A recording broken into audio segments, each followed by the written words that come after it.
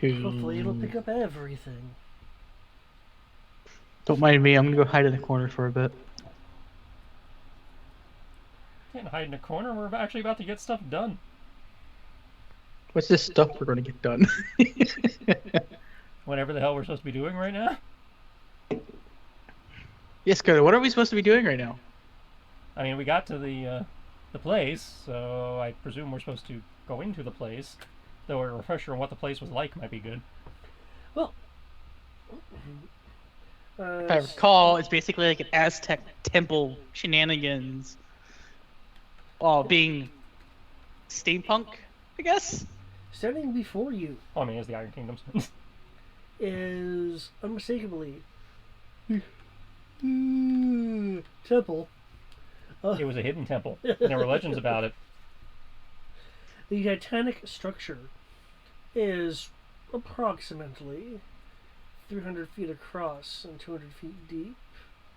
The top of the temple, perhaps 150 feet overhead, looms over the land around you. You can hear a faint grinding noise, and there is a throbbing underfoot, as if great machinations were at work beneath the ground. Scattered around the temple grounds are a large number of totems covered in strange schematic designs. The temple exterior is carved with is carved granite, shot through with an elaborate network of copper and brass piping. The metal all gleams as if it were just polished. There is not a speck of corrosion anywhere that you can see. Set into the center of the temple's side is a giant rendition of a face. A face that is not entirely human. I am Olmec. Sorry. With the design, it appears this face also has metal to it. Below, copper-clad doors stand closed, waiting for its appointed time to open. Right, because this thing had a time lock, and that's why we had to hurry over here. Yep. It's a particular point in time every 13 years, roughly.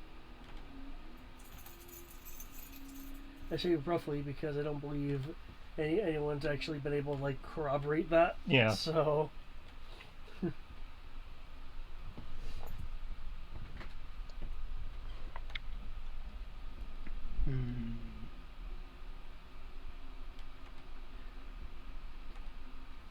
If I recall correctly, it was it the morning or the afternoon? I want to say it was supposed to be the afternoon by the time we got here. Okay.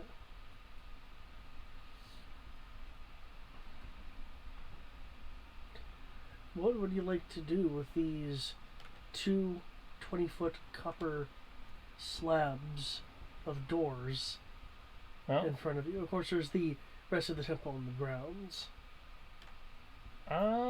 Since I'm in cat form and can get places, I figure I can do an investigation. It implies to secret doors, among other things.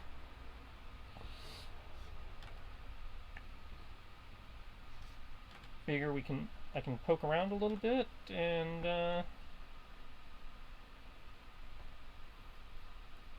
see if I can turn up anything. Okay. If Kriv and Kodo want to take the actual proper grounds. Sure. I will investigate the grounds. Oh, good. I am proficient in investigation. Okay. Well, correction. I'm not going to investigate. I'm going to tell Kodo to investigate. I'm just going to be looking for things. Being perceptive. Oh, Exandria die. Okay. Okay, let me get back up that.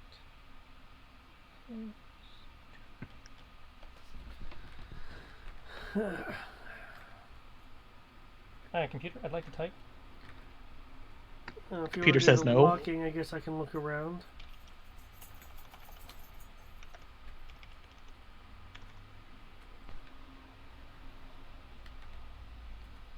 But yeah, I'll do a perception to see if there's anyone hiding around that would become an issue. And I hope Kodo can actually find interesting things with investigation. That's what I'm going with.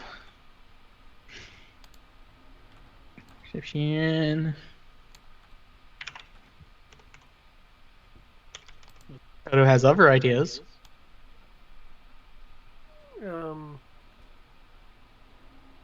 Aside from some growling, he's not offering any extra ideas. Cool. Right, yeah. I do remember you posting that before. Yeah, those are the totem-looking things. I mean, can we not just glass this place? Make it no longer a problem for anyone? If it was that easy to get rid of, I'm pretty sure somebody else would have done that already. That's a good point. Also, remember, if she's inside, that would mean blowing up the orb. I mean, what's the worst thing that could happen if that happens? I believe they're called the Mistlands. As a player, I know that answer. No, we were told about that during the Oh, that's recap right. sequence.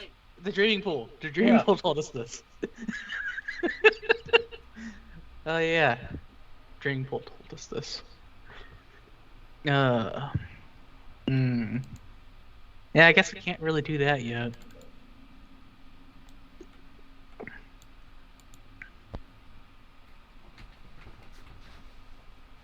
Okay. Can't deny it would be very effective if it did involve possibly nuking half the continent.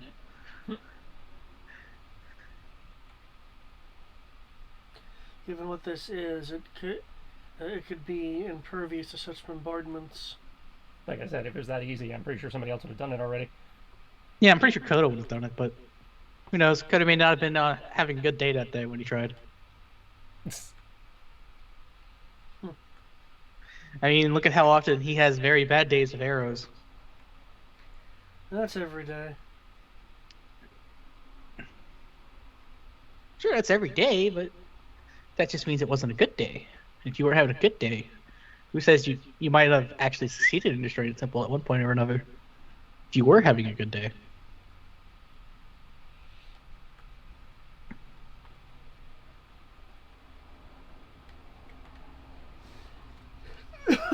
Okay.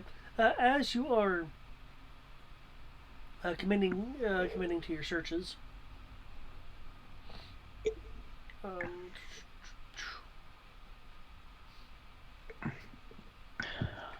the grounds around look like they've been, well, the grounds not so much tended to as the totems in the temple itself.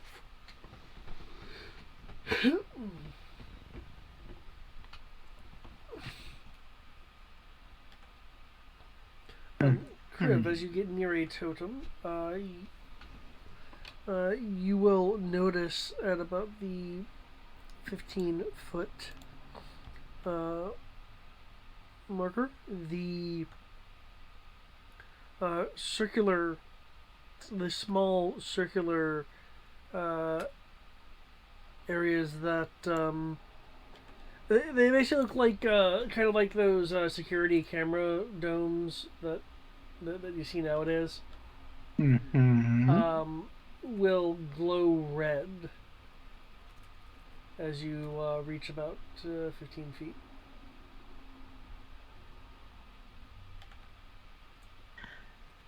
Hey, Kodo. Yeah. You sit right here. I'm gonna put Kodo down outside that 15 foot as I continue forward. Okay. With my search. The reason I have Kodo suffer for my stupid idea. You approach it. I presume slowly. Cautiously. Not Okay. slowly, but cautiously. Expecting something to happen. Okay. The lights stays aglow.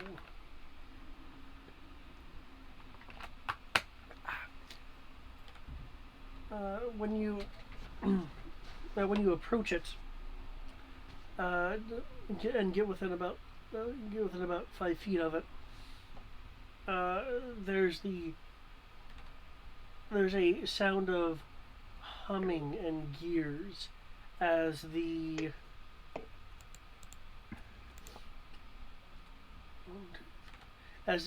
four cubicle blocks rotate, uh, with all four of the glowing red domes now facing you.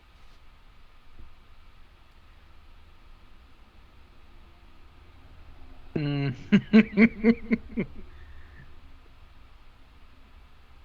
I'm gonna keep doing my search. Okay, you're gonna continue with your search then? They're not doing anything yet. Okay. Continuing on.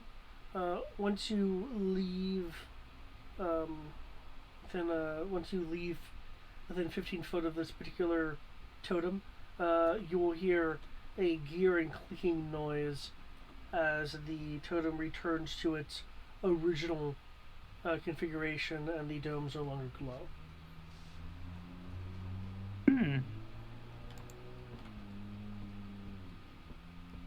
I'll go retrieve the Kodo. Okay. That's interesting. Hmm. It reminds me of a tall puzzle box.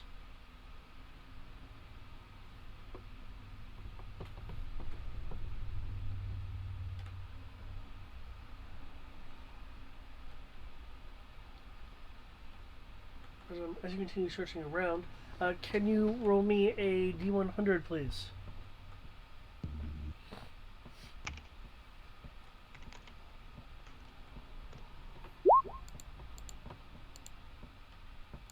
Yeah, I did it right. I'm just surprised it's that low. Okay. Oh.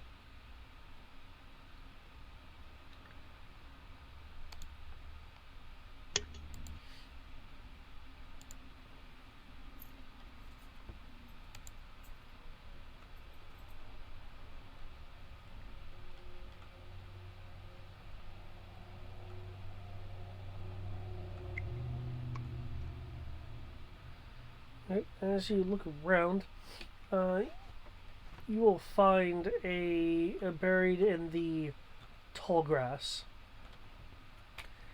a worn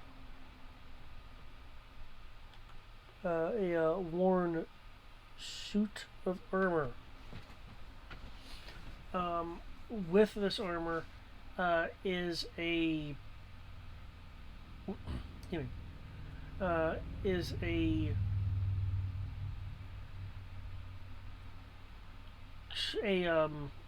slightly curved blade. At least judging by the scabbard of the slight curvature.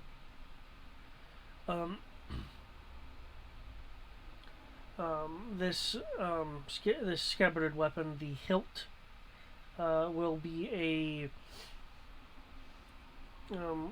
still finely polished looking blue lacquered looking material with a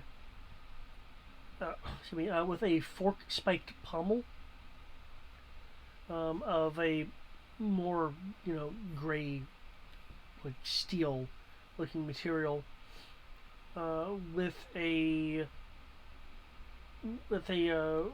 ruby dark ruby-colored guard.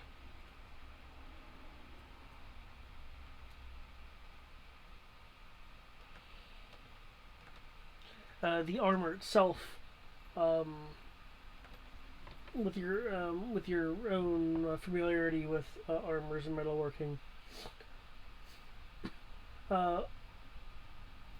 looks while somewhat degraded from time, looks well from the front. When you look behind it on the other side, there's many, like dozens and dozens and dozens of small holes that looks like it melted through the material versus puncturing through. When I say dozens and dozens, I'm talking like 20 to 40 small melted holes on the back side of the armor. Huh. Someone got hit by molten needles?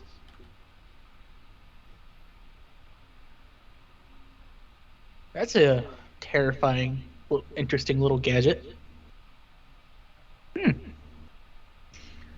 Since turning the armor, the backside of the scabbarded weapon has runic markings on it.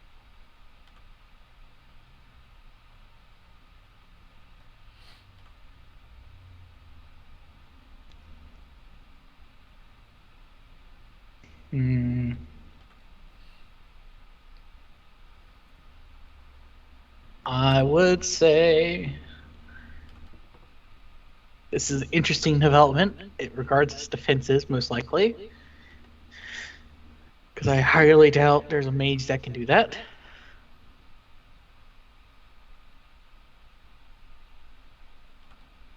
And I will pocket everything to add it to the loot crate. Okay.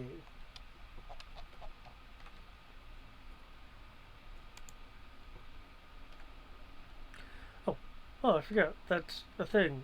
Kodo will just comment that the sword, or perhaps the scabbard, does have a strong magical aura about it.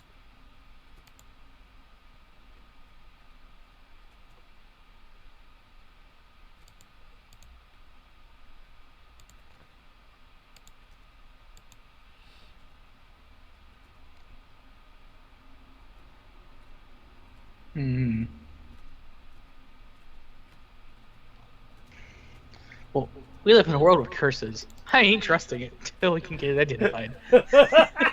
Not that identify does you much good against curses either, but... Well, at least tell us what it is. But you're not wrong. Till we can take the time to learn about it. Not gonna mess with it. Okay. Unless for some reason Kodo really wants it. And then I'm gonna have Kodo stay 20 paces away from me while he plays with it. No, he was just commenting that there's a strong magical aura about it.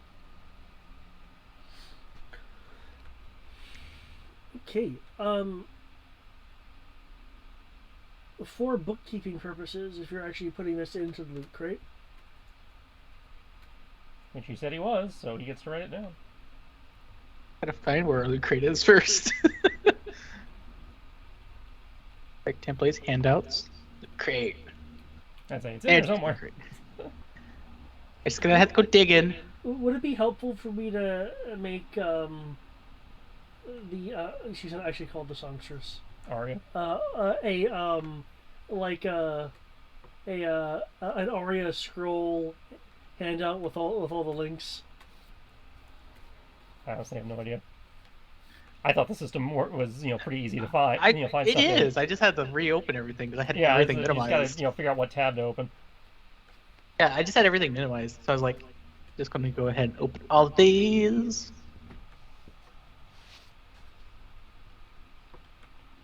Oh god, I forgot how much lore there is.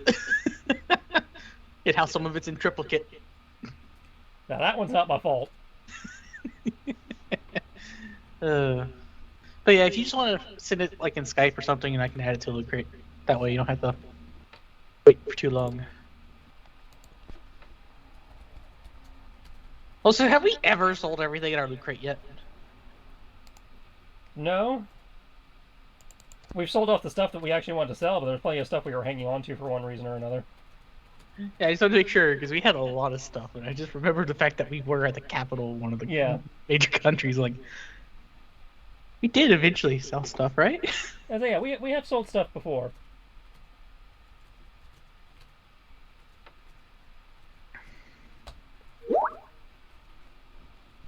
Oh, that's a terrifying. The fact that you're saying it's unknown +3. Oh dear lord. Who actually uses swords though? Kodo technically uses swords via the hook swords. Kenshi uses a very specific sword, but he knows how to use all of them. As far as I know, no, you don't have swords specifically. I can use swords, but my go-to is a Naginata. The armor is useless. We're looking at like a possible value of a handful of silver with the damage it sustained. So useful for repair parts maybe, but not much beyond that. Yeah, if you want to melt it down and use the material for something, you could. Hi, I'm a blacksmith. I could do that. Okay.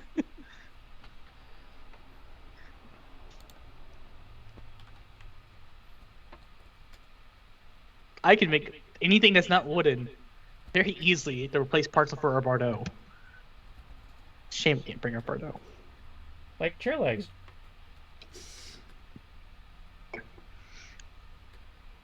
Well, I'm not a carpenter, so I can't do anything with that unless you want me to just replace a spike.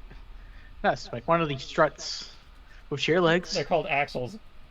Not axles. I was talking about the spindle and the wheel itself. English is not helping me today.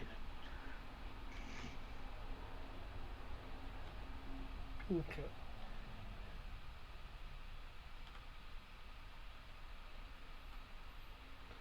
Because I'm pretty certain you can't use a chair leg as an axle. It's not long enough. You have to put multiple together. You know, just like sear them together, link them. Yeah. Or just cross bolt it. Or take two of them and then like take a third one and like turn it into like shims and use those to nail it together. Anyways. Yep. As you and Kodo continue your investigations on the ground, Kenshi.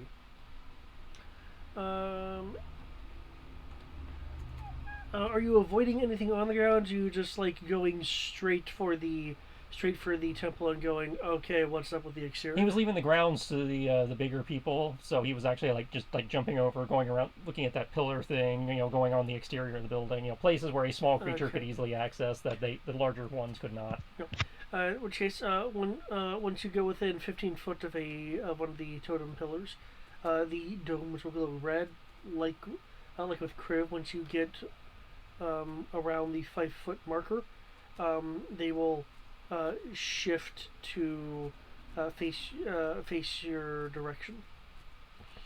Cautiously continue to approach and see how they react. Okay. The totem will be still as long if you're approaching. If you maneuver around it while you're approaching, it will not turn to follow you. It is locked into place. The four glowing domes facing your initial approach vector. Okay. And you will maneuver around them and see what's on the other side and all that. Okay. So he will meow loudly and point at the glowy red bits, since I can't talk as a cat, so it's like, hey, indicator this might be interesting.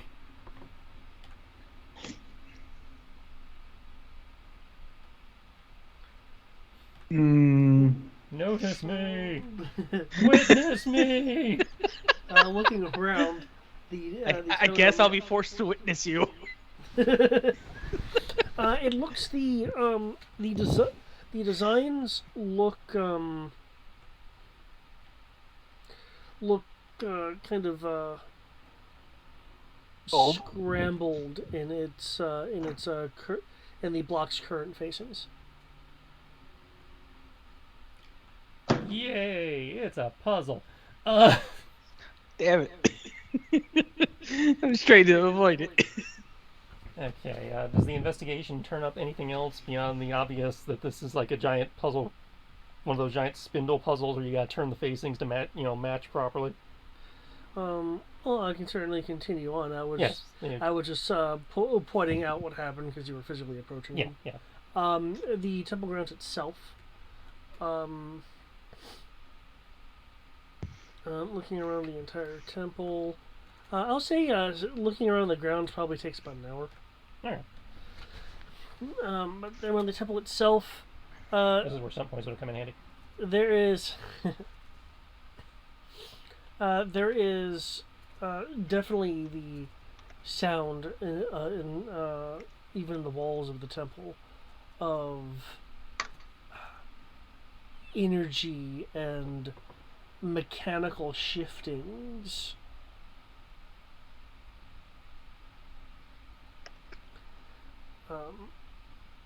As if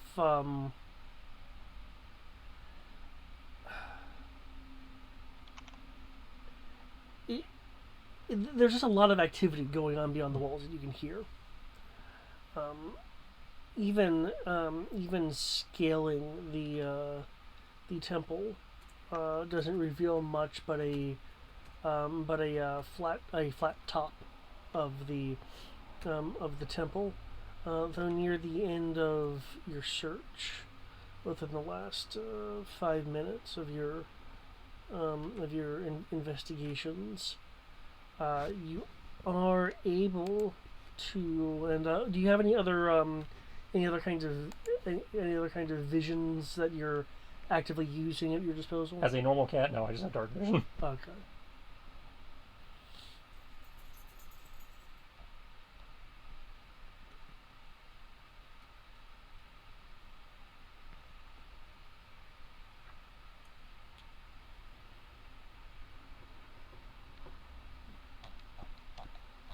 Since Tristan did the notice me, I will notice the puzzles and try to solve them once you get back from Tristan's shenanigans. Okay.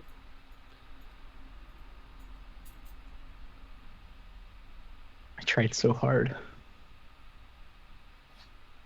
Did you get so far? No.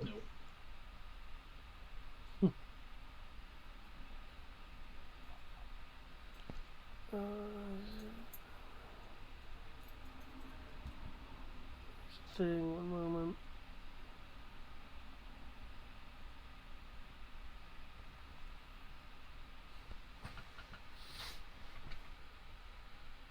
Okay. You can tell that there is something odd about the design of the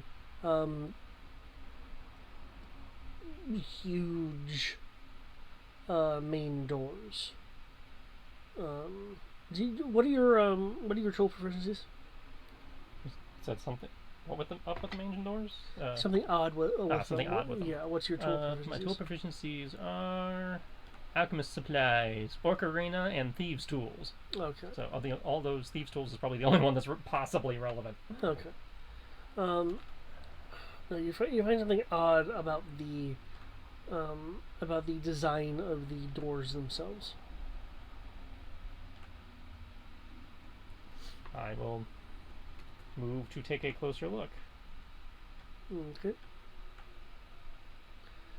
Is there anything in particular you are doing, or are you just wanting to move for a closer look? At the moment, just moving for a closer look. I don't know if I need a separate investigation roll for this to figure out what would be odd, or just whether getting closer and actually taking the time to examine it properly would be enough to...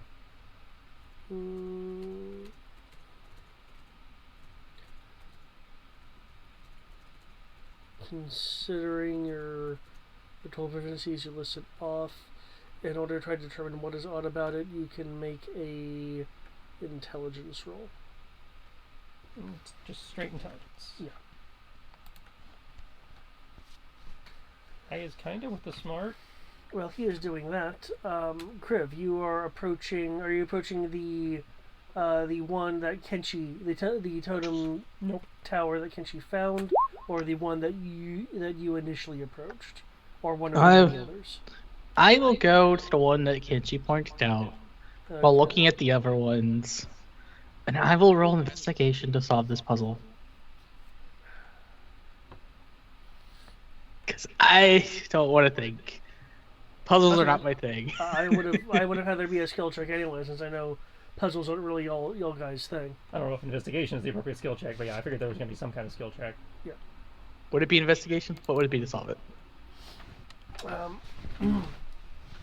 Well, first off, what tool proficiencies do you have? I know smithing is one of them. I have blacksmithing and calligraphy. Okay.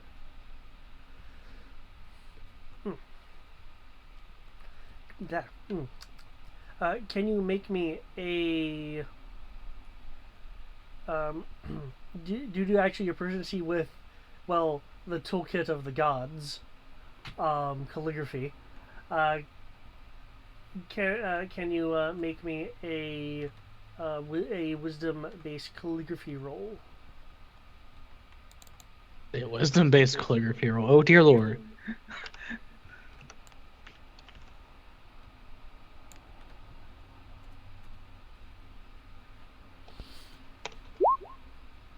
Holy crap. Okay. Well, I initially rolled this as expecting investigation, where the highest I can get is 22. Then you told me I have do wisdom and proficiency. Okay. So things escalated. Looking at this totem with the glowing domes locked into place from your initial approachment vector, you will see the intricacies of the schematic-like drawings on each of these blocks, and you will notice how it looks, how to anyone else it would look broken and senseless, just as like fragments of information that would be gibberish to anyone who could truly understand it, just by kind of looking at it, going, yeah, this is clearly broken writings and such, or drawings rather, and such.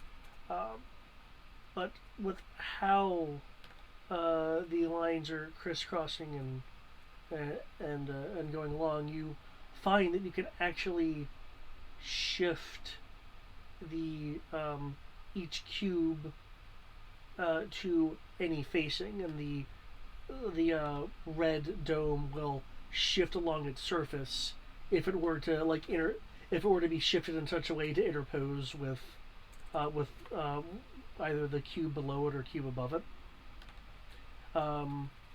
revealing more schematical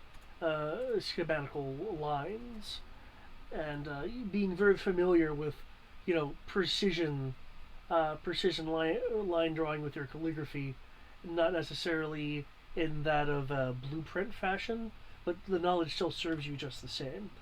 You are able to shift shift the blocks around,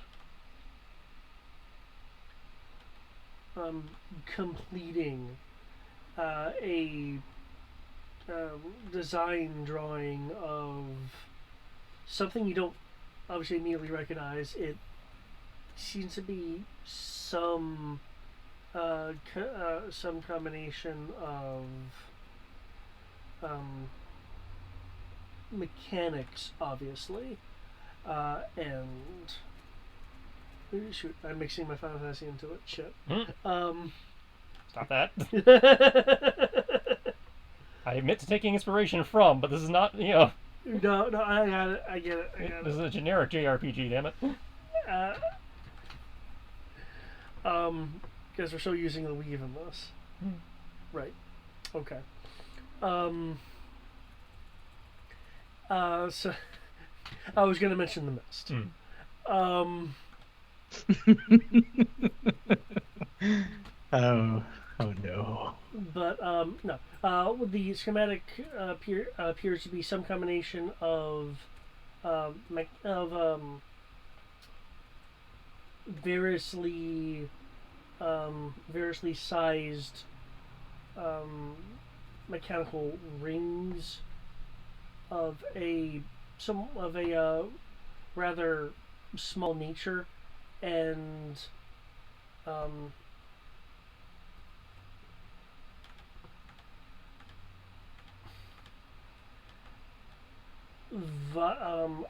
vibratory frequencies. For that, I would need an Arcana roll if you wanted to be able to understand that.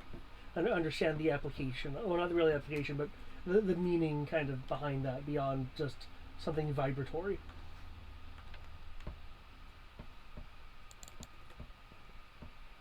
I did a thing. Oh, well, okay then. Coda will look.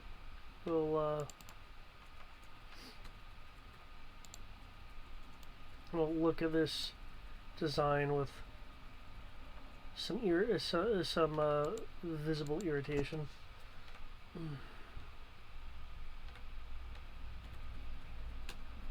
feel like sharing with the class, Kodo.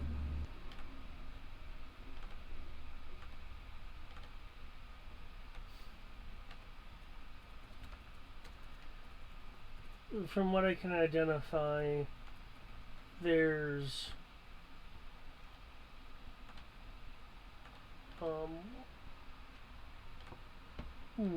there's 1, 2, 3 ranges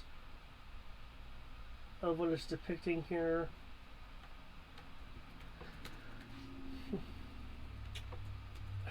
And one of them looks to be ethereal to me, as in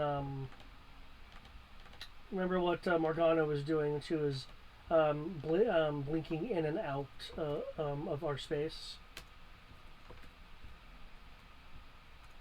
Yes, I remember how annoying it was.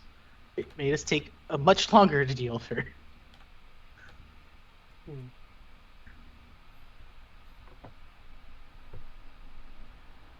Yeah, one of those vibratory representations is referring to I believe blink is was it astral or ethereal? Ethereal. There's ethereal vibrations. As a reminder, the Ladrinan lore has the planes being vibratory frequencies, as I recall. Yes.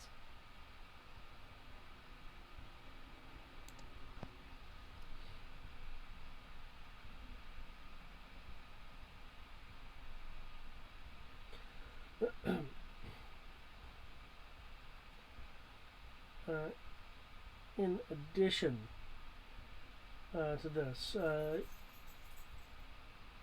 you will hear a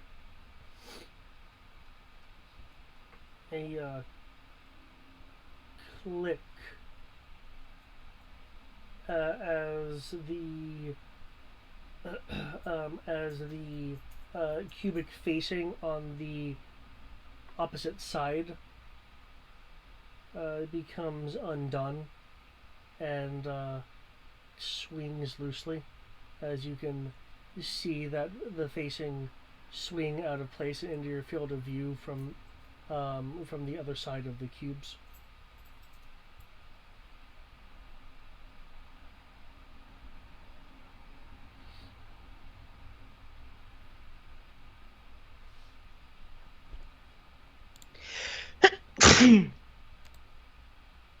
So one of them opened.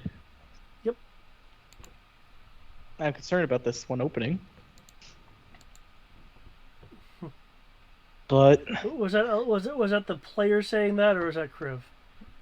Yes. Yes.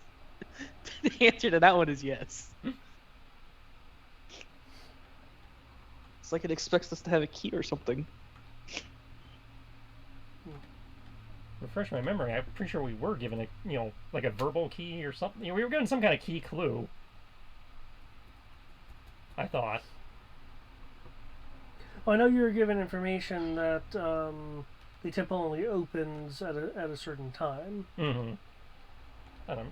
Maybe I'm, crossing games or something. I could have sworn something about a key had been mentioned previously.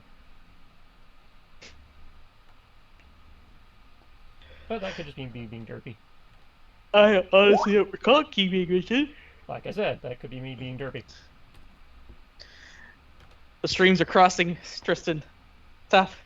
Stop while you can. We run too many games.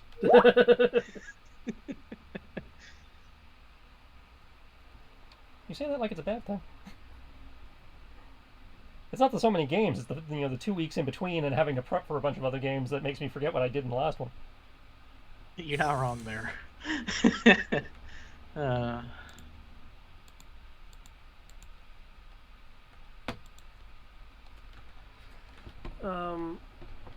So Kodo will make the comment of, shouldn't I be the more concerned one around here? If you're concerned, it's normal. If everyone else is concerned, it becomes a bigger cause for concern. I see. I mean, isn't this like PTSD land for you? We're fine until somebody has a bad feeling about this. Well, I do believe I had mentioned how this area is dangerous. It really is. And I know you're not going to believe me as to how dangerous it is. So why don't we just encounter it ourselves? Says I don't believe you.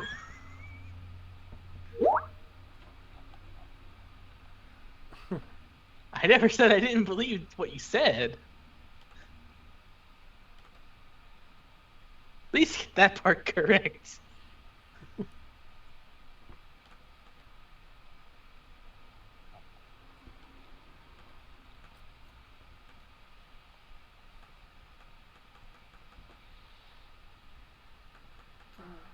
Kodo will walk around to the other side.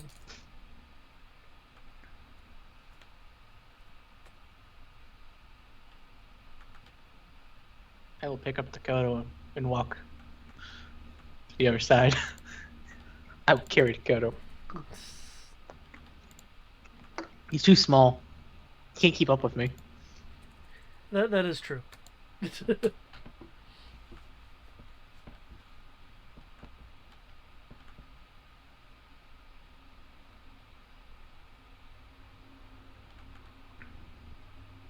Okay.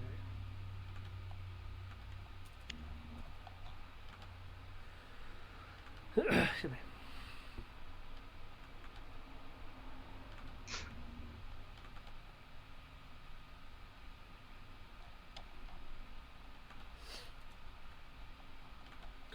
Okay. Walking around, you will see a area with inside of the cube, grinding gears with arcing yellow energy, going between the gear teeth right before it, interlocks and continues spinning away, doing whatever its purpose is. There is a empty space on the lower half, which, from what you can see, has. Can you roll me 1d6, please?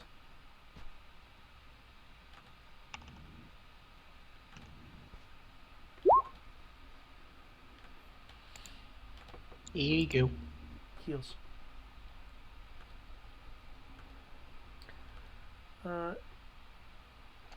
will have 2 rings in it, but more significantly so, there is dust on this bottom part of the interior of the cube. And while these 2 rings have dust accumulated on them, there is a 3-inch rectangular space where there is no dust.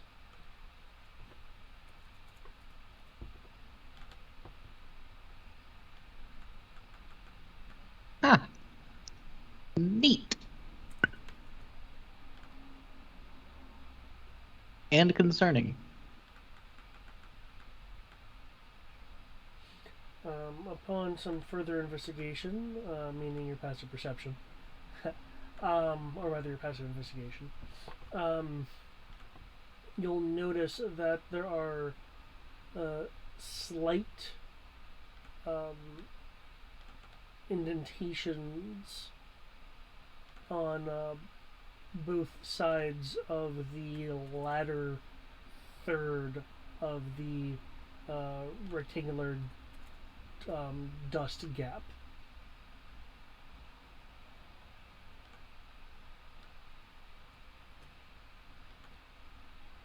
Indicating that the 3-inch rectangular object was not a smooth rectangular object.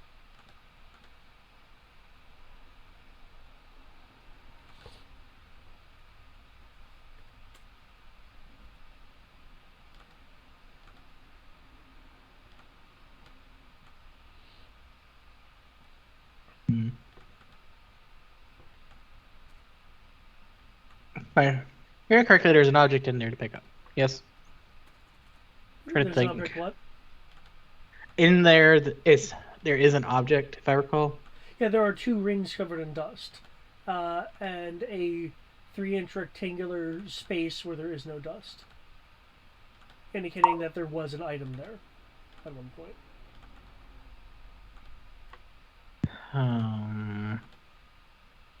Well, time to go do the other puzzles.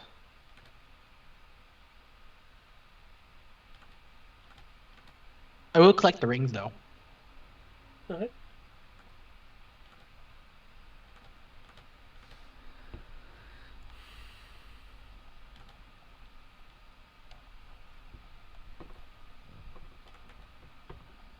Okay. Well then, since it's going to be listed later.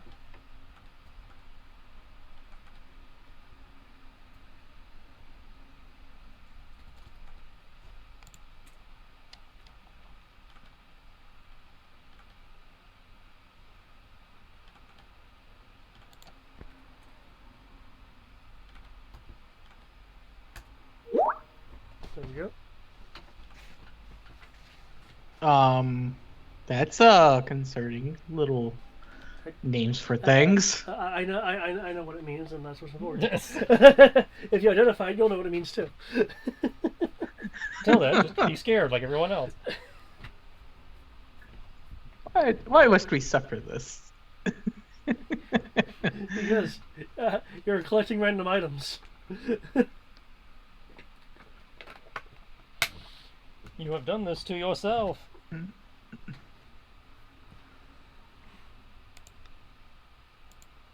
What's wrong with collecting all the rings? They gotta go into Mount Doom after all. Really, I was looking for the speed boost. I mean, they'll get a speed boost until we throw them in Mount Doom, like you're Rings, supposed to be. yeah. Okay, so actually, wanting to go to each one of these and try to quote unquote solve them. Yep. I will solve all of them, collect all the objects that are inside their Right. lovely little treasure You can chests. go to the next shenanigans. one, and you can make me a wisdom basically reroll.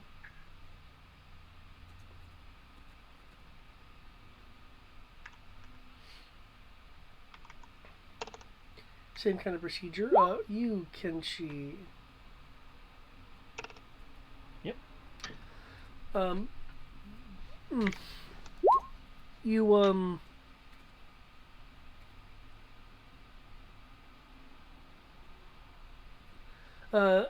you go up to the door. You begin scrutinizing it a bit more. Um, there, there's still just something bothering you about the door, but you are figuring whatever it is so finally concealed from you, at least in this moment, that you just can't put your finger on it beyond knowing that there is something up with this door beyond it just being a large ass door.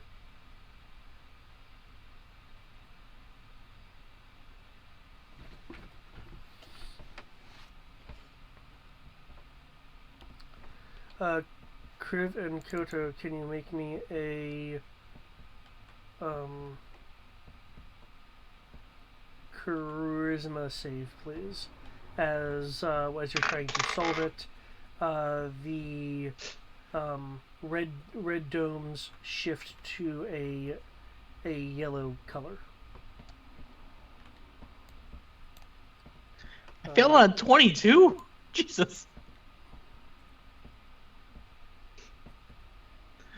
Poor Kodo. Wait, he's a sorcerer. He should be fine. Where is my charisma? Charisma save, to be precise. Okay. Hey, I have proficiency in everything. Kenshi, is there anything extra you'd like to do?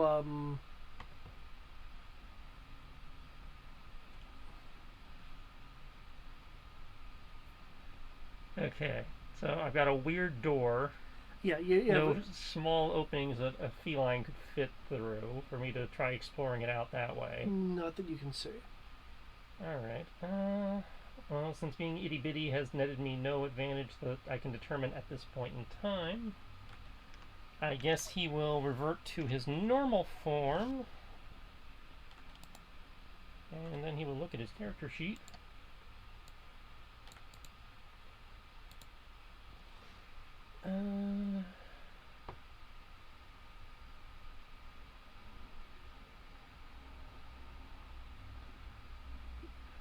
Kriv, you will feel a tingling sensation, which will quickly pass. And let me double check your passive.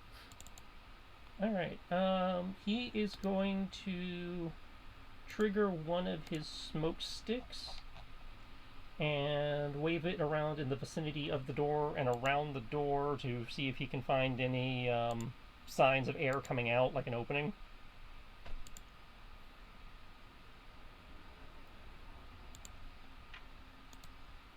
It might, indicate, give an indication of either cracks, holes, or hidden mechanisms.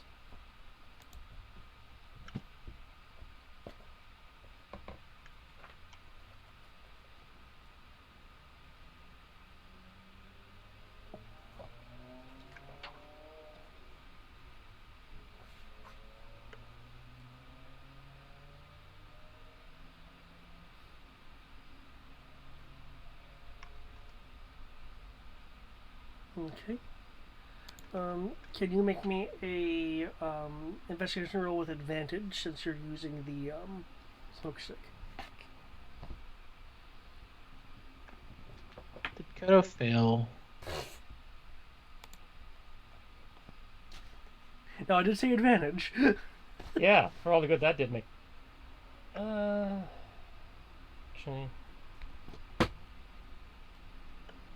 where are we at on my luck? Kriv, you do notice the lack of something as the yellow lights turn to the same just dark domes when you have some distance from them, and they rotate back into their original facings. There is not a Koto around you any longer. God damn it, Kodo!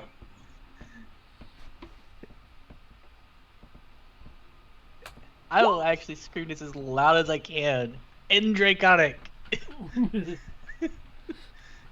Oh, where'd that 32 come from? Do you have luck or I something? had to use luck. I rolled a 1 and an 8 on my first roll, and I was like, fuck that shit. Okay. So instead, I rolled a 7 and a 19, plus, D12 advantage. For that, you will notice that there is a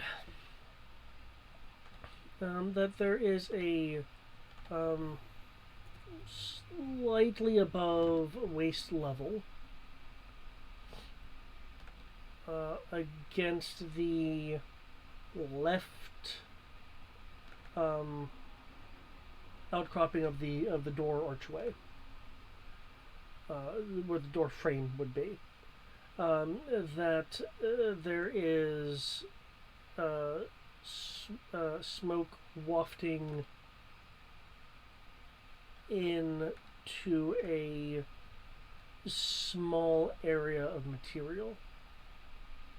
How small are we talking? We are talking a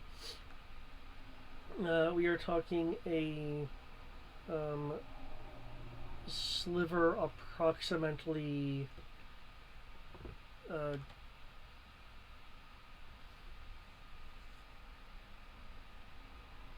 a third of an inch in a third of an inch in length, and fractional inches in width. It looks like a small area where something could be inserted.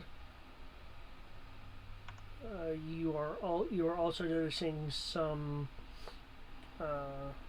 designs that look familiar to you, hidden amongst the just general design architecture of the place, and that would require an Arcana roll to identify. Okay.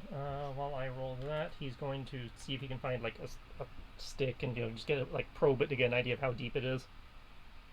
Okay. That's right. This one doesn't have carpentry skills. Nope. Okay. In which case, you would have to. You could find a second problem, but you would have to use a knife or something and kind of whittle it down over for it to be the right dimensions. Okay. Well, take a moment to do that then, and then. Yeah.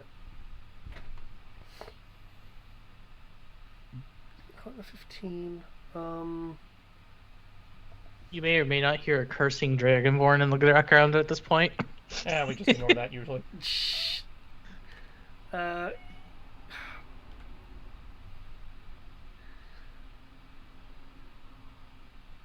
With that roll, you're able to identify it as some form of non-lethal ward, or some form of, again, non-lethal defensive or protective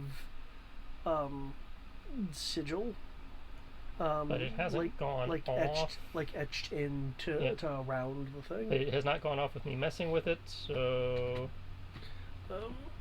Poking with the stick doesn't do anything in terms of the glyph. You find that once it gets to around 3 inches, that there's something on the inside that is actually damaging the stick, because it looks like you pull it out, and the tip of it looks like it's been something like crunched off the tip of it. So it's been like chewed or ground or crushed. Ground would be a better descriptor for it, and it would have vibrated in your hand when you stuck it in, again, about 3 inches. Okay. He'll look back over, shield back over his shoulder. Can either one of you magic types tell me if this thing is still armed and or what it might do? I've got some glyphs over here. I'd love to help you, but Coda decided to get himself teleported somewhere.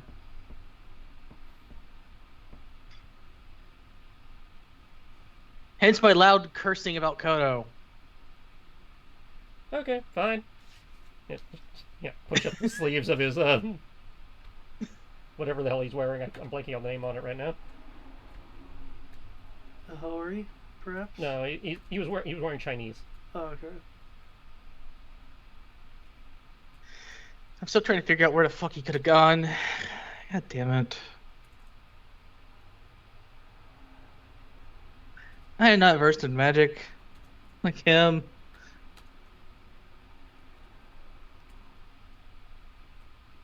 And I'm going to assume this is Dex based. Yes. Because normally Thieves' Tools is Dex based. Yes. So we're going to take out the Thieves' Tools, jam them in the hole, and see what happens when you do the mechanism thing that Thieves' Tools are designed for.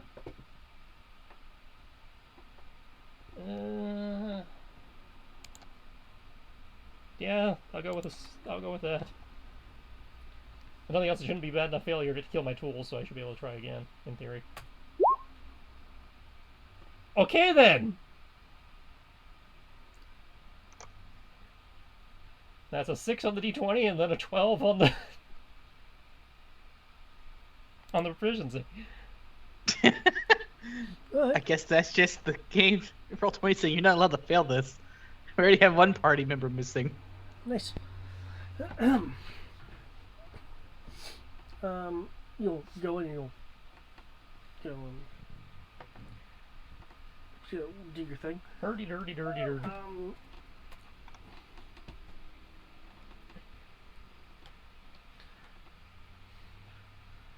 I probably should be trying to solve the puzzle, but this is fun too. Hey, you'll find that the inside of this mechanism, which you're pretty sure is some form of lock mechanism, is constantly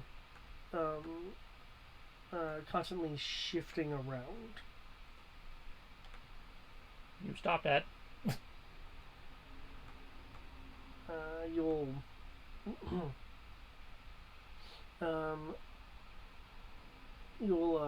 continue messing with it.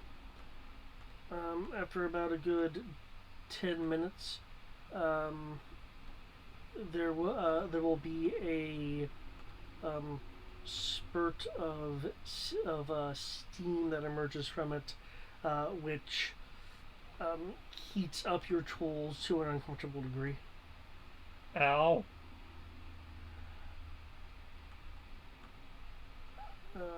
You have not cracked this lock.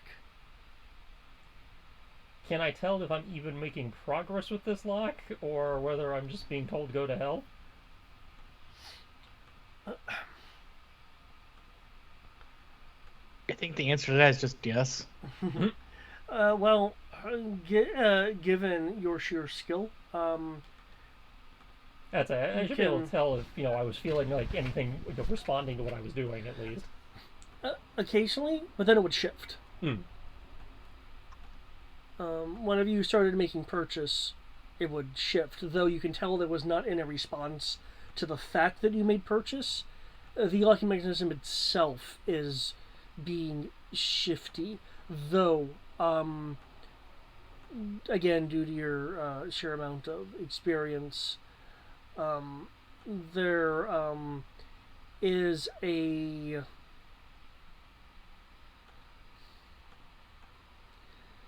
there is additionally some form of active thwarting effort with the lock.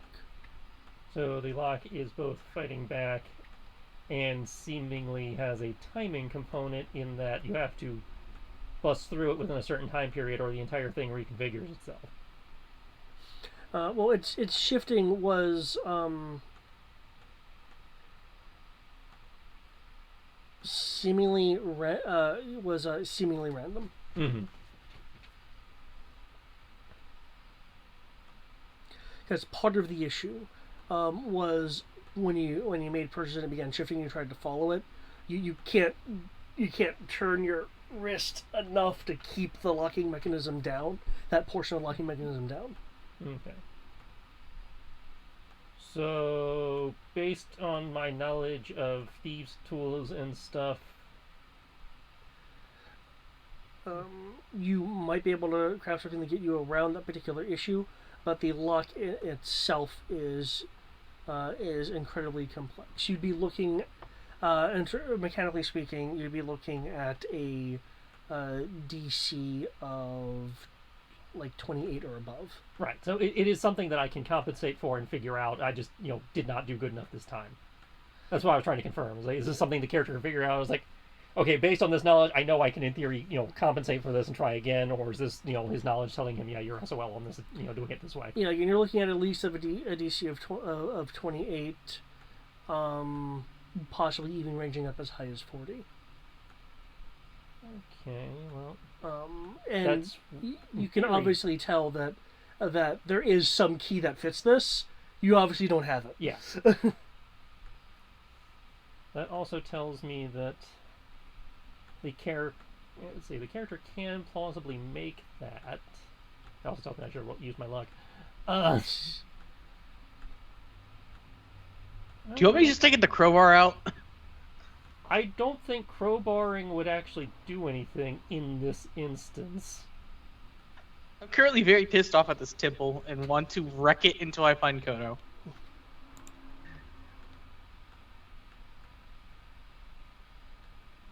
Okay. I do have a question for you, Kriv. Since you made 2 rolls, did you actually attempt a third totem, or did you just stop once Kodo disappeared? I would have attempted both totems, but since you told me that a 22 failed, I didn't proceed to try it again.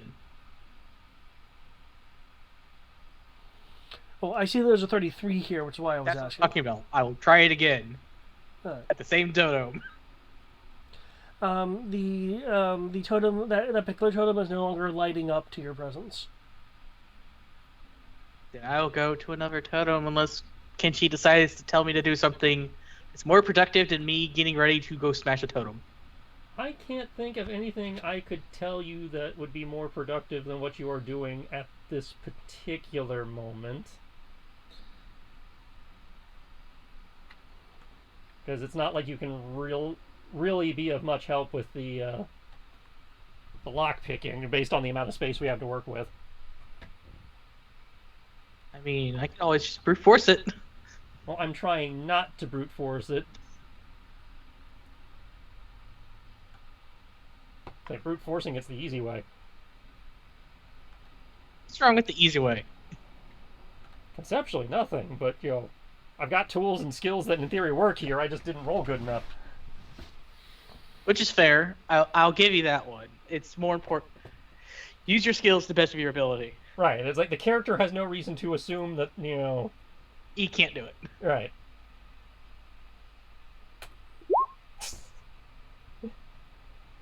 However, when the D12, the D20 goes up, the D12 goes way down. Well, the issue is you rolled a 12. It can only go down from there. Well, yeah, but I mean, there's a matter of how far down did it go. It went way down. Okay. Wait, how far down is way down? It went down 10 points. Oh, Jesus. However, the total was only 3 points lower. Well, if you're going to go to the third totem then, with that 33, you'll be able to solve that one. I will need a D100 roll from you, please. I find a Kodo just stuck in there. That would be funny. I mean, I could just be lazy and paint a door on. Apparently, that's an option. We have the magic paint. Really? Yeah, we have those sorts of magnificent pigments. The thing I want for Row, but yeah, we have it over here. So I could just paint. I could just Looney Tunes our way in. Huh, interesting. Wait. At this point, I'll say okay. It is getting closer to sunset. I would just say sunset was our deadline.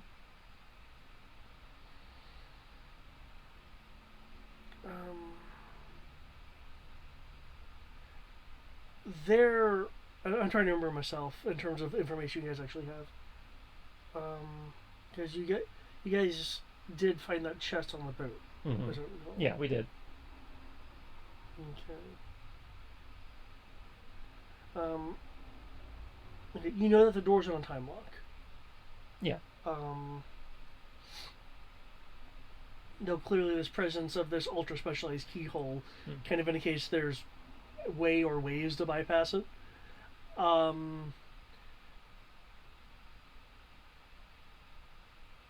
Sunset would be a reasonable assumption to make of when the locks will unlock. Okay. At which point you're looking at roughly 45 minutes. But we'd still have to find, based on what we know, we'd still have to find a way to actually open the door when the locks unlock, or is the locks unlocking, would at least let us in? I believe the phrasing was bare entrance.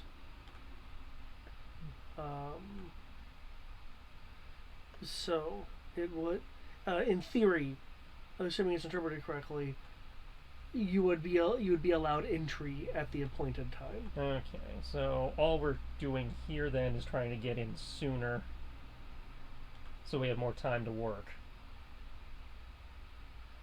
Yeah. Okay. Well, with that in mind, I would like to make one more attempt, and then I can worry about finding Kodo.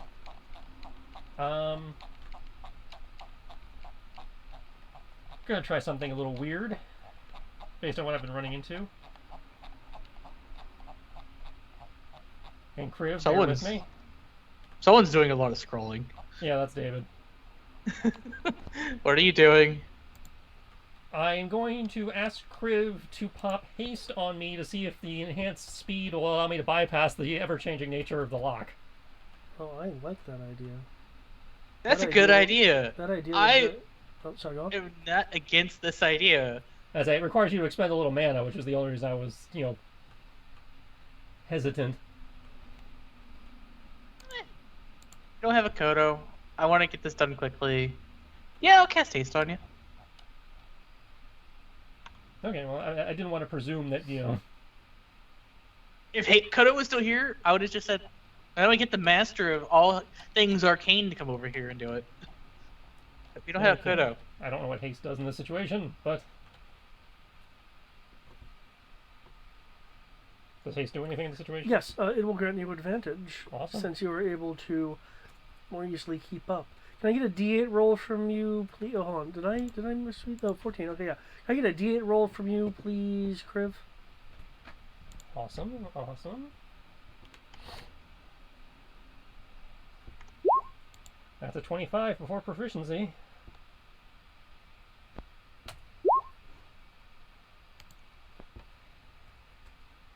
Okay, it doesn't I get know it much says better. Rogue's Folly, but I just keep seeing it in my mind as a Rose Folly. As a max I can roll is a 39, so it doesn't get much better than that. And I imagine I've been rolling just good enough to not have this blow up in my face.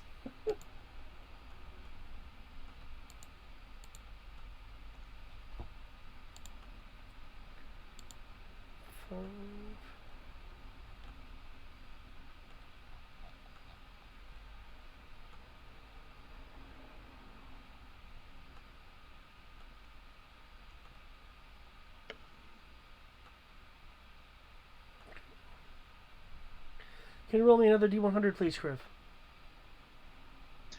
You're making me roll random dice. What are you doing to me? I am doing nothing to the Kriv. However, with the next totem, when you look into it after solving it, you will find a pair of things.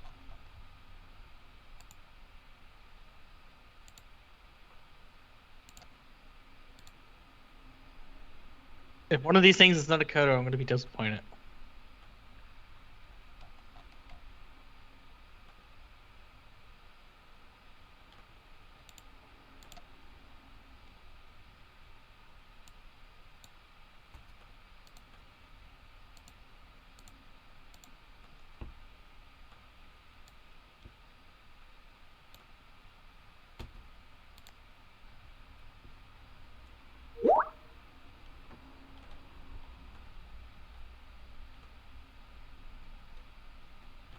You will find a marble elephant and a headband with markings on it.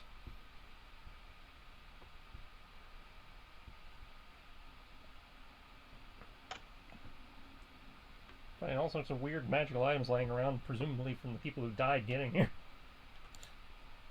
That's what it looks like. Okay. I mean, do you want me to just keep checking all these totems then? Eh?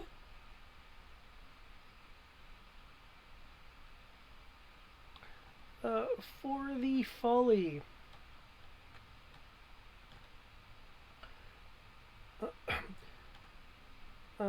You very nearly had it, but whatever effort is more actively working against you was able to shove you out of alignment effectively at the last second. Oh, fuck you.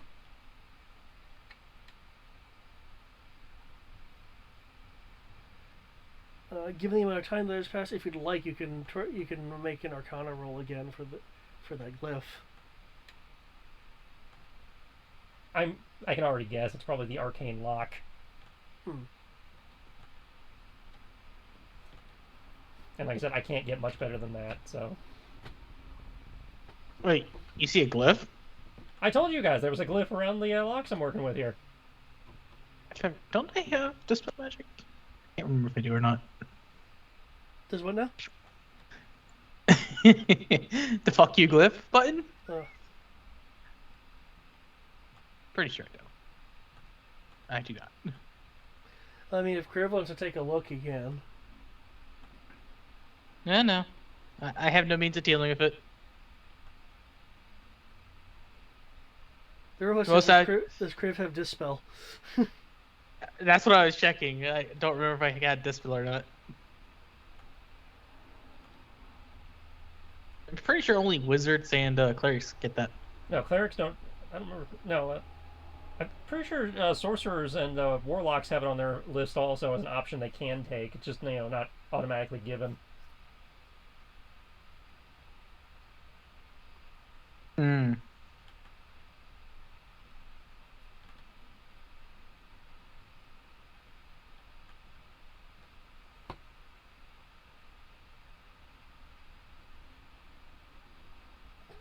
Does anyone have a chime of opening? That'd be really great right about now. Okay.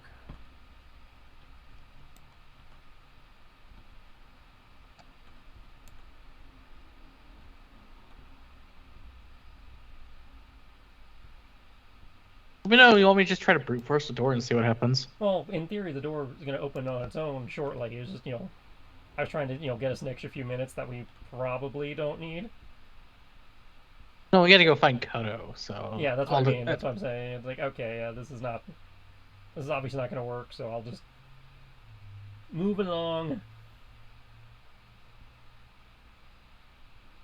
Okay. So, it sounds like then, what are you guys going to try to search for Kodo? Sounds like it, yeah. Okay. You guys can make me a perception roll or an investigation roll, whichever you'd like. Okay. Unless you have some other ability you would like to use to potentially solve the mystery of the disappearance. I wish I was a cleric right now. As you're wading through the tall grass. See, I don't have the scent tracky stuff. Maybe it made him really tiny. Maybe you guys stepped on him already.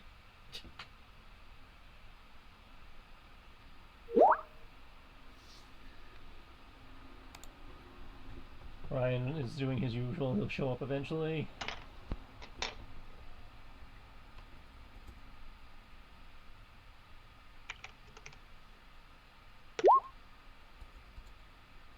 Nope, I just get... Can I roll? Let's see, there's perception. I'm doing perceptions. You worry about perception. I'm going to attempt survival to see if I can, find any tracks or anything to indicate where he might have for Poof 2. Okay.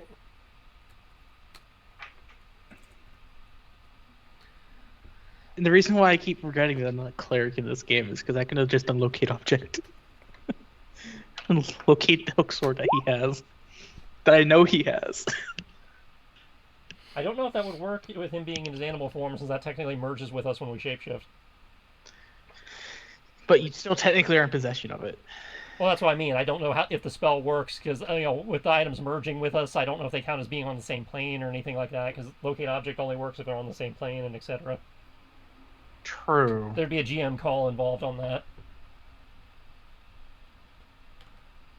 Because technically you have the object, but at the same time you don't. Hmm.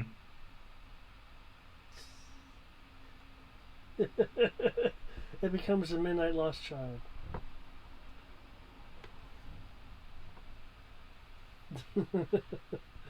I wish I had that right now, actually. Anyway. Okay. Spending the, let's say next 30 minutes as it's getting darker looking around for the Kriv. You are not spotting Kodo anywhere. Not in the vicinity. Not even on the roof of the temple. Kenshi.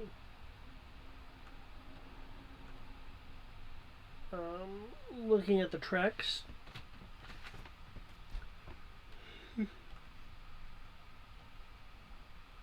The last tracks were where he was standing when he was assisting Kriv with the totem where he disappeared at. The footsteps, the footprints don't move from that spot. It's as if he just was not there after whatever the effect occurred. Okay. Well, then I will check around that spot for any glyphs, wards, sigils. I'd tell Trapdoor you that spiders, the traps. I would tell you that the red orb activated. You know, like the security camera orb thing. Mm-hmm. That activated, and then he disappeared. Yeah, it turned yellow from red to yellow. In addition to that, Did you try dispelling it?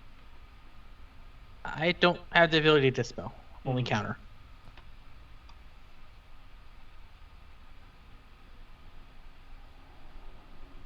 Though speaking of things like that, do you care if I smash this totem? Probably shouldn't smash the ancient relics without knowing what they do. Well, this ancient relic deserves to be smashed into a million pieces. Yeah, probably, bad stuff happens when you smash things randomly. That has never happened to me yet.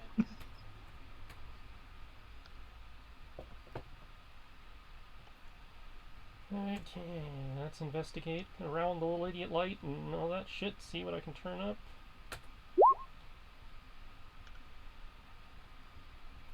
Fuck you, proficiency die. That's still a 21 though. Okay. I made a space turtle. Where? I made a space turtle. Nice. Space turtle.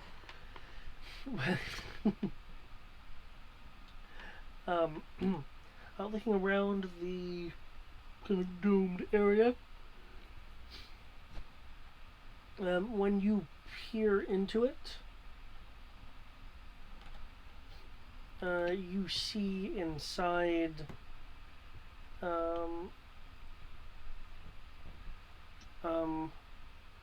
a Rubik's cube with a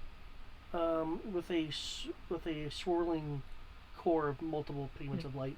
But the Rubik's cube itself, you recognize as being sections of magical script. The Rubik's cube itself is just in the process of rotating into various random configurations. Occasionally showing the multi-plane of light underneath it. Conceivably, if these are in the correct combination, it could produce a magical effect. So, Kriv, how's your arcane knowledge?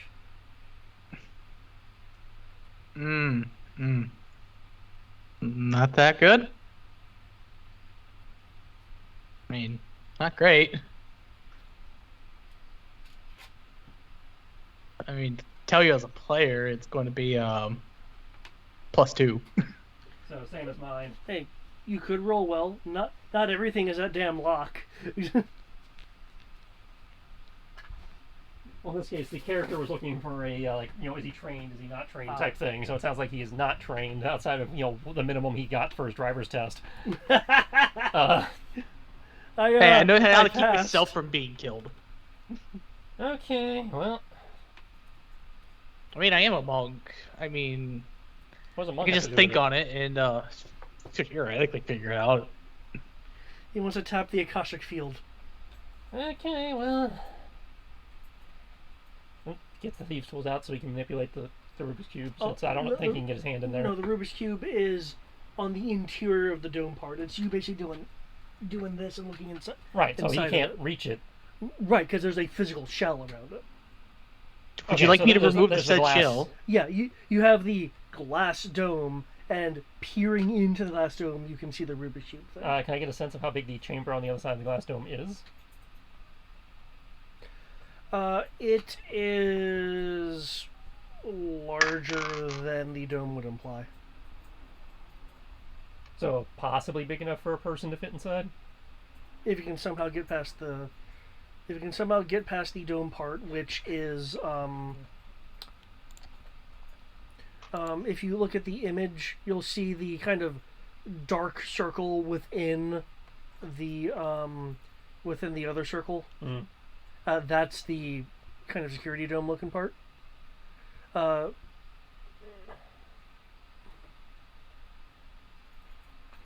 Would you like me to remove the dome? Oh. Okay, I didn't see any people here to get an idea what sense of scale is. Okay, so that little eye-looking thing is the part I'm looking in. Yeah. Okay, and based on the rest of this thing, in theory, a person can fit in there. In theory, a person can fit in there. The interior dimensions are larger than the actual dimensions. Okay, and you will peer inside. Go. Okay, Kriv. Hold your, We're gonna do. Yeah, I'm going in. You can either keep watch or come with. Are you gonna try to break Oh, through? hell no. Or- okay. That would be dumb. Hey now, brute force entry is not always the worst idea. Okay, since he did not give me a response, I am Hello? casting, using the glass eye as my reference, I'm casting Healer? Dimension Door. I would join you. Okay, we Actually. just kind of grab him, and then we just kind of like swirl into each other, and then burst in a puff of raven feathers. And the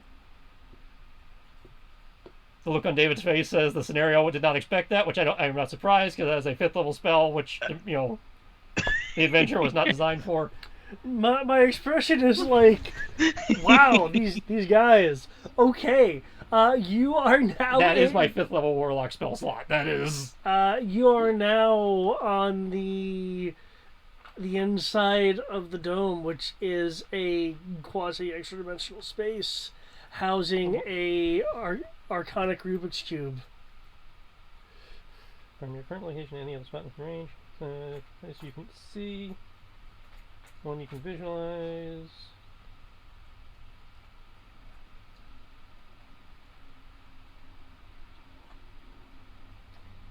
Yeah, I can see it, so in theory it's valid. Yep.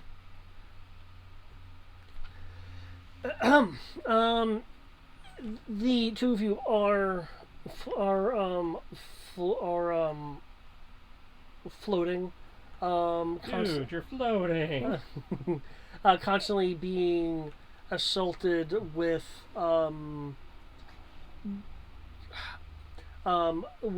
gravitic forces, kind of juking you around, but not moving you much from the space that you're actually in.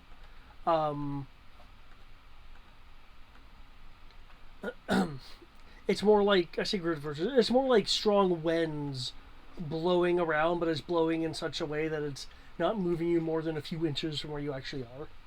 Yeah. If you exert force, as if you were in 0G, you can actually still move. In front of you is a large, like 20, like sorry, 30 foot on a side, Rubik's cube. Each block of the Rubik's cube is excuse me, is 3 feet, and each block of the cube is in of itself a checkerboard of lines that are shifting to ultimately create the currently shifting gobbledygook of magical script. Occasionally you can see the swirling multi-pigment light that is in the center of the Rubik's Cube itself.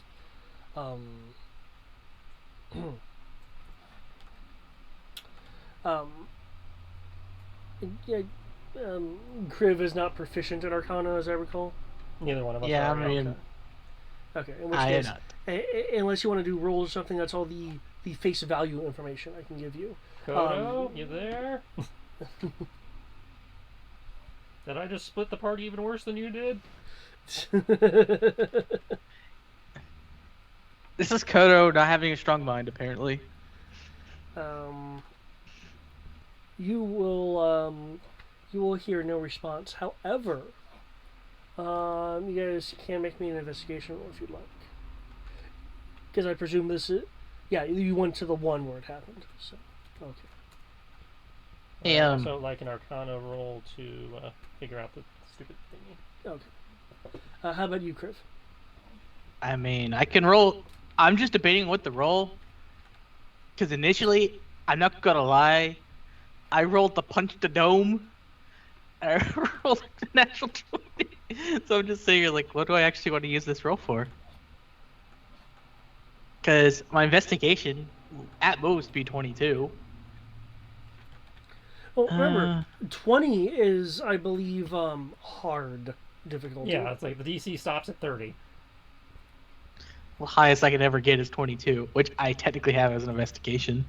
Or I can roll perception and try to spot things, but you're asking for investigation. That's it. We're looking for signs of Kodo, which is why it's probably investigation.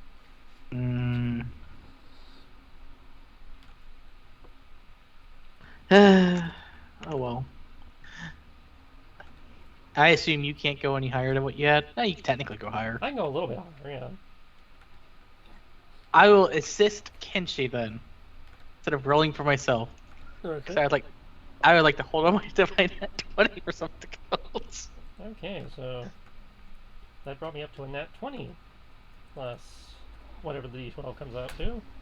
So 19 and 29. Okay. For the Arcana,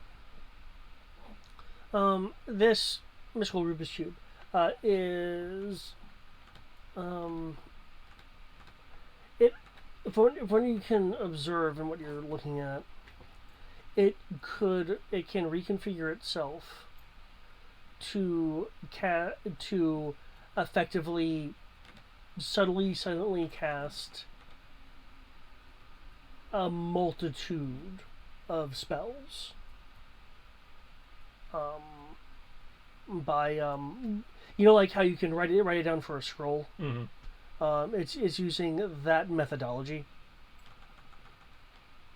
And the light on the inside is clearly its a magical source of power, where it's tapping to be able to generate the mystical effects. The reason why no spell has gone off is because they're constantly shifting and not locking into a correct spell script. That being said, as you are looking around and investigating with Kriv's help, you do notice on the top, on the above facing of the cube. If you're looking down on it, the back of that facing, there is a yellow glowing piece of script that is locked into place and not randomly rotating like the rest. Though if the entire cube face shifts, it will shift to go along with it. Yeah. But the individual shift itself is being static. Okay.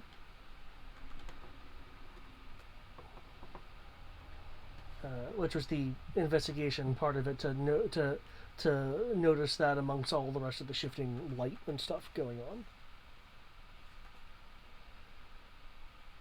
on. With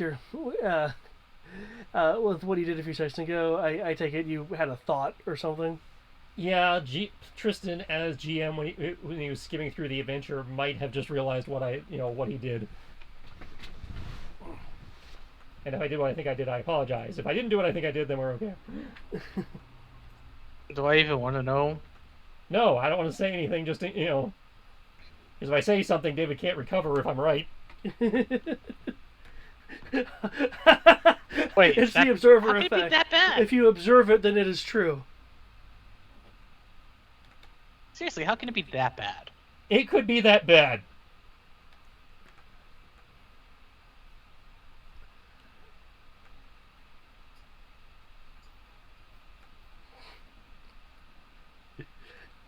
The only campaign we're leaving your allies uncertainly in the field is a good thing. Any sign of Koto? Not Koto himself that you can see. All right. Any exits from this room? It appears to be a void of darkness and light.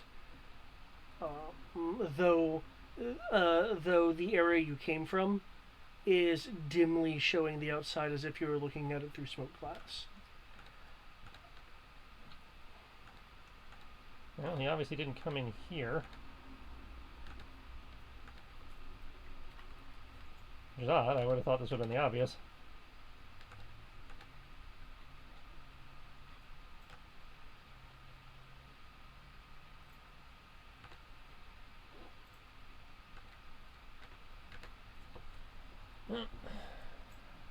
Unless you see a way out, I'm going to have to blow another spell slot to get us out of here.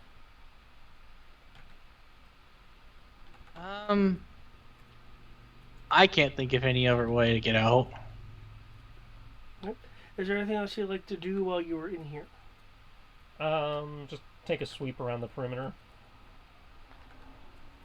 Okay. Or what passes for the perimeter, rather.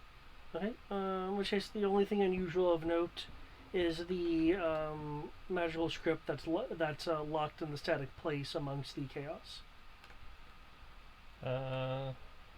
Was the arcane or investigation enough to identify the script beyond what you said of it basically being a thing that can do any spell scrolly type thing?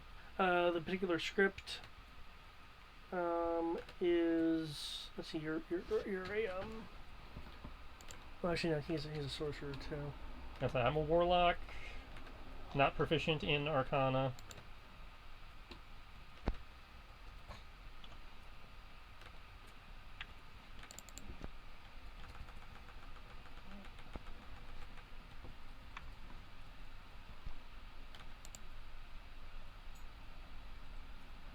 Oh. Sorcerer, warlock, and wizard. Okay, cool. Okay. The two of you can make an Arcana roll with advantage if you're inspecting this particular script.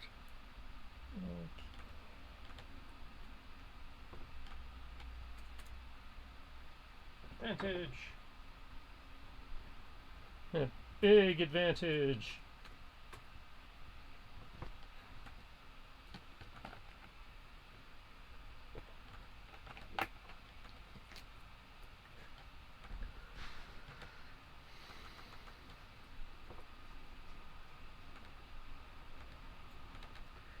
Is Kriv going to want to roll as well, or is he just kind of sitting back going, I want to punch it? You can't punch script. It doesn't do anything when he gets punched. No, but you can punch the Rubik's Cube. You're not punching the Rubik's Cube. I mean, David read my mind. But, no, I'm behaving. I mean, you can. I do know what will happen if you make such an attempt. I am going to behave, thank you. Okay. But I will assist Tristan to make You sure can't that... assist. We already have advantage. Damn it. You have to you already roll have yourself. advantage. You can roll. You can always opt not to roll. You don't have to try to figure it out. I was just giving you the opportunity. I will roll. I don't see how I have advantage, though. I'm just... Because whatever this is on your spell list, just like it is mine. Wait, it's on the sorcerer spell list? Apparently, whatever the script is. Okay. Obviously, you weren't paying attention because he said that, but... I find it hard to believe it's on the sorcerer spell list. I don't. The sorcerer spell list is more, got more on it than you're giving it credit for. Okay, Kriv, you will be able to identify the script. Excuse me. It is a variant of banishment. Banishment's not on my list. Hey, I will retype banish. And so he looked it up. Banishment's really on a sorcerer list? That makes no sense. Banishment classes paladin, cleric, sorcerer, warlock, wizard. Yeah, that's the thing. Why doesn't it make any sense? All you're doing is, forcing a extra-dimensional space within a area not bounded by the current material plane. I mean, it sounds simple enough. I still just can't believe that's a sorcerer spell. Normally, like sorcerer spells are just offensive No, or defensive. not fifth. I'm sorry, I guess I'm just ignorant of the reality. No, I tell you what, I played one in 3.30, 3.5. No, they have utility spells in there too.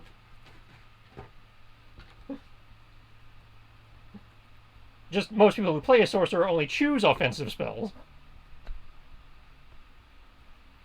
Because they want to make the big boom. Well, that when you only get so many spell slots with your character, yeah. you don't want to blow them all in utility. Oh yeah, I understand. On something the cleric could just prepare whenever it's actually needed. Yeah. But in that case, I guess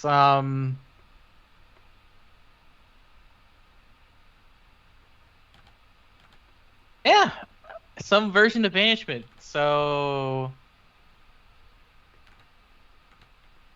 Well, by that logic, he should come back in theory. but it's not banishment itself. It's like it's been altered. Like I said, in theory. I don't think he will come back though. That's my concern. Well, if he doesn't come back, there's not much you and I can do about it. Yeah. It's like, you don't have Dispel. I sure as hell don't have Dispel. And neither one of us are trained in the arcane arts to have any idea of how to, work backwards to undo the damage.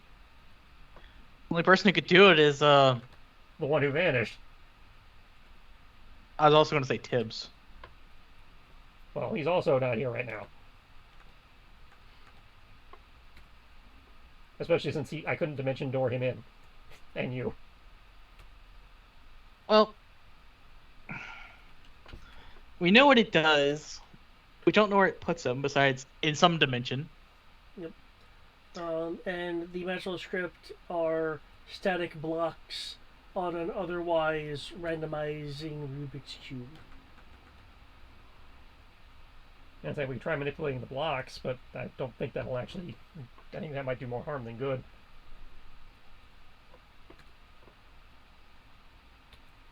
I mean, do you really just want to leave Cutter to whatever Cutter decides to do? Well, that's the thing. We don't know where he is or what he decided to do. We don't know if he's in here. In that case, I guess the only thing we can do is move on and hope we can find him. Yeah, pretty much. Or hope that he decides to be smart enough to use his own means of getting out of dimensions. since he Yeah. can make dimensions. That's like, because I got nothing in my toolkit. Yeah, yeah. The most I could do is break the Rubik's Cube and see what happens, but Which, again, ancient magical, thingamajig, probably not a good idea. I still think we should do it, but Yeah, I'm trying you're not not to wrong. explode the continent or create a mist lens or, warp time space in on itself. That's why I'm agreeing with you.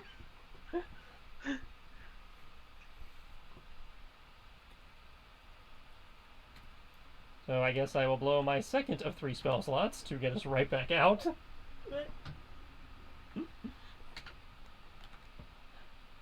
I still think we should have just punched it. Again, brings us back to the same issue of ancient I construct that if it was know. that easy to damage, somebody would have taken it out already. I This know thing the goes back, answer. from what we were told, this thing goes back way further and to more powerful things than your fists. I'm aware. I am very distinctly aware of it. But his fists are pretty powerful, though.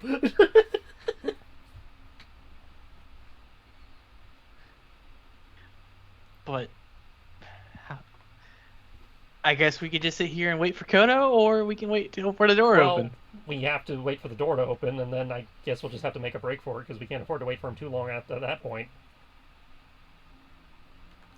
If he hasn't reappeared by the time, or we haven't found him by the time the door opens, we're just gonna have to go without him.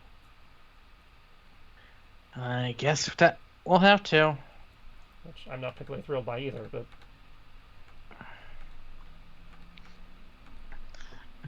I mean, if it's any consolation, he doesn't have the orbs on him. not really a consolation considering we're going against probably the second most powerful caster I know, and the most powerful caster I know is MIA. Yeah. And with that sword, she might even have come up to his level. That sword down. Which I still keep forgetting to actually put the new version on her sheet, but David knows what it does, so. Yes. And if he doesn't, and if he forgets, I can send him the PDF.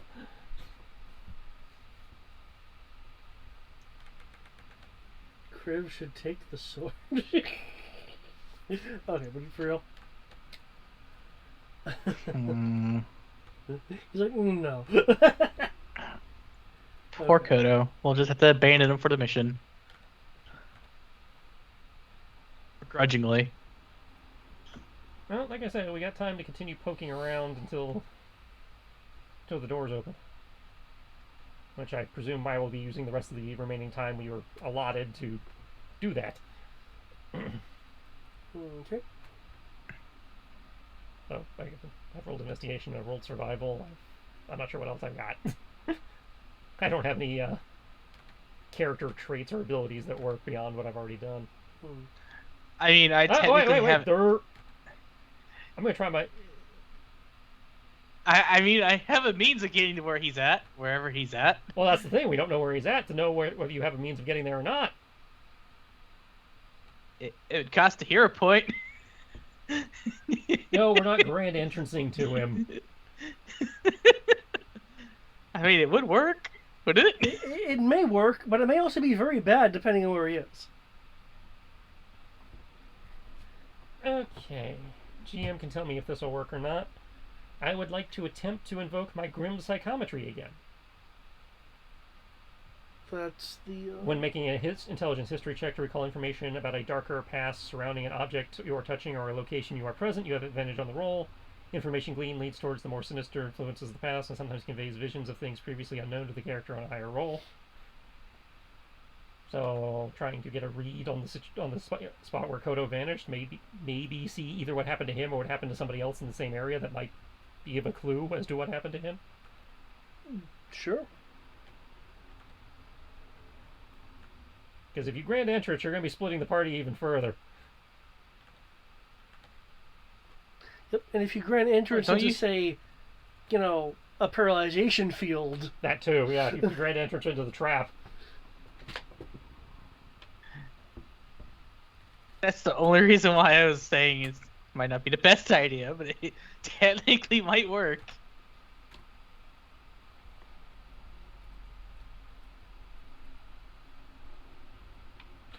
Okay.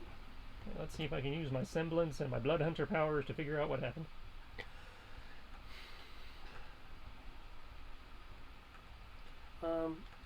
Not this totem, but another one. There is a. Anyway. There's three dragonborn, two of which are in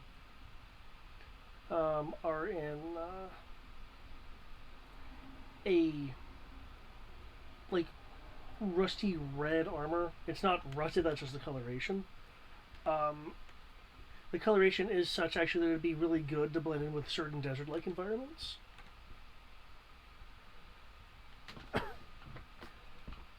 The third is wearing a robe that is somehow concealing all of their features except for a bit of a draconic snout that's poking out from beyond the boundaries of the hood itself. The robe is actually, given how you're using the spell.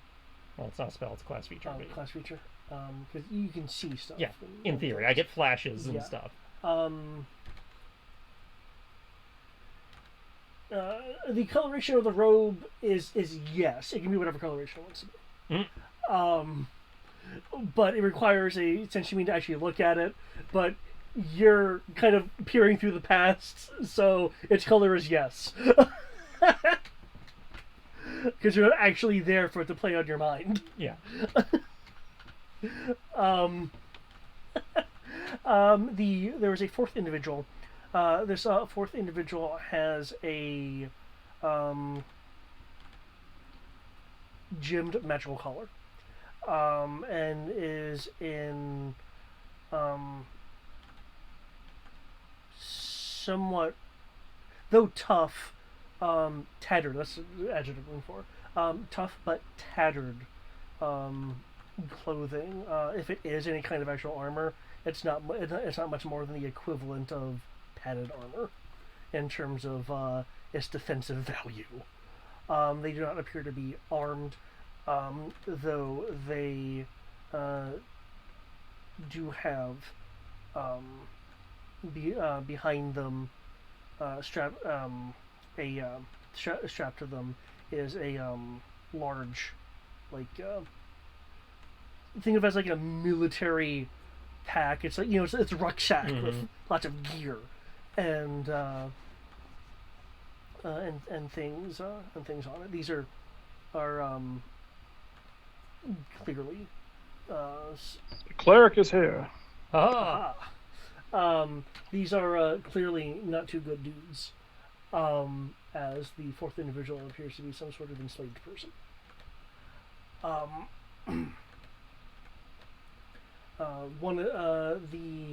Head draconic in armor, under the direction of the robed individual, is shifting the hues around, much like Kriv did, and also much like what happened with Kriv, with it being one block being shifted, another block being shifted. The red domes shift to yellow, and the two draconic knights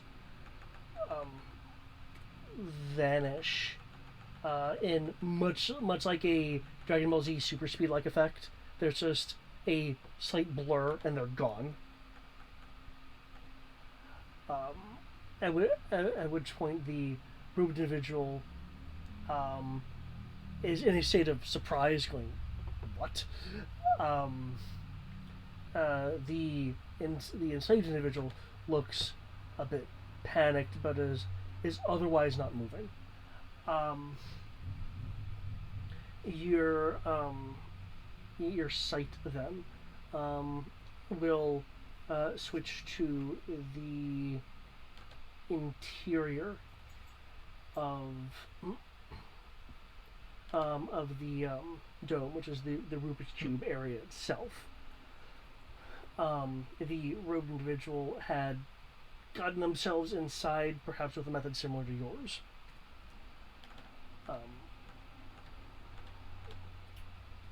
Going over to the cube, much like what you saw, there is a section of it that is static and unmoving.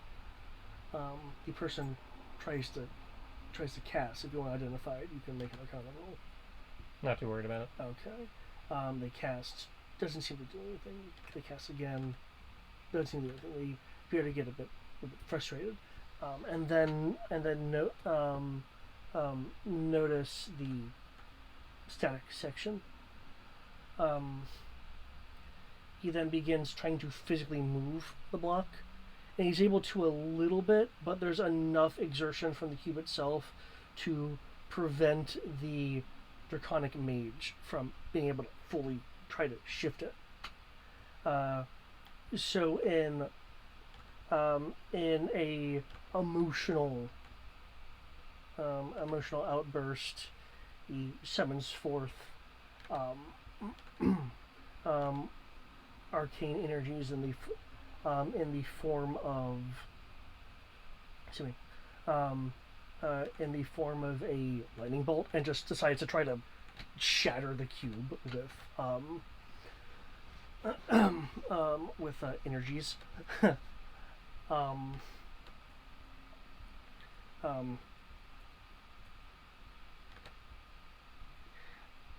It breaks the cube, as he apparently did not have the visual strength to physically move the blocks, though he was able to slightly move them.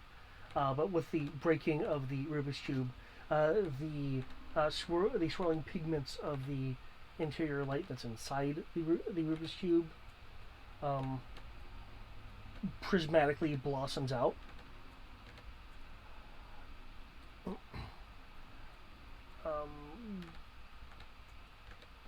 Flashing to the outside, where the enslaved individual is, just kind of still waiting there. There is a bright emission of light from all of the domes simultaneously, as that particular totem melts into a pile of material. The enslaved person then, in both shock and then dawning elation, runs off. So we've learned fucking with the Rubik's Cube is bad, but, I don't think I heard anything that would be helpful in figuring out what happened to Kodo. You did see in this that physically moving the static block is possible. It's just this particular person did not have enough strength to do it. Doing so would very likely, in the same way that the others are randomly shifting, it would very likely break the spell effect. Okay, so if you have enough physical strength to do so. All right, so we need a strong man, and we need somebody who actually knows Arcana. So there's me as a strongman, and You mean someone who can cast Arcana, or someone who actually has knowledge in Arcana? Somebody who has the knowledge in the Arcana, arcane skill. So either me or David. David's missing. That's why we need to find him. Yep. wait, Kodo you said you have the disappeared. knowledge of Arcana, so I'd say if Tibbs actually has knowledge, then Tibbs will have to go in. I don't know how I we're do going to get now, him in there, because though, unless I'll say Tibbs if has I- Dimension Door. Let me check. Because that's the only way I was able to get us in. What, Dimension Door? Yeah. The closest thing I think I can do to that is Blink or the ethereal. I must say, not the ethereal travel.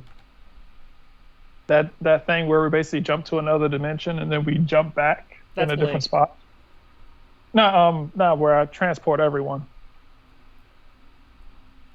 I think it's not blink. It's like an 8th or 9th level spell. Hmm. But basically it's like, hey, we jump to the Feywild, and then we jump back, and we're jumping. Plane shift. Yeah. Yeah, that Yeah, would, plane shift. that's a very imprecise thing. That wouldn't necessarily help us here. Like, is it possible, or is it like imprecise to the point where we don't want to attempt it? We could end up within several miles of where we are now, which would be bad. Okay. What would we have to roll in order to not wind up like that? Is there something, or would that just kind of be left up to the GM to be like, yeah, I can look. I don't. The problem is that the planes don't necessarily line up perfectly. That's true. You can link hands and Let's see. transport to a different plane of existence. You can specify the target destination in general terms.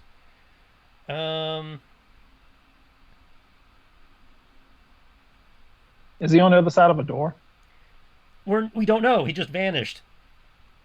That we think he's on the other side of the. We think he's inside the pillar.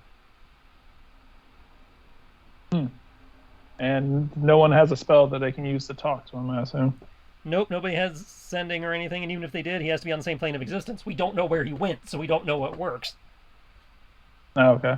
We know it's some variation of banishment, so he's likely. And even not then, on the your plane shift will only work if you have a metal rod or something tuned to the plane you want to go to. Okay. As you need a tuning fork with the resonant vibration. Gotcha. So until you get that, you can't go anywhere. Oh, never mind. I do have a way of getting him back. Give me a moment. I will pull up my sheet. Time to reach into the infinite bag of bullshit. Yes, the infinite bag of bullshit. And I'm going to reach as deep into the infinite bag of bullshit as soon as it says the randomizing dice rolls. There's one thing that they did not count on. I am level 18. Well, And as no, level 18, they did not count on I that shall- because, again, there's a level 2 scenario. Oh, I know what you're about to do. Of course they didn't count on that. There's a level 2 scenario. I shall summon thee. Come to me, great God, no, say, great former God King. Oh!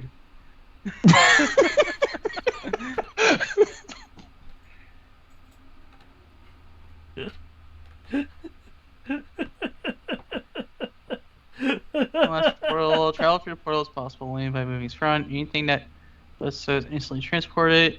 Deities or other planar orders can prevent portals. Presence within anywhere within their domains. When you cast a spell, you speak the name of a specific creature. Yep. The only difference is he might leave, attack, or help. I don't know, but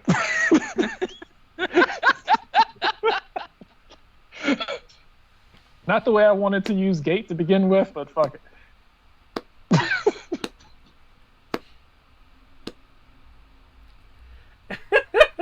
I did not expect you to use Gate, but by the wording of Gate,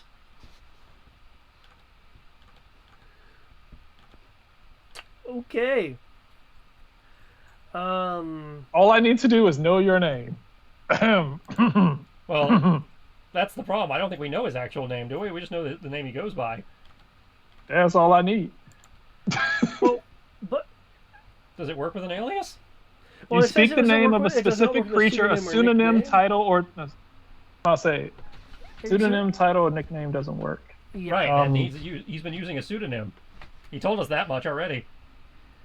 That's it. That being said, I mean, from when you and I talked about how that would function under a zone of truth Mhm. and not trip a zone of truth, does that make... Does, You're running, dude. You're called. You know more about this in the character than I do. yeah.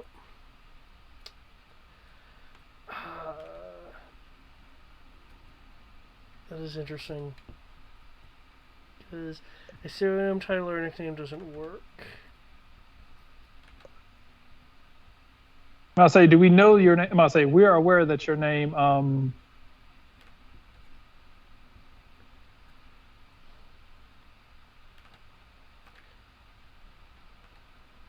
say, Because it seems to be the wording seems to function under the idea of true name. Like I said, your call. You're running. Your character. Well, I know. I'm gonna say if I'm aware that that's not your real name, then I mean at the same time I can always I do have some that I could do prior to this that would be complete bullshit that would allow me to be able to do the same thing. Is it divine intervention? Hmm? Is it divine intervention? Even more bullshitty than that.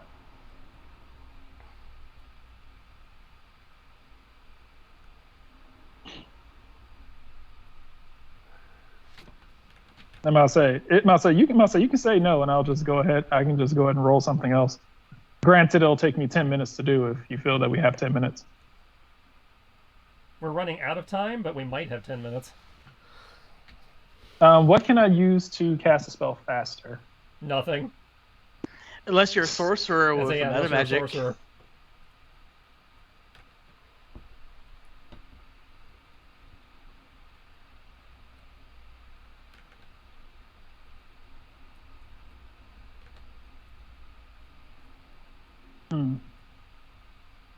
I guess I can just ask people. It was like, do any of you know Kodo's real name?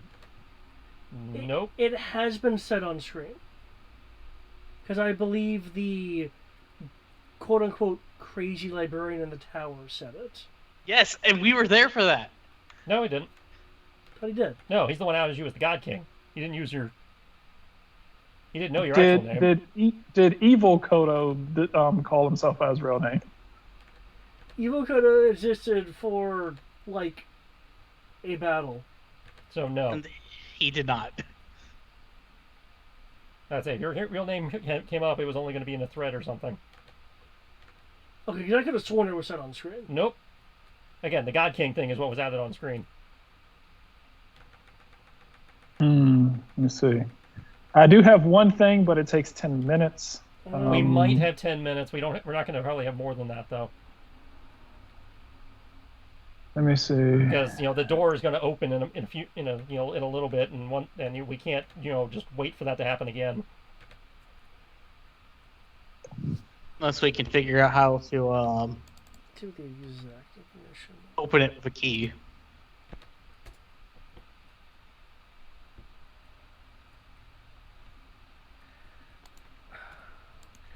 Given. Let's see. I mean, granted, I could just ask God. Given the belief of the character and how this is operating, he does consider it his actual name.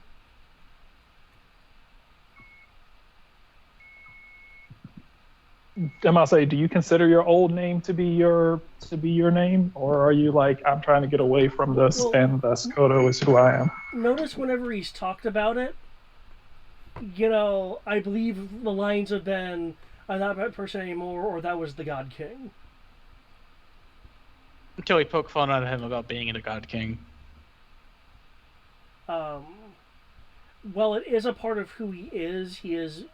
He's been trying to be separate from it. Because, for instance, Evil Kodo is the God King persona, effectively. I'm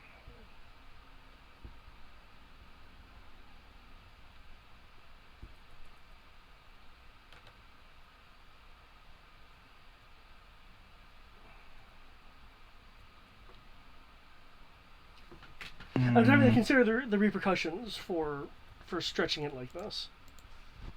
Because that would effectively mean any true name level of stuff would work with Kodo. Okay.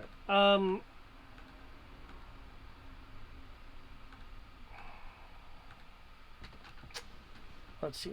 Title doesn't work, or else you could just be like the Odd King. So, okay. And what's this alternative thing that you're wanting to try?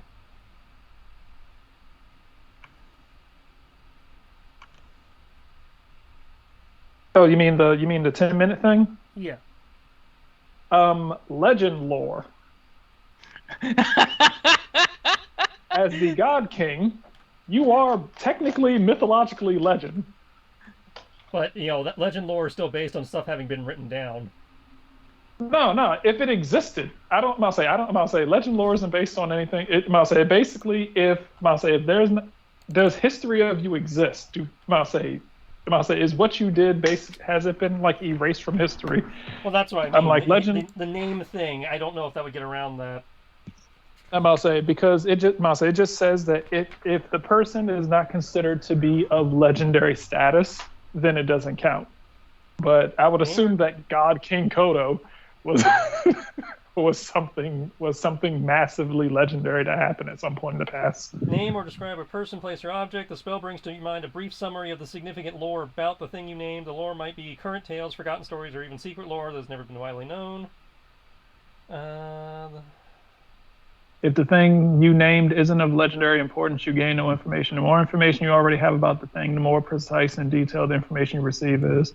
The information you learn is accurate and might be couched in figurative language. For example, if you have mysterious... The more information you already have, the more precise and detailed the information you receive is. Okay, so yeah, that's going to be another GM call based on your knowledge of your own backstory. Do you think that...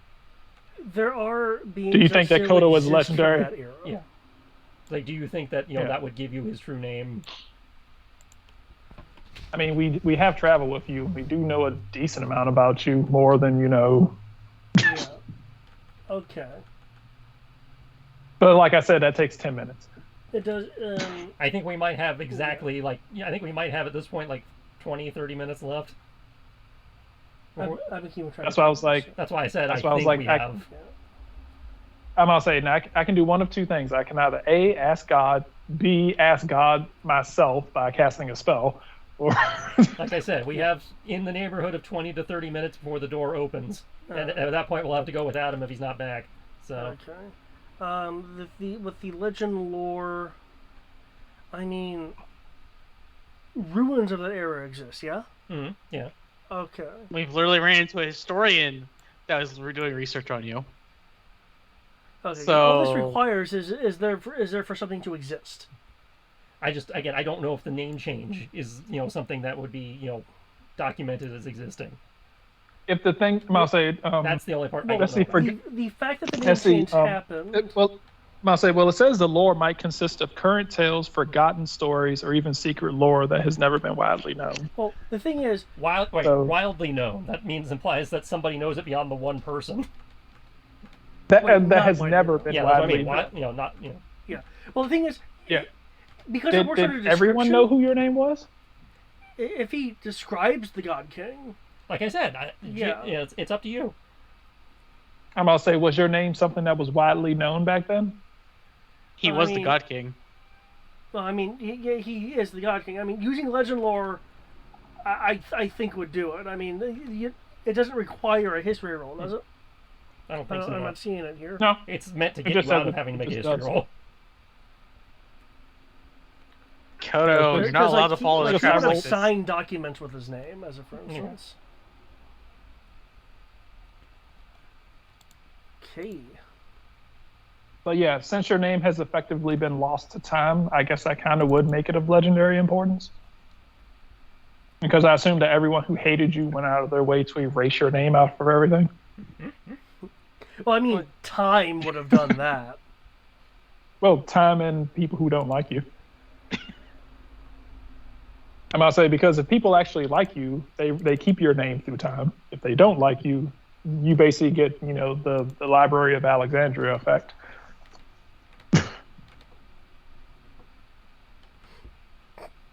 It's like, fuck knowledge, and just burn everything that you ever had.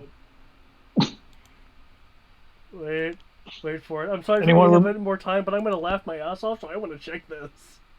You remember the tale of Jim the Great? Exactly.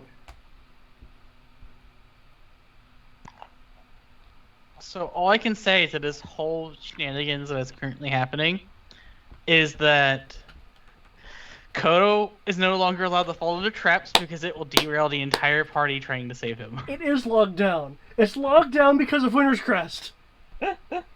Your actual name is there because of Winter's Crest? It's actually there. That must be where I was remembering it Okay. from. So your name does exist somewhere. It does this. And as a matter of fact, I'm just going to copy this part right here because Legends Lore gives you snippets of information. Yay! His name exists because Christmas. Did Kodo write himself in as Santa Claus? No! No, the Republic started Christmas because Kodo got kicked out. Wow. So Santa Claus came into existence because they kicked out the evil yokai. Yeah, that's it. He just posted it. I'm actually kind of cool with that. I'm kind of cool with an old white wizard coming in with an army of reindeer to depose the god king. I like this canon. This canon is amazing. We need an image of that. We need to get that professionally drawn. Like a nine-tailed fox demon yokai fighting against like muscle Santa Claus. Oh dear lord. What have we caused? There's no we. God King that was Zeiss. just me. Oh God, no! He's from Zeiss. Thank you! Thank you! I was don't wanna hoping know someone would this. have a reaction to it. Why? You spelled it wrong. I There's a T don't in want to Zeist. remember this. Fuck! It's Zeiss. I don't want to not remember Zeiss. this. I'm not going to react if you spell it wrong. Brian got it. Doesn't that's all matter. that matters. It needs to go away. I choose not to remember this. It's too late. The I'm about fact to that say, it's a world lore, I feel like all of our characters would know this. get Sean Connery out of my head. I don't want to remember. No, but Kriv should But what- probably kick himself for not remembering this since he's from the Republic and this is the Republic's holiday. Yeah, it's like, I should have known this. Like, come on, I don't even get an opportunity for like a history roll or anything. You didn't ask. I'll say you just see Tibbs rolling around on the floor, clutching at his head like, get it out, get it out. His name is Lovecraftian. I don't want to build the dome. I'm sorry, but you will know for now, forevermore. I'm like, I know what I must do. I start casting a spell, and the sun just blots out. I know what I must do, but I don't know if I have the strength to do it.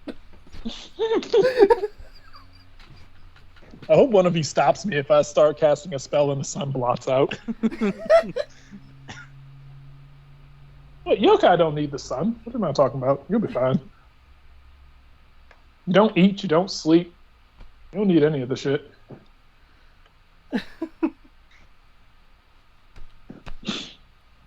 I'll say, what do yokai survive on? Belief? Well, I mean, Hopes and dreams? I mean, magic. I mean, what else?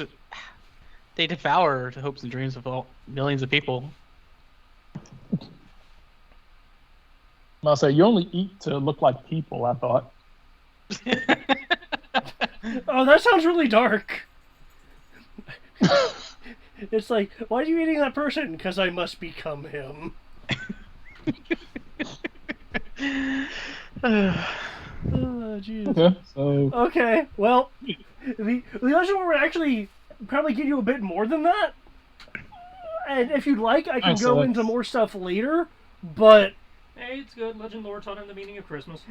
but yes, depending on a certain point of view, Kodo made Christmas.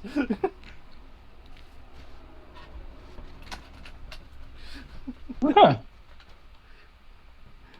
So this worked out well. So Okay. for the grand total of 20 mana points, I can bring Kodo back. Okay. A I mean, how desperately do we want Kodo back? I mean, I like him.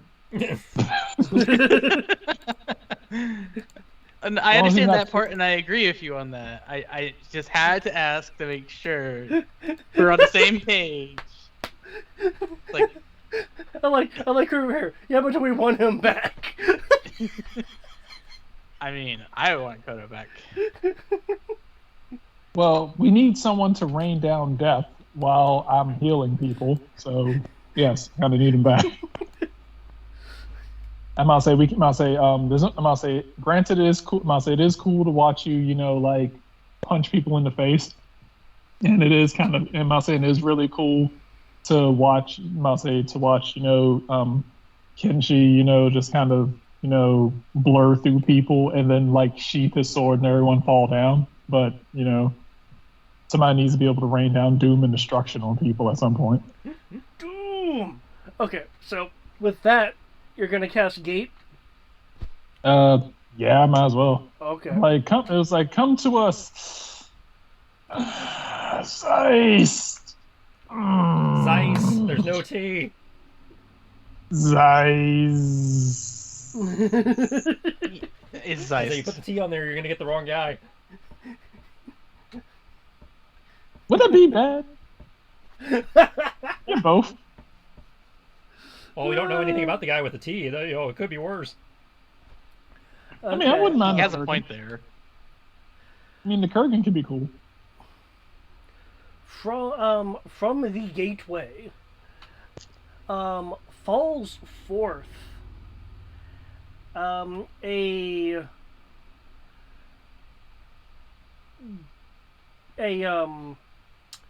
burned and electrocuted Kodo. He is no longer a tiny fox.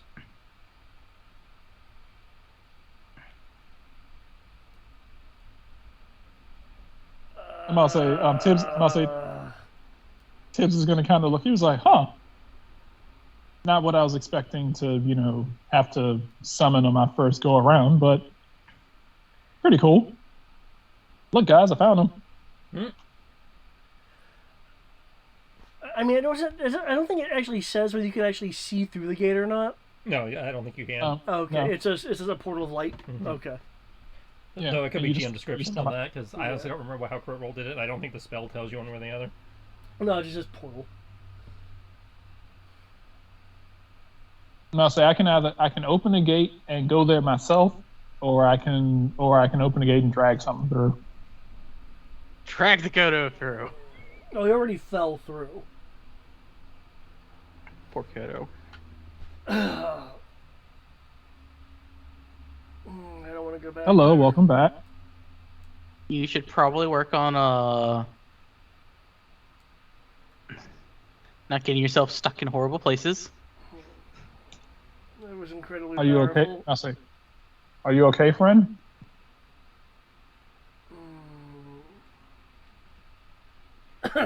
He coughs up some blood. He's blooded.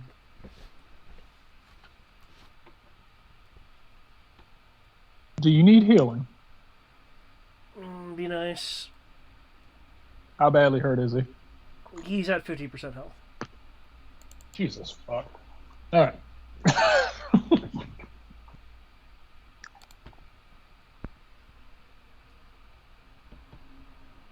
Is anyone else here hurt? No, just him.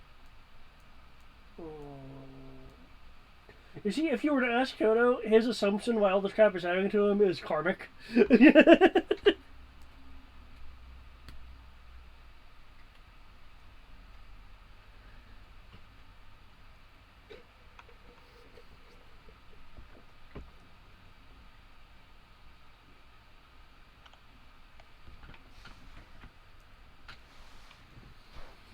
All right. So, 1d4. One, 10 plus 50. he'll pick himself up from the ground. He was like, just stay right there. He was like, just stay right there. We'll keep you from dying.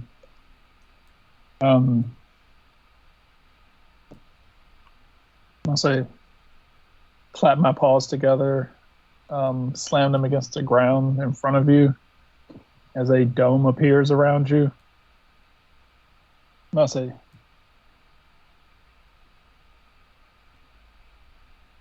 I proceed to heal the Kodo. Okay. It sounds like you're doing drop shield. Yep. Thank you. No problem. Let's see. And so as soon as I can figure this out, I will let you know.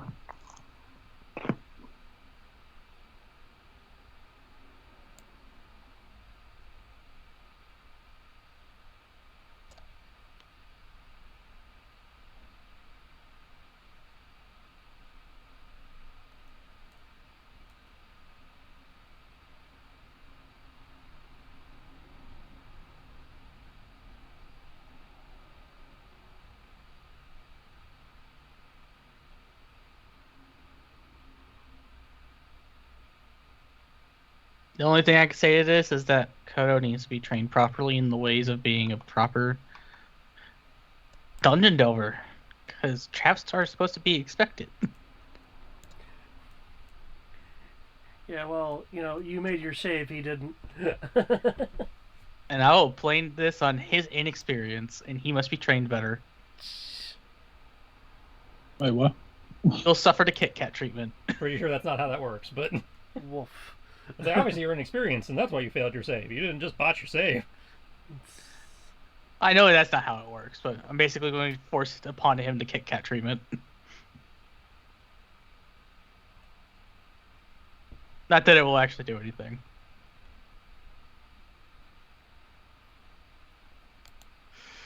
Okay. With the drop shield active and the sun now setting,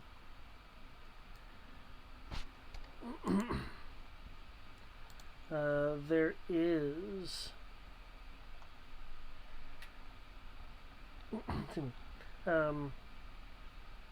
there is a noise as the doors slide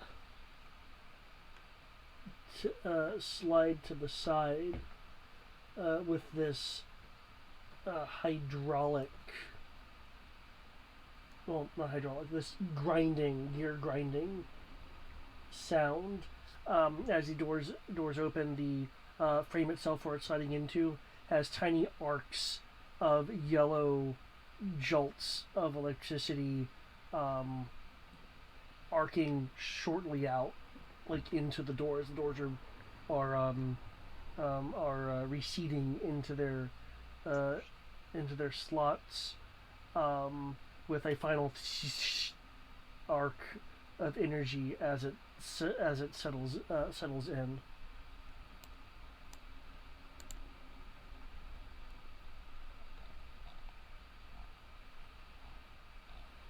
Yep. Time to go.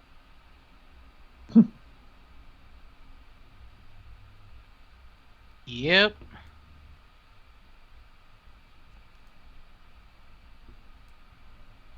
Poor Kodo.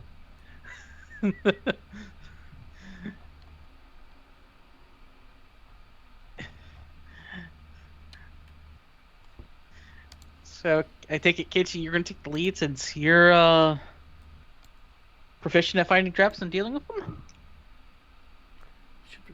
Well, usually Tibbs is the one checking for traps, but I can take point if you want. That's right, Tibbs is actually pretty good at that. I mean, he's a jaguar too, so I mean. Well, yeah, but you're the one who took like the dungeon delver stuff, right? Yes, it helps. I'll say it helps me find traps and keeps me from getting murdered by them. Then you're taking point. Yeah, it's like, I can disarm them when we find them, but Yeah, we need the person who can find them and prevent them from being triggered by people to be its lead. I'll say, and I can move at normal speed and search, so I don't have to do the shit from the first Gamers movie and be like, I move across the floor an inch at a time, searching for traps.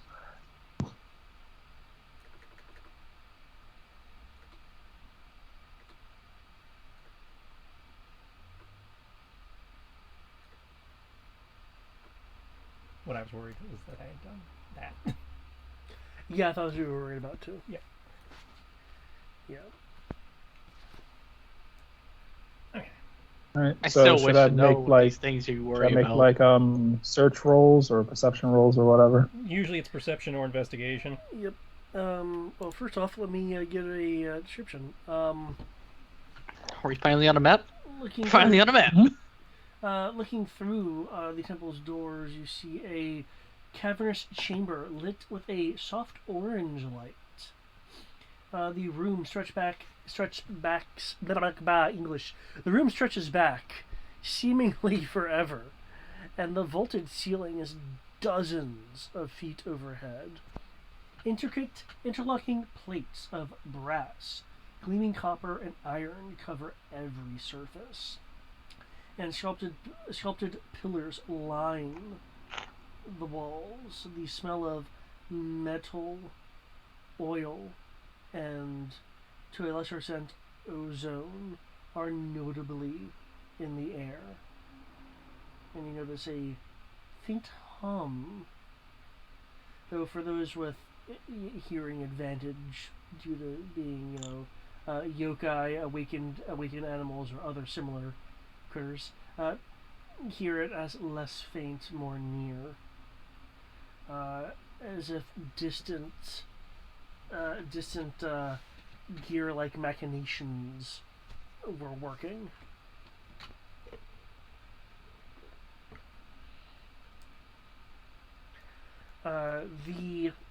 Excuse me. The faint hum is loud enough, however, to possibly mask some sounds. I'll be affecting hearing DCs. You're not going to be rolling at disadvantage. I'll just be affecting hearing DCs.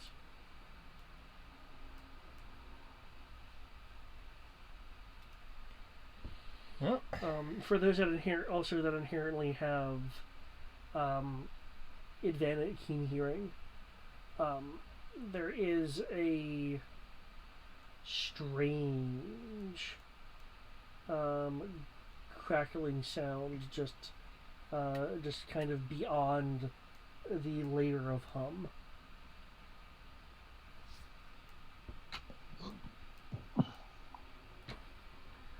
And Tibbs, I believe you were wanting to make sure that that there were no traps or anything to immediately grab you guys. Yes, which I apparently get advantage on. So, whoops. And I'm pretty sure this probably doesn't count, but because of, I'll say, I guess because of that,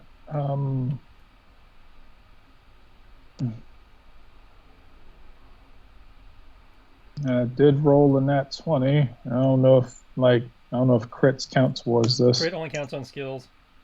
You mean combat? You mean on Yeah, attacks? that's what I mean, yeah. You know what I meant. You all know what I'm about. Holy Okay, crap. With your keen feline eyes, you, from what you can perceive, Like, no traps. do not detect With my please don't murder me eyes. any signs of pressure plates or hidden vaulted ceiling doors that'll open, or any shifty doors into the walls. We don't have any Doom 3 spawning going on, from what you can tell. At least in this hallway, for those who get that reference. I feel good because I could have been a complete dick and just cast fine traps. You gotta, use But I that. figured Yeah, I don't see that as being I'll a say, dick. but I was. It's not like we have a rogue you're pissing off by doing that. I know, but I feel like using magic to offset using actual skills kind of defeats the purpose. So he's a Jedi. No. Yeah, that's the Jedi way. I say using magic to defeat a trap or defeat a challenge is perfectly usable and logical. There's nothing wrong with that. According to If the I have Jedi the way, skill if you to have do it it- as a skill, you shouldn't be using the Force to do it. If you don't have it as a skill, then get good. No, I thought the answer would then be use the Force. Yeah, get good. Yeah. As you can see on the map itself, down the hall, you can sense that there are doors. If you're actually there, you actually see the doors. So up until here, Uh, everything's safe. with your keen looking about, you do also notice something at the midpoint of the room. Okay. On the floor plates, depicted as 5 foot tall, you will see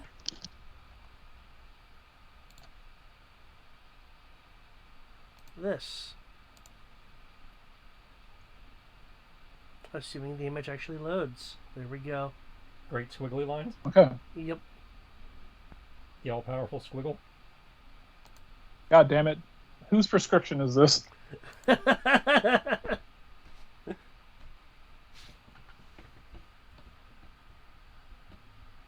Looks like a prescription for Xanax. I'm like, fuck. It's on the floor is in that order.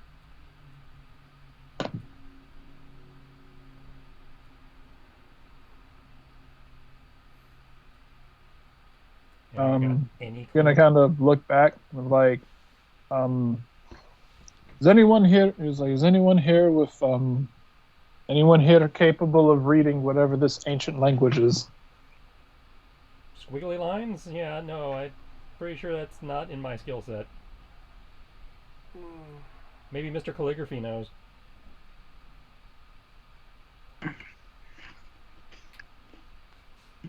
Yes, do I know the art scribbly? Roll religion with advantage. Oh, this is religion? Wow. Okay. Who is rolling that religion? Kriv. 'Cause I mean, we both have religion, so I mean, Well, yeah, but he told Kriv to. yeah, because right ahead. you wanted Kriv to actually try to decipher this, so. Yeah. And because of his calligraphy proficiency, that means he's familiar with, various, writing. There you go. You'll actually be able to. I must say, you'll actually be able to tell what the hell this is. With my lack of religion. You I like how he's like, I believe in Muhammad. Have no religion. You don't have to have proficiency in the skill to believe. I was saying, because proficiency in the skill is probably like, I've read all the text. I believe out of convenience. He's like the farmer who, I believe in this. But have you read the book, though? Nah, but I believe in it. I can't The read. sacred texts. 20, not bad, not bad. not bad for advantage of +2. Yeah. Wow. If I recall correctly, back in Corvus, I believe people Surrounded by tried heathens. looking into the secrets of the Hidden Temple. Mm-hmm. Kriv,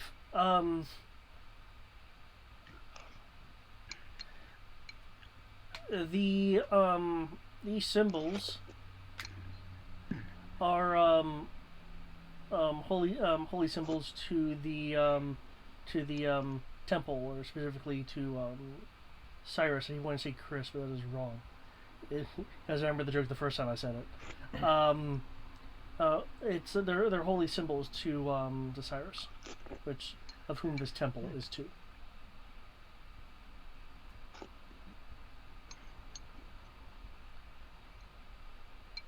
Cool, but does that mean they're going to murder us?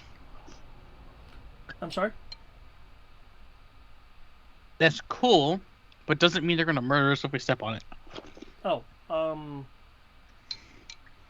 not unless you intentionally try to scuff your shoes with it. Merely walking on it isn't going to be an issue from a Cool. from a religious standpoint.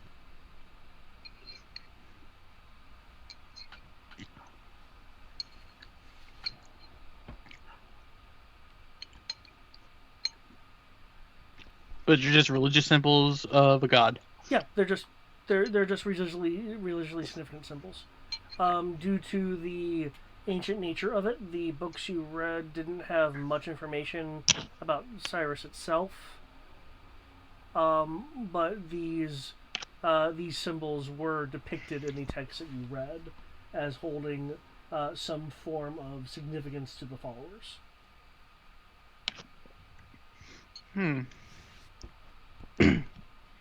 Interesting.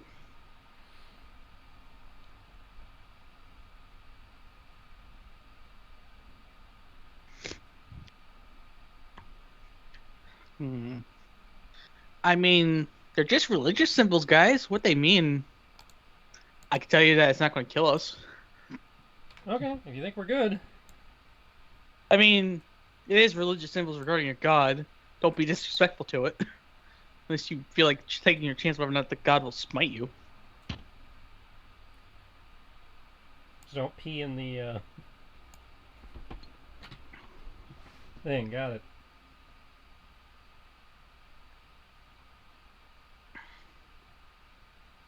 Or, try to deface any of its symbols and things like that, yeah. I had no plan to.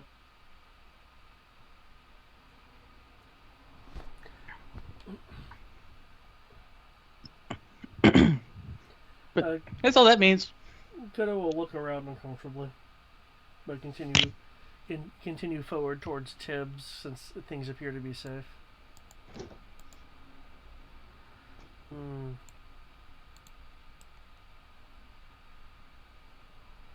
I still don't like this place. I don't think any of us like this place.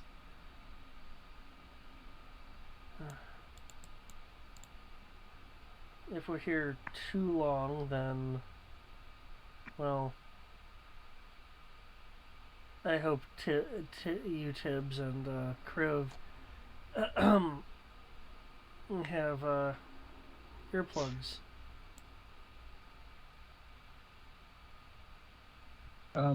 Not sure if I packed my holy earplugs. Yeah, I'm not too concerned. With wax from the sacred candles. I also had Dimension Door. Where's my Sturba werewolf bitch? Despite all of the mechanical Republic noises, there is a omnipresent glow of magic.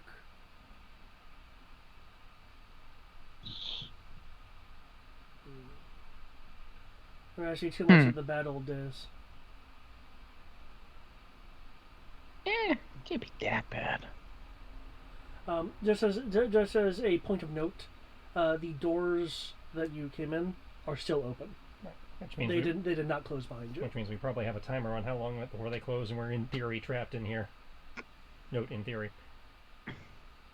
Until we decide just to go LOL Dimension Door. Yeah. Assuming they don't have wards against that, though. If they did, I think I would have tripped them when I did that earlier.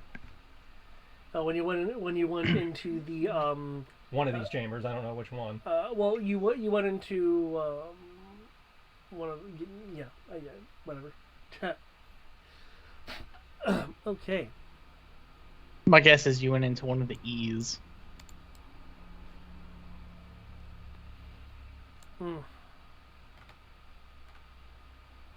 So we have a big room in front of us and 2 hallways. It looks like we have 3 doors here.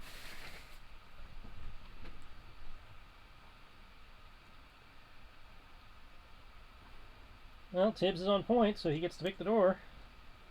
Pick the door, any door. We promise nothing. That the doors may or may not harm you. God tells me. The Vicini method. To go right. You said the right? Mm-hmm. Heading over here.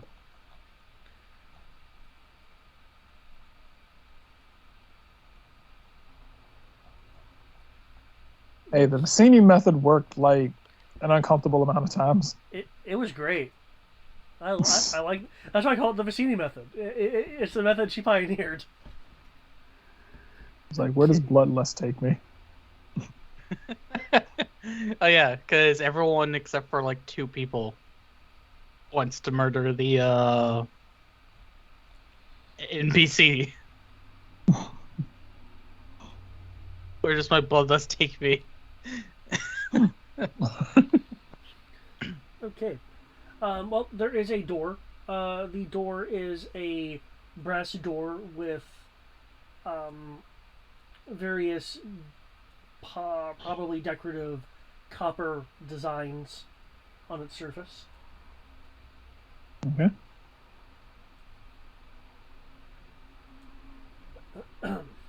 There is a hefty bar of a handle instead of that of a knob.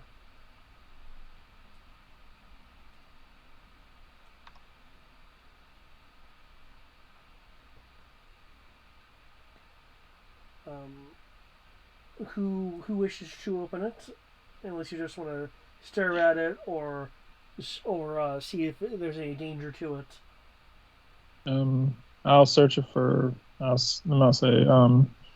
I'll search it for traps if my first roll doesn't count towards that. And if there is a trap, well, the last thing we tried touching like a needle tried to fucking murder us. So.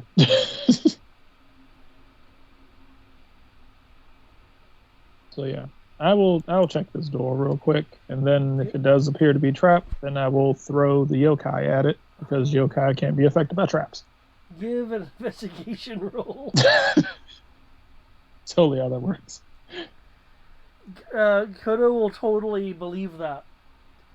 Spirits are immune to traps. They go right through you because you're spirits.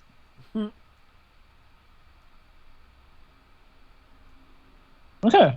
I wish Go that for was it. true, but I literally watched a trap activate and take Kodo away from us. Well, it didn't stab him though. No, it tried to barbecue him. I just promised he wouldn't get stabbed. You can barbecue spirits, can't stab them. Well, I mean, I heard Fox is tasty, but I'm not looking to be the meal.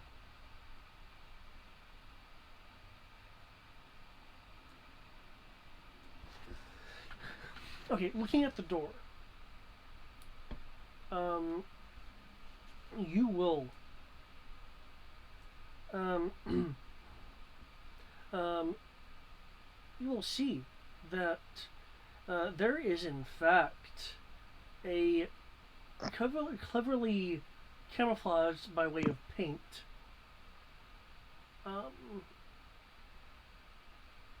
trap above the door itself, with a tiny bit of string taped to the top of the door. There is a cloth painted to look like the wall, the surface of the wall, blended in.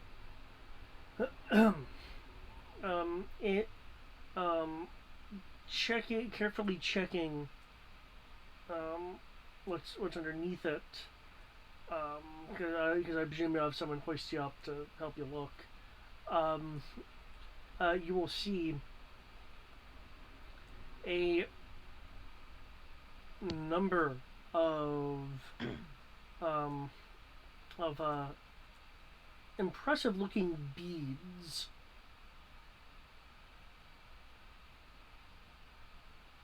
that are glowing with an arcane energy.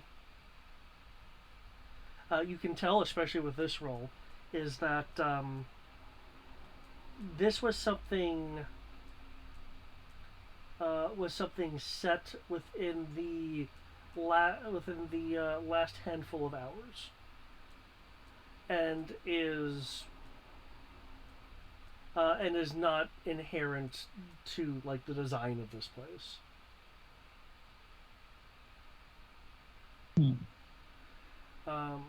The beads themselves are probably rather expensive to acquire. I'd need an Arcana roll if you wanted to know exactly what these beads are. Sounds like it'd be a problem.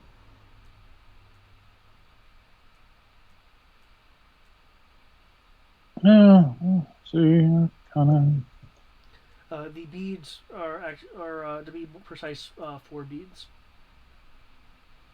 $10 says they're beads of force.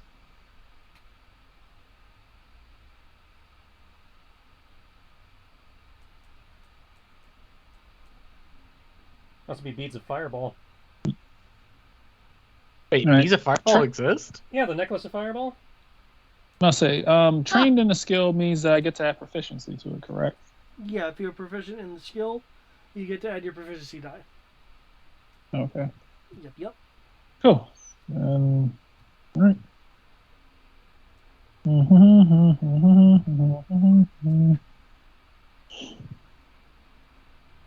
Okay.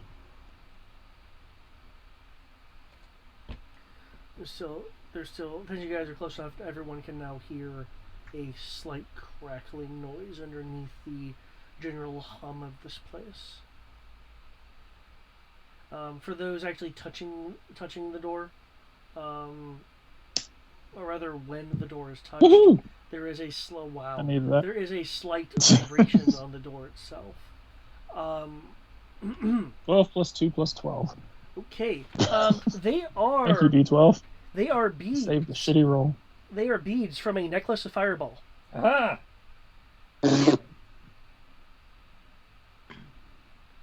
Good guess. Yeah. I'm gonna look over at Kenshi and be like, just kind of explain to him what's going on. It's like, yeah, so fireballs,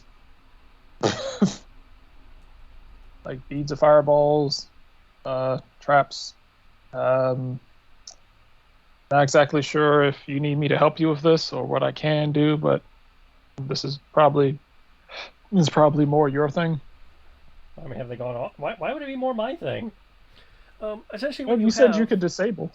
I can disarm traps, yeah. Yeah. Essentially, what you have is you have the brass door. Oh, the fireball, the necklace of fireball is rigged to go off. Okay. You have the brass door, and you have a tiny thread taped to the top part of the brass door. That thread is attached to a cloth painted to blend into the wall, and within the cloth are beads of fireball. Okay. I missed the connection for that. Okay. And there's something clearly set. They basically tried to paint over a trap. Yeah. Within the last handful of hours, by Tibbs' estimations. Cool. So she left us a pearl necklace.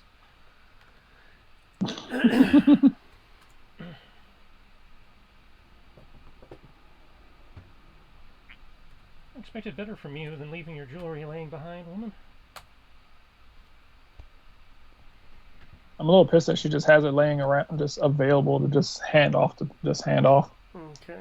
Well, she could have made it herself. Do you want to are you wanting to like collect the pieces of the trap as well, or just make sure it doesn't go off? Yeah, let's try and salvage it. Okay. It's a rather simple but effective trap. This roll is more than enough to salvage it. Cool. Somebody add that to the loot crate. Necklace of fireballs. Yep. 4 beads. 4 charges. Yep. Wow. Necklace of fireballs. 4 charges. The inside of the cloth is not of a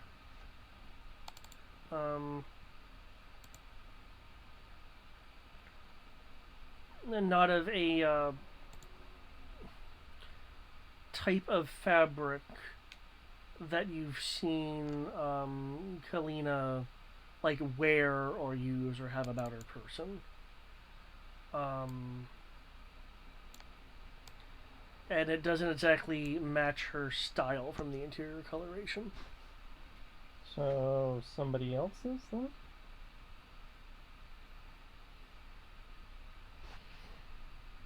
It could be the lovely little vampire lord.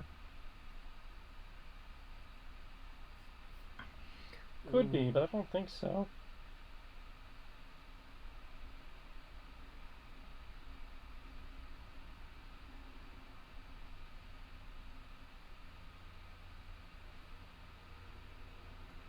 I mean, who else do you think it could be? Because I don't know. some random explorers? Like, other people have been in play, could be in play. We don't know.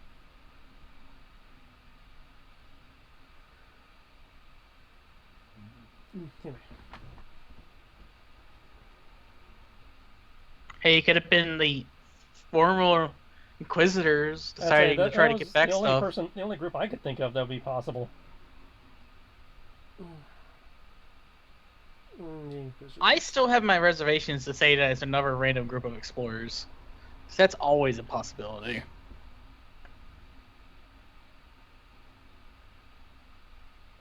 Yeah, but usually other explorers don't trap behind them. True. I mean, it's not unheard of, but it's not normal.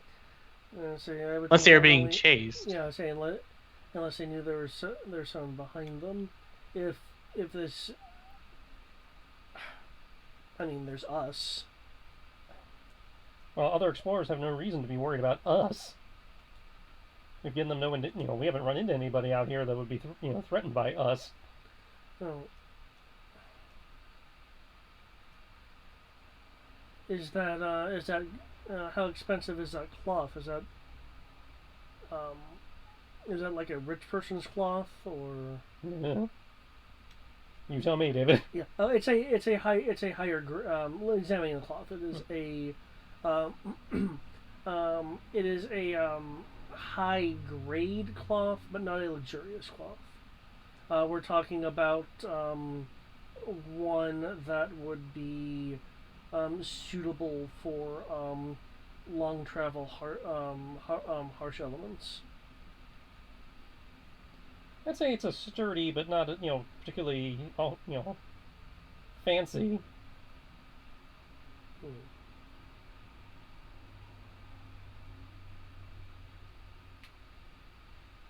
I could look over to Tibbs. Should we have Kriv try the door unless we're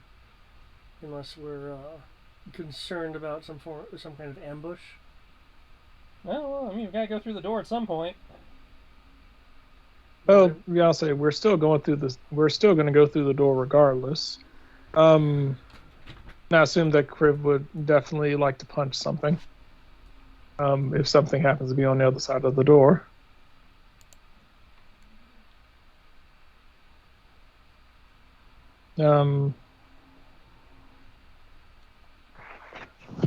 Let's see. Sir, look over. Sir Kriv, are you, Sir Kriv, there may be something dastardly waiting on the other side of the door. Are you able and willing to punch it in the face should it arise?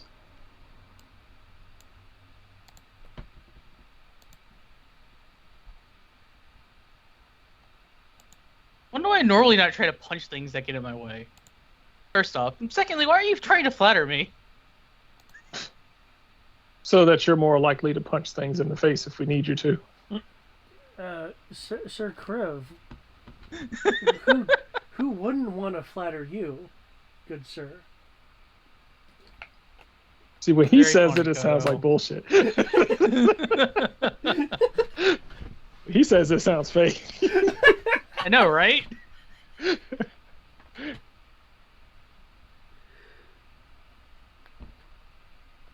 It's like, Sir Kriv, how statuesque you look today. I'm like, yeah, it's some bullshit. Like, everything you say is lies.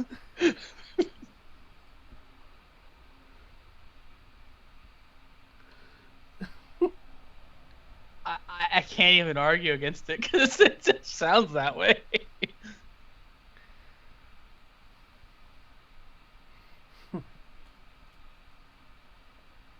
uh...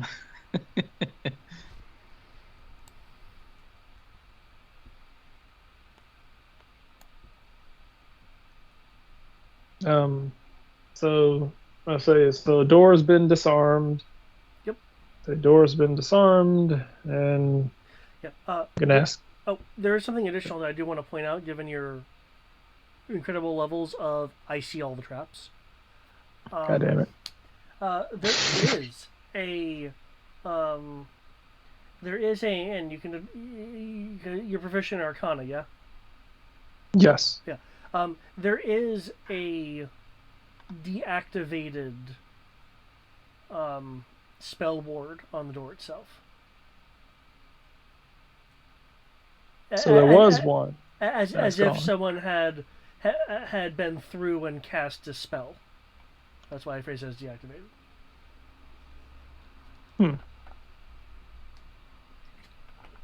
So there was a spell on the door, but she came through and dispelled it, and then lazily left some beads. I highly doubt that would be her doing then.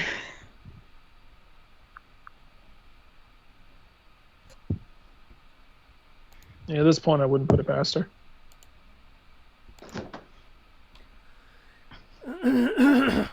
She would just And there's recast no way. the glyph. She would just recast a warding glyph. True, but it's a whole. But it saves a whole lot of mana just to leave some beads. To leave some beads on the door. Oh, this is the woman who.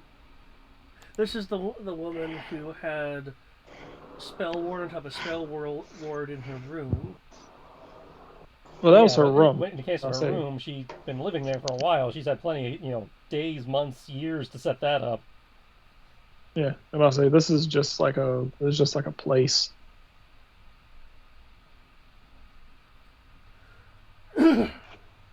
No, so I don't think she's gonna do something like that for every single door. And if she does, then by the time we find her, she won't have any mana left. Unless she's just packing nothing but potions. Or scrolls. Or scrolls. It's rich bitch. I mean, she is rich. Hell, hey, maybe she even has spells inked onto her body, though she doesn't seem the type.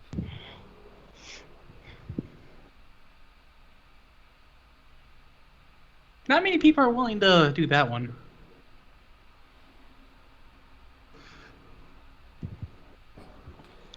The tramp stamp of protection. To be fair, speaking of it, I'd probably do that. Just get certain touch spells. Well, be aware, tattoo spells only are one use. Yeah, and then the tattoo disappears, so it's not that big of a deal. I mean, upside, they're harder to remove. Mm. You can't. It's not like taking a scroll. You have to go through a process. But that being said, Kodo occasionally eyes Kriv and then the door. It's like, I've disarmed it. Somebody might want to, open it. I'll open the door. Because people are asking me to punch whatever comes through that door that ain't friendly. I guess that means I need to be at the front of the door. Yeah, I checked it for traps. We found traps. Kenshi disarmed the traps. So now it's your job as the monk. I'll say now your job as the monk is to beat the shit out of anything that comes through that door. So go be the face tank. Got it. Well, you decide to be the muscle of the group. Yeah. Yep. I will open the door and go through the door. Okay.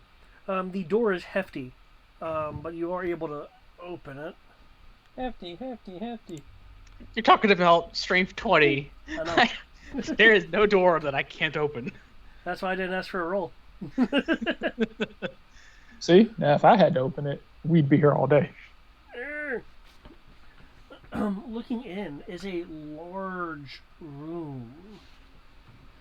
Decorated with the images of stars and moons, though what does catch your attention is this right here.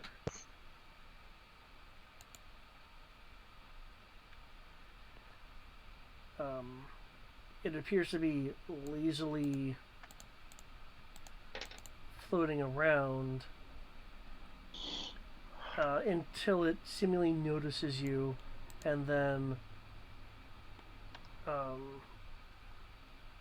scurrily floats in a that way direction with some amount of haste as it then passes your ability to see, as you cannot see through walls.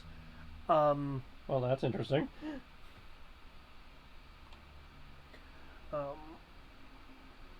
As you may or may not have the inclination to follow it, more things catches your eye as you...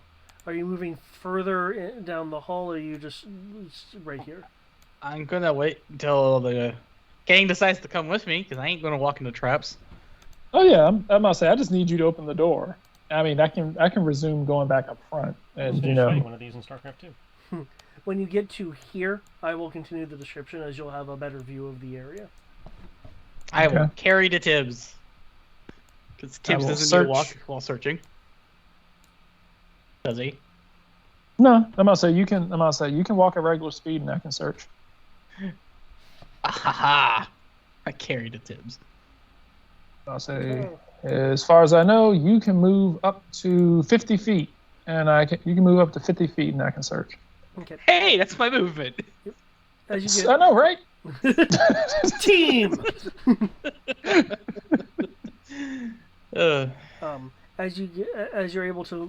As you move further down the entryway and then get more and more of a sight as to what's going on, you see that there's a number of table and chairs scattered about, specifically around the perimeter of the room.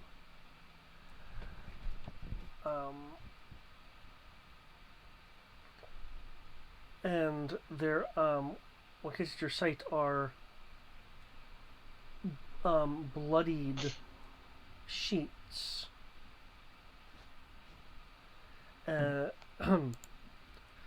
Poking out of one of the sheets is a critter that looks like this. Oh, you don't see the entire thing because there's some sheets in the way. It is a undead being of some kind. As a matter of fact, of a specific kind. As you recall seeing a few of these during the siege of Corvus. Is it already dead? Like dead? Or is it just trying to hide under sheets for some random reason? Very likely, given what else you will see.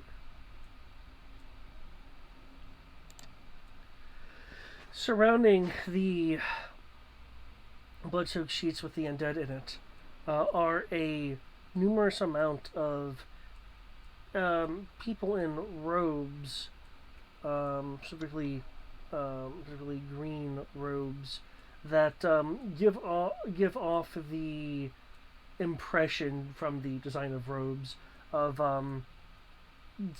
something sacred or clerical, more clergy style versus that of, say, a person of the circle. The large group of them are standing around the bloody undead things, performing a kind of silent ritual. One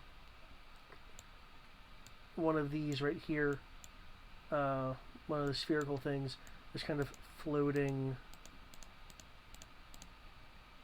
around them.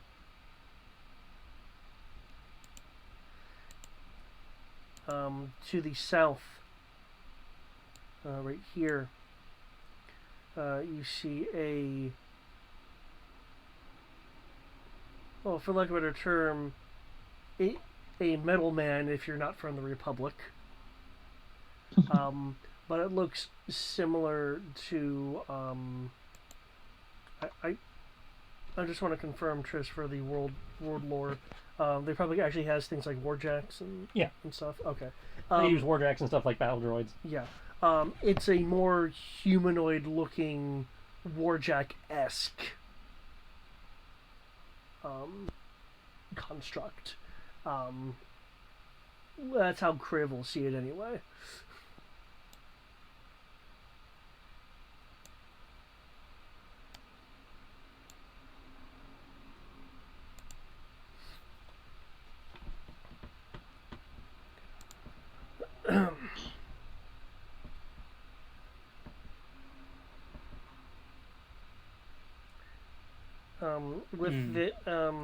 Their ritual appears somewhat disturbed from that initial sphere that kind of like blitzed by them when you entered the room, Kriv.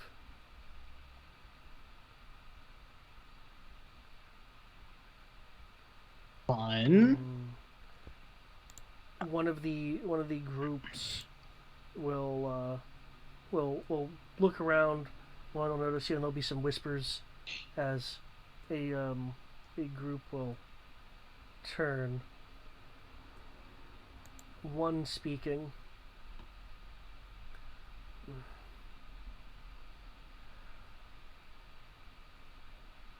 More trespassers I see.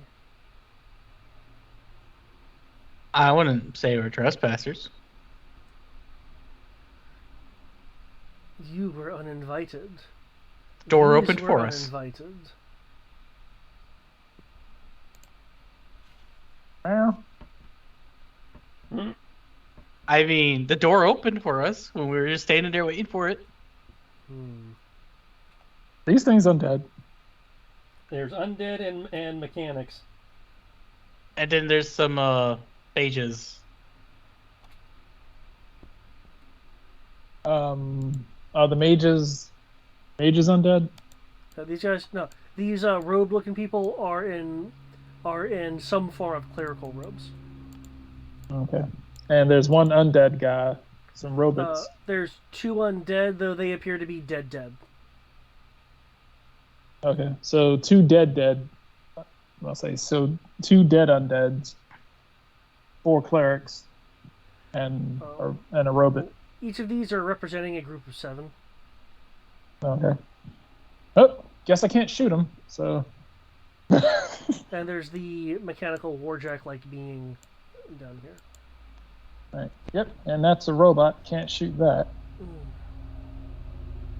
I God mean, doesn't allow me to shoot robots. like I said, we're not trespassing. The door opened for us while you were waiting. Do you think we are foolish? We are hoping you're foolish. No, we're not. And there's a grand gesture to the other people in the green robes. And actually, let me tint them, so... Wait, what? Did I miss a line? Also, you were like, do you think that we're foolish? And Tez was like, no, we're hoping you're foolish. Oh, And then I immediately responded, no, we're not. It was like, well... The I'll say, tinting isn't really going very well. Yeah, I mean, gonna look back at Kenshi and like it was like Sir Kenshi, it may be time for you to do that thing where you subtly unsheath your sword half an inch and then everyone dies. I've never been able to follow it, so all I know is that you're standing next to me and then you're suddenly on the other side of the room and everything is dead. That's the way your power works, right?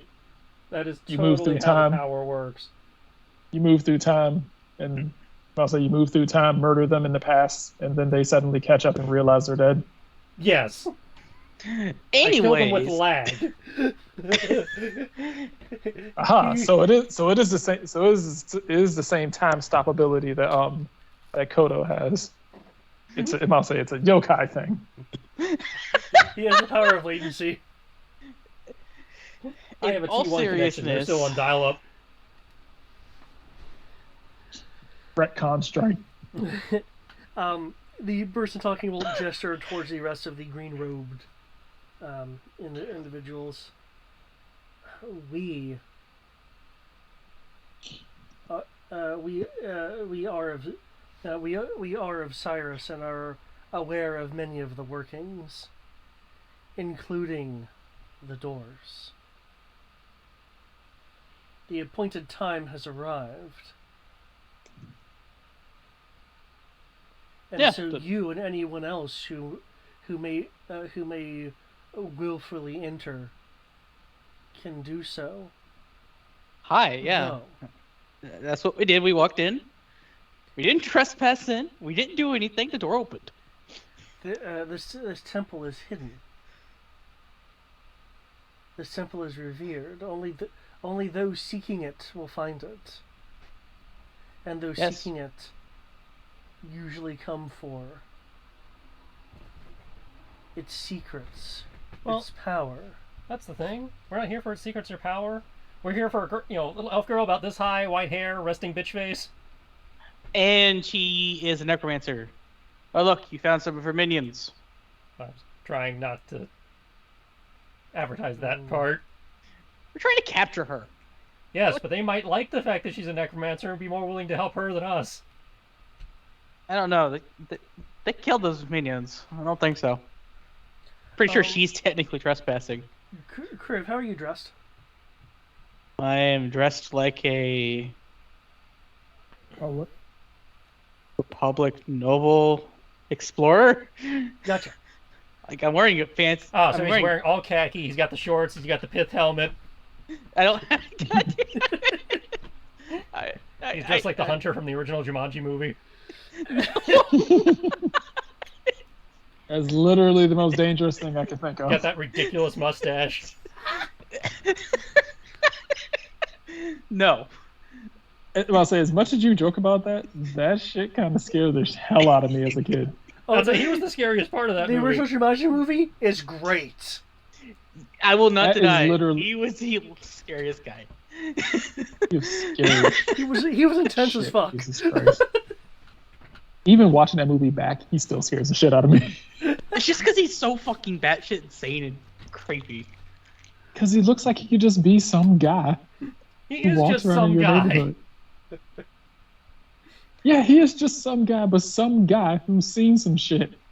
It makes him He's even just a scarier. Victorian era hunter. Yeah, who lived through Jumanji. And He's liked literally, it. and he's stuck in it. Well, he's not stuck in it. He's a part of it. It's not like he was a dude who got stuck in there. He's just one of the characters. He Yeah. comes with the And game. he likes it. That's the problem. This fucker could die at any point of the day. At day, stuff tries to kill you. At night, stuff tries to kill you. He's like, and Jumanji is afraid of him. He Iron Man's that shit. But the clergyman that is talking narrows his eyes at you, Kriv.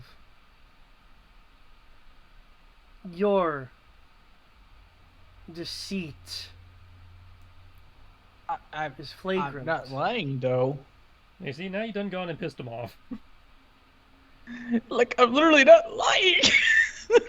There are while there are clearly interlopers here, they certainly would include you as well. Your people have been have occasionally sought this place. I'm not even trying to do anything here, thank you. Besides get the elf girl. That's exactly what a agent would state. You know, you could just use the zone of truth instead of trying to put words in my mouth. That only works if they know Zone of Truth. Do you think that's the truth? Let me see. If they're not clerics, they were not going to know it. Or Monster Hunter Rangers for some reason. Yep. I see the list. They do not have that. I literally sitting here not lying. Being truthful, and they're like, Well, nah, Like I was like, I'm I'm very literally- pro-republic. They're very anti-republic. Here you will find you will find nothing to improve your armors or your mechanics. Yeah, say. I'm And not we even will looking make for sure that of it. stuff. I don't want any of this knowledge.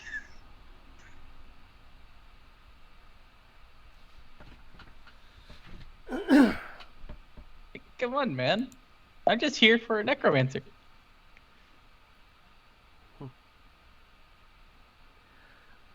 One in the necromantic arts. One in the necromantic arts may be able to provide may be able to provide useful energies for that. One of my plain color cannot judge. That is for others. I am sure that the necromancer will be captured and a verdict rendered by someone greater than myself. There's a group of 7 in the back that will withdraw and go around the corner.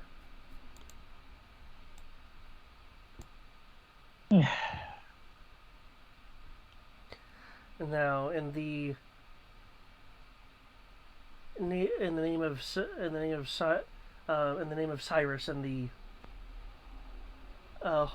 the holy being that you have now entered, it is required that you and your Republic ideals leave, along with your companions. Darn! I thought that was a loophole. I'm not even here with Republic ideals or Republic intentions or anything. Can I not just go deal with this person who has something that she stole?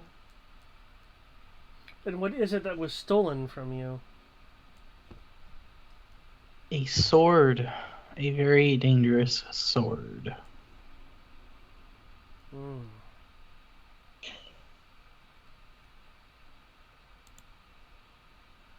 Because I don't mind your secrets. I don't mind any of that stuff. It's not my job to hear about that stuff. Now, if I was actually someone from the Republic that was part of that department, did not care. But, nah. You're just following a trail.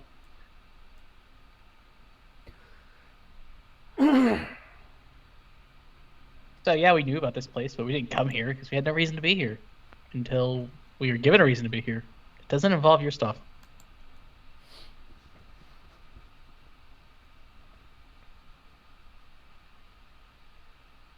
Actually, no, they'd still be going. They'd still be over here gathering stuff. Where? Okay.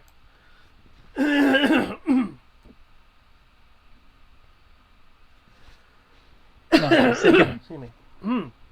for the sake of the area, I hope you would let us go and deal with this woman.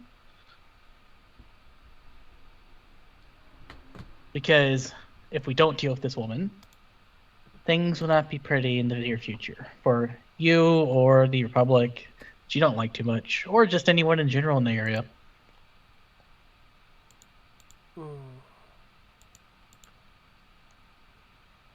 It is something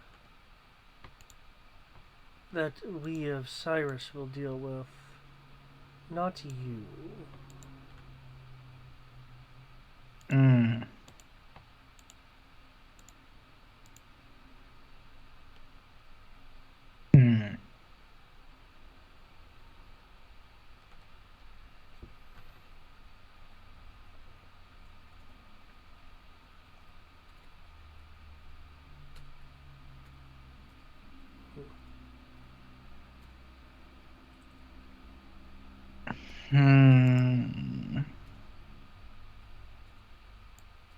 It almost seems like we're at an impasse.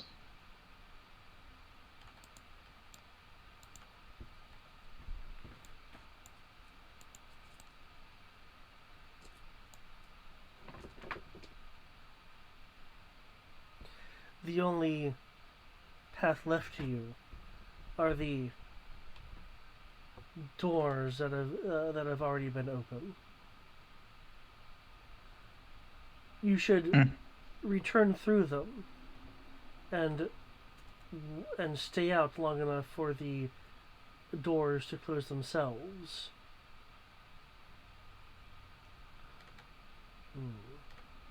If you insist on staying, we would make sure that the metals on you would be quite useful to the machine. Metallurgical and technological distinctiveness will be added to your own.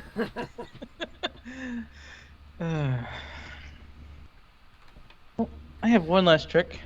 Although I don't think it'll work, and it'll still leave combat anyways. You care if I try to intimidate him and letting us go get this woman? You can certainly try, though you were the one wanting to punch stuff. I was wanting to punch stuff, but we have Kodo back, so I'm less tempted to punch things. Oh, he does care. And these guys are killing the undead. I can't really find an excuse to punch them when they're just sitting in their temple dealing with undead intruders. So do we just like walk away, Well, or maybe somebody should roll a religion for the Cult of Cyrus to find out whether we like them or not. Yeah. Sure, I'll be happy to roll that. You know? Or possibly even history. Or people who live in the Republic where the Cult of Cyrus seems to be based. Yeah. David, what would I have to roll for that? Oh, religion, of course. The thing of Cyrus isn't exactly widespread. Okay, I tried to get you history, but... I appreciate it, but it still would have been a +2 anyways.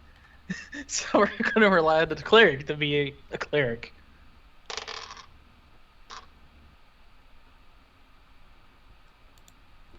But I'll just prepare my intimidation roll, saying you will let us go get this. Do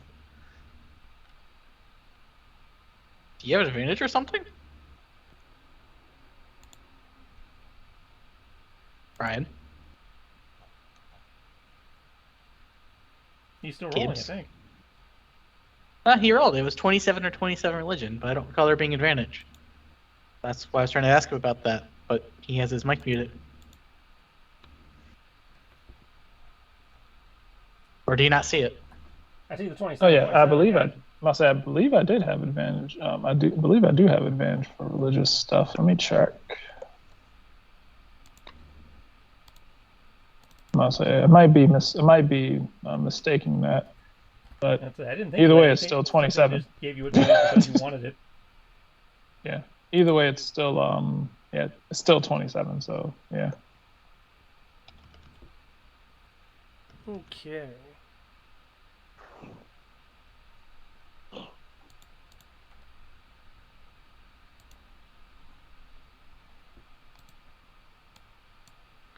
Oh,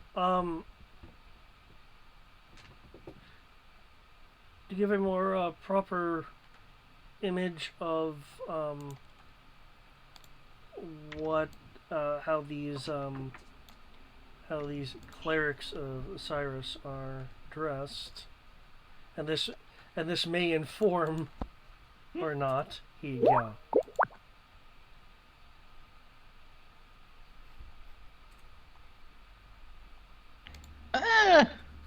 Creepy. I'll give it that, but not that big of a deal. Okay.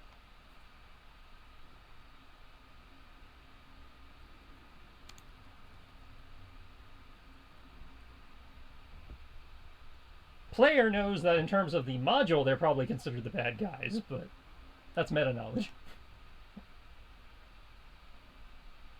Yeah, the fact that they look creepy in an old, what is it, 3.0 book? Or is it AD&D? This is 3.0. So, in terms of meta knowledge, yeah, in a 3.0 book. In their defense, everybody in the book looks creepy, because I showed you guys the original art for everybody. Yeah. True, but Everybody looks so creepy that the actual villain of the adventure had to, just be like an evil shadow. He's just a silhouette. But based on that, and the fact that it's 3.5 and they look like creepy people, like more creepy than like the standard person, according to the way that book has things, I would say that they're probably bad guys. There we go. Okay, for the religious role, sorry, these guys are so hidden it even takes me a little bit to find them. It's because the book is badly laid out. The book is badly written. Okay.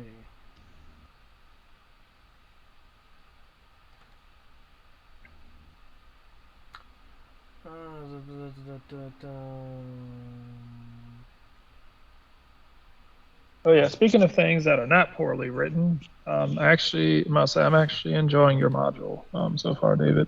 Oh, thank you, thank you. I was actually gonna at some point next week kind of send you another reminder because I wasn't sure if you. Okay, cool, cool. Thank you. I'm glad you're enjoying it.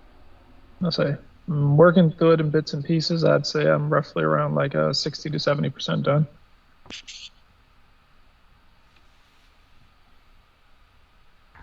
Oh What yes. about David's module? What? I'm lost now. David is writing a module to put up on DM's Guild, and he sent it to Brian to be proofread. Ah, Yeah. So best of luck. if you want to read it as well, I'm willing to get feedback from like multiple sources. I will I'll wait. say. Minus a couple of typos, which I'm at this point, having looked at a bunch of modules, I'm kind of just used to. I just kind of figure that's just something that comes with modules. Fan written modules, at least, yeah. Yeah, I've never read a fan. Even like the professional ones have like terrible typos in it. But I was like, this is some of the best. Is some of the best grammar I've seen from David. Like, You see, this is what you get for Damn. dealing with an English major. Oh no, it's fine. I'm gonna say no. I just say that because I know, like, I'm gonna say David. Like sometimes, David misspells some things here and there. Just shots At least fired. there's Or David. no. I'm gonna say no shots meant to be there. But I was like, I was like, wow. I was like, this is amazing. I was like, I'm reading it. My brain's not hurting. This is awesome. Not just from you, just in general. Yeah. I'm like, Jesus Christ, Wizards of the Coast kind of kills me half of the time when I read that. Like, how do you misspell Jedi? It's your word.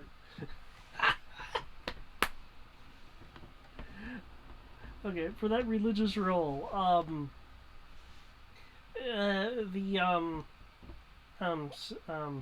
Cyrus is a cold and calculating. I would say deity, but I will phrase it as being believed being, as Cyrus isn't in the main Ladrinian pantheon. Well, remember, the Ladrinian pantheon is the ones that are posted are the main gods, but all the basically any god exists has at least somebody following it. They're just not part of the core inner circle set. The followers of Cyrus believe that machines are holy, and those that have the knowledge to construct and maintain them are are superior than other classes of people. Some of the believers go as far as to wanting to impose cold mathematical fact as law, as a kind of form of governance. Some go that far, not all. Though a prevailing ideology is that there is a place for everyone, and everyone needs to be in their place. As as in line with what what fact and mathematics and science dictates. Whether you personally want to be there or not is irrelevant.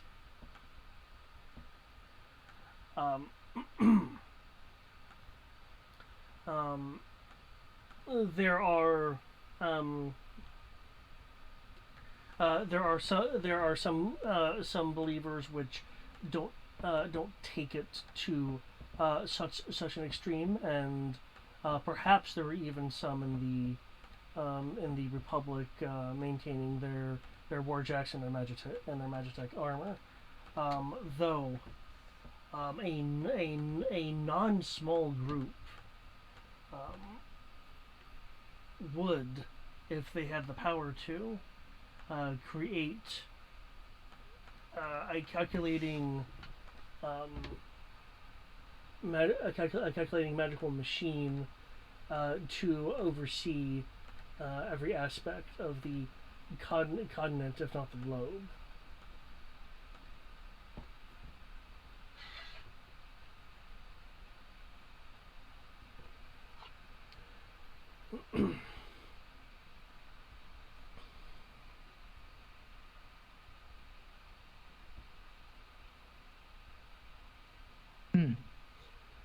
Given the hidden nature and kind of defenses from outside, coupled with the feeling of underground machines, along with the entire building being a machine, from what you can just immediately surmise, given the hum in the general air, this could indeed be something significant enough to, shall we say, calculate the continent.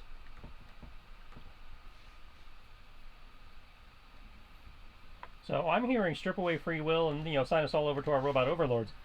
Yeah, the more evil members of worshippers of Cyrus would have that mentality, as the great machine can do no wrong, and you should feel honored to be a piece in its grand design. Goddamn SCP-914. The fact that you know that, Brian, just makes me happy. That's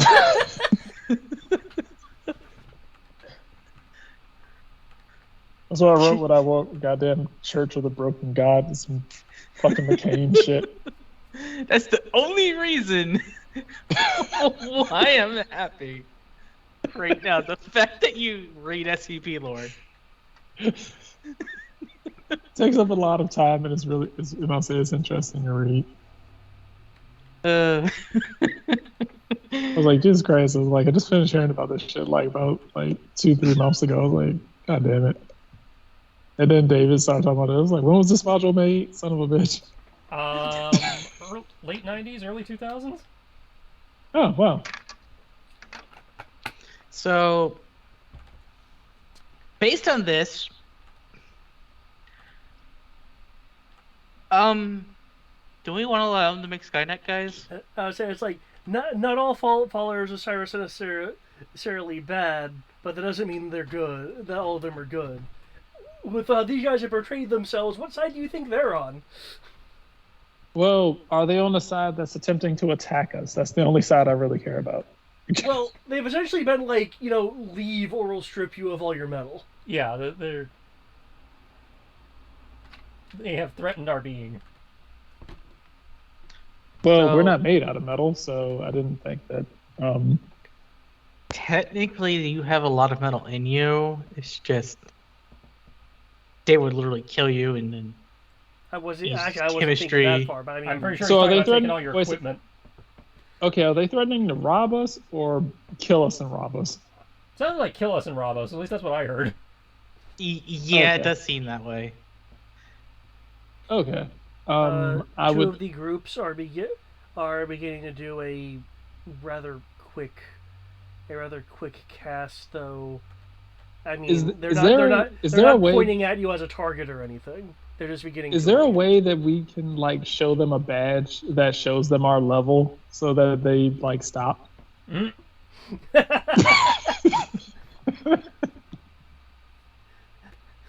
Can we just right? flash level 20 and they're like, oh shit, yeah, we should probably back off. Tim, don't do this. I don't think it works that way. Have we ever tried it? No, I mean I don't think this is one of those Japanese isekais where we can just flash our level at them. Can we use our level Ryatsu to discourage them? I'm about to say, you guys are yokai. Can't you like spiritual pressure them into the dirt? Oh my I god. like that. I don't have that spell. So Spell. I'm like, you guys the are group literally made out of return- magic. Can't you just extend your aura across the battlefield? Yeah, that's not how yokai work. That's how I work. Maybe in the land of Japan, some guy keeps going around talking about. I haven't heard of that like place. the way Where is it? I have no fucking clue.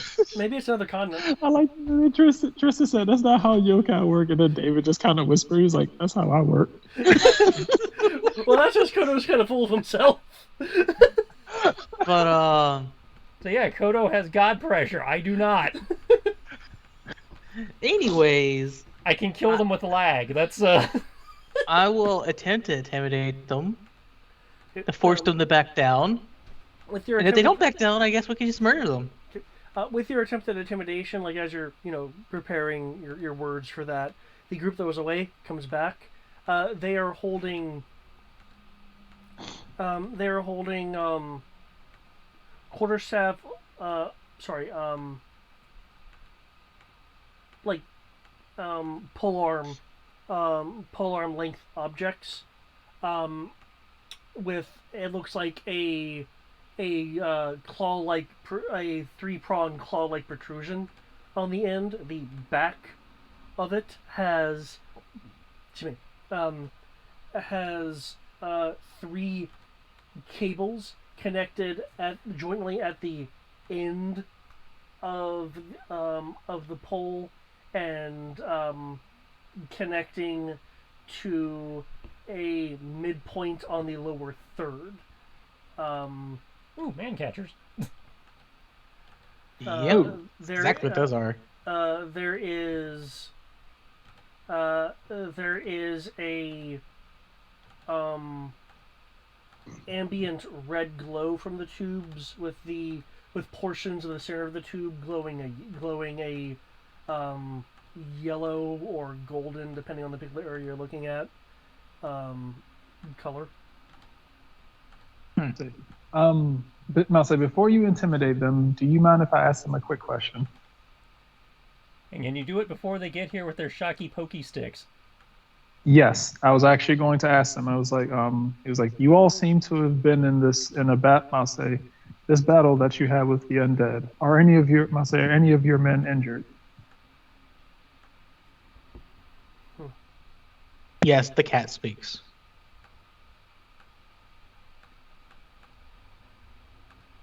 I myself am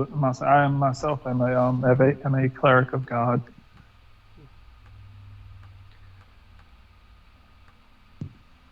Our injured have already fell back. Would you like I'm a medic and a cleric. I'm more than willing to give healing to your injured.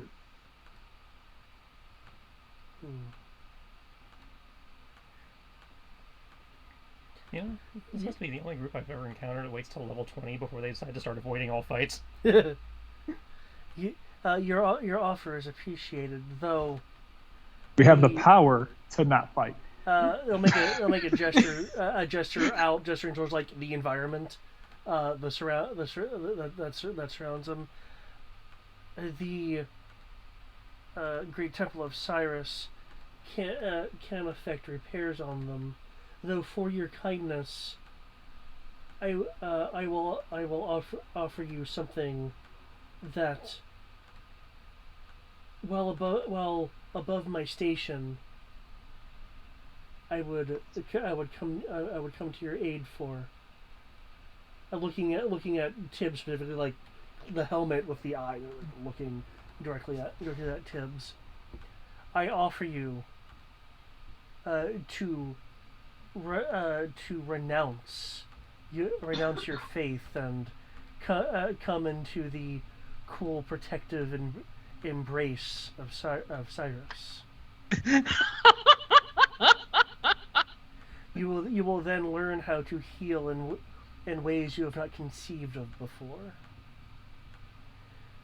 To repair both the metal and the living. Only because Kriv is actually right next to me and I'm sitting on his shoulder. Can Kriv see Tibbs' eye twitching right now?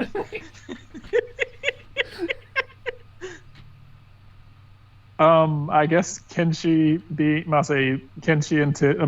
and Kodo being, like animal-like creatures themselves, can kind of see Tibbs' like fur just kind of like standing up.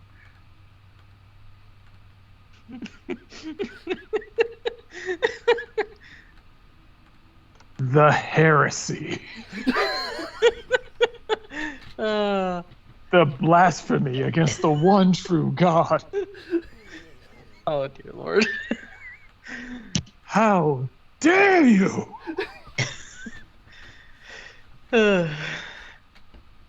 I will rain down the judgment of death upon thee. I guess I don't have to intimidate him. We can just go straight to fighting now. You will suffer in the pits of despair. I will banish you to places you cannot even fathom. The protective shell of Cyrus will protect us from all things. Cyrus shall not protect you. Your God does not exist. You blasphemous fool! I shall hold my paw in the air. It's like, we shall battle, and whichever one of us is left alive, whichever one of us is left alive shall revive the remainder with the power of their God. And when I bring you back, what's left of you, with true resurrection you shall summon and live and behold and bow towards the power of Bahamut. Shall renounce your God as the dragon burns your mechanisms to cinders. In the back, you just see Kenshi flipping through like the book of summons. It's like, Tibbs, Mecha Bahamut's a thing. You both can win here. Fucking Mecha Godzilla pops up. Don't you start. Oh man. I'm just pointing out there is compromise if that's what you guys are still looking for. Oh no, I'm cool with this. There is no compromise. This is funny as shit. Compromise has been lost. Okay. There is no compromise. I'm gonna look back at Kenshi. I was like, we are religious folk. There is no compromise. That is weak, Kimosabi. This is a battle between religions. They fight me, I fight them. Whoever is alive, their God is real. I thought the continent was polytheistic to avoid these types of disputes. But whatever. Yeah, until we were just fine. We were polytheistic until he told me to renounce my God. Now we got a problem. Now you got to die. Kriv is literally trying not to bowl over laughing at the now angry cat. Oh, the now angry cat is about to oh my God, so many spells. I hope you got the spell somewhere. I'm like, shit's about to go sideways real quick. I guess I'll just add myself to initiative and roll my initiative. Oh my God. Woo, man. Woo. There we go. I can stay initiative. And there's my initiative.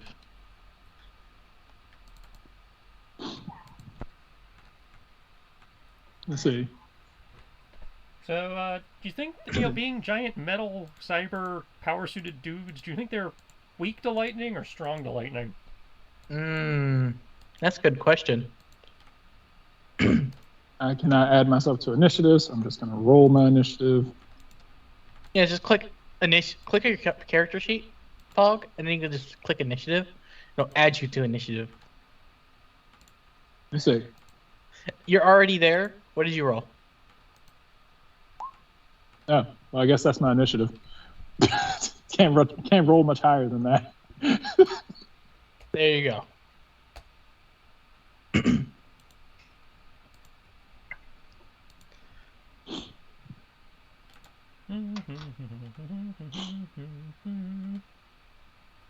By the way, you know the one good thing is about the fact that it took so long for us to get into the temple?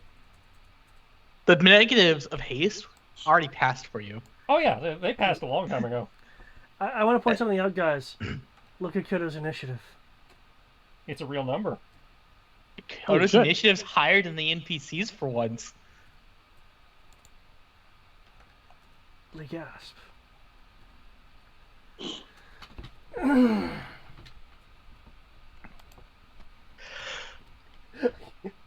I love this. It went from trying to find compromise to possibly tearing them to a got off. That was great.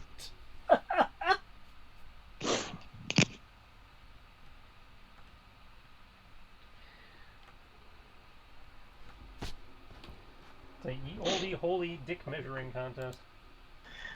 I didn't think Tibbs would go into a dick measuring contest about his god with a bunch of mechanical people. Well, when they questioned his god as being the one true god, and I was like, when they're like, renounce your faith and join ours, it's like, renounce what now? let's see, 28, 29, 30, 44 guys? Yeah, okay. Yep.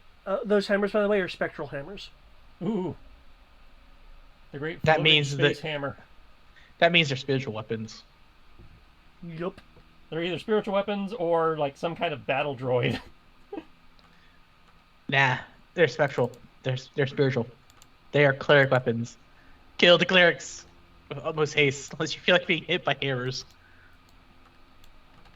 Well, you see, my limit break goes up when I dodge, so the more targets, the faster my gauge goes from 0 to 60. The issue is it counts as one.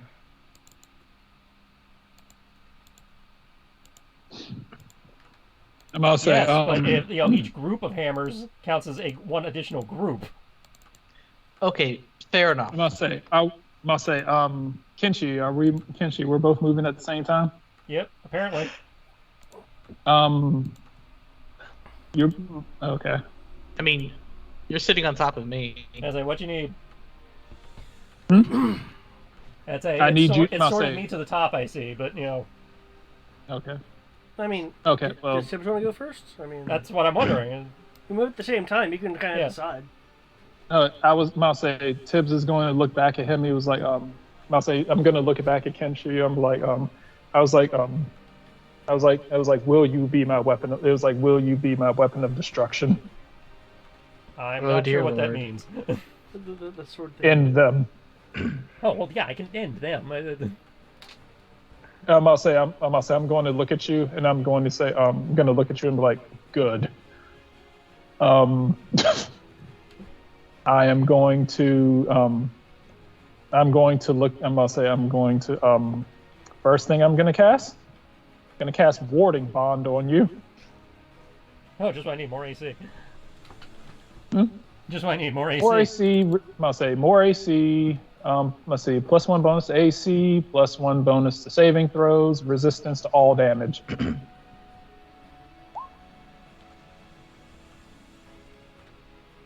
Second thing I'm casting on you.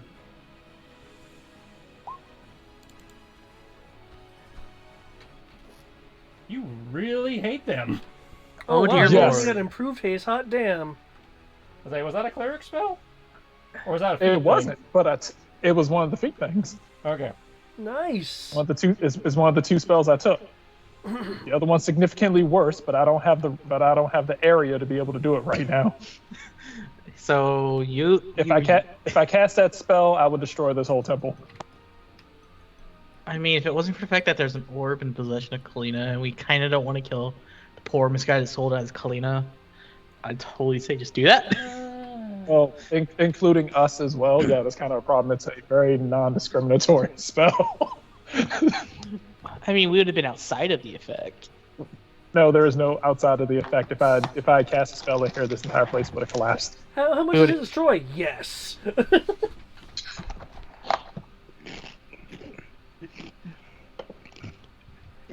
Tibbs' There we go. indignation Have fun. intensifies. Tibbs has become angry. Everyone must run now. And I'll say, Tibbs would be like, behold the hand of God. Tibbs, you know not what you've done. Oh, I know exactly what I've done. We turned the horrible monstrosity that is Kenshi when he has normal haste from Kodo into something worse by giving him He's done. improved haste. Kono's done the improved haste to Kenshi too. But you know what would also be awesome? If I added foresight onto it. I'll say, all I did was just add basically, he just shrugs off damage. I basically tied his damage to the healer. So he basically can't do it. It was like, oh no, you hurt the healer. Yay.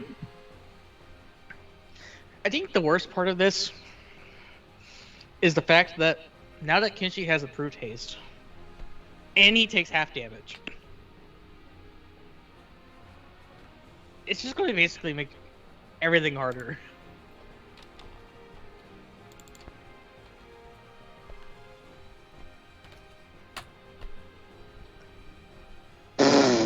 Like, I don't expect any of them to be left alive if Wow. 4 clusters, 4 attacks. Everybody feels something.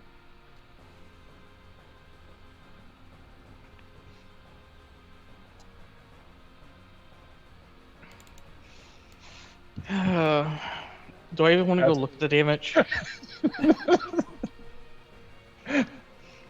It's not that bad.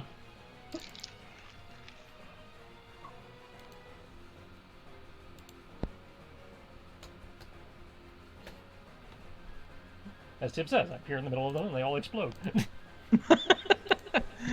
I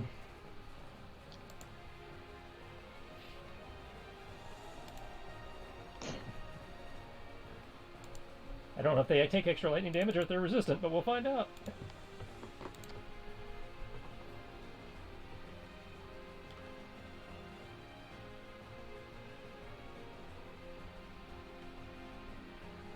So if they already have resistance due to...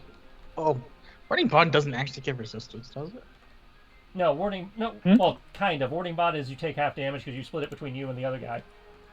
But it's not actual resistance, so... It's resistance for him, but basically what he would have taken as the other half goes to me. No, I know that part. What I'm trying to say is I can It's not give him true resistance. Yeah. I didn't give him true resistance. I basically just gave him, like, yeah. I can't. That's not really worth doing. I mean, I could have given him true resistance, but but true resistance also doesn't give him the plus AC, and And the last one is a plus 8 damage. Okay. We've affected some of the spiritual hammers over here. 1 second.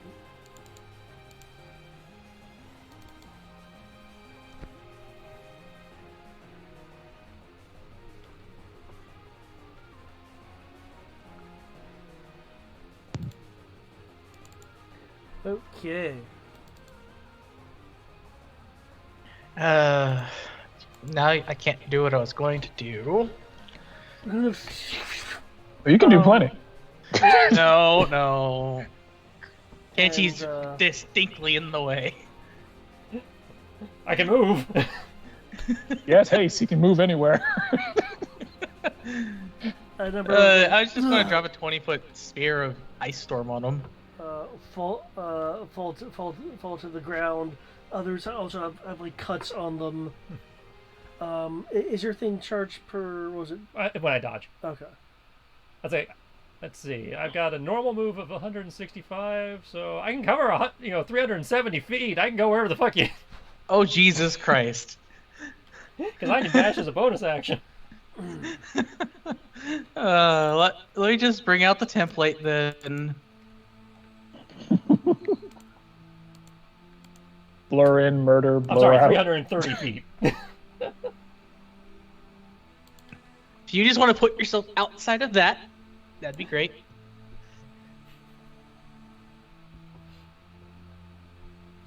I was going to be tanking, but yeah, sure, if you want to throw spells at them. I mean, I was going to tank, but if you want to tank, then yeah, you don't need to worry about that. Okay. I got something else I can do. I'm about to say, he has like advantage on saving throws. It's still terrifying how much you can move right now. Wait, you have a movement of 55? Yep. And I can dash as a bonus. When did you get a movement of 55? Combination of things, mostly feats. I'm about to say, I have a movement of 50. Faster than the monk now. I must take levels of monk. I must be fastest. I have a movement of 50. So I was like, I can up for this last turn. I'll say, as far as I know, I'm the only person in this group who can run so fast that they actually start flying. You have a speed of 50. He has 55. I have 50. Kodo, why are you so fucking slow? Because everything dies around him so long as he stands still. And he hasn't invested in feats for speed buffs. Kodo will let's be like,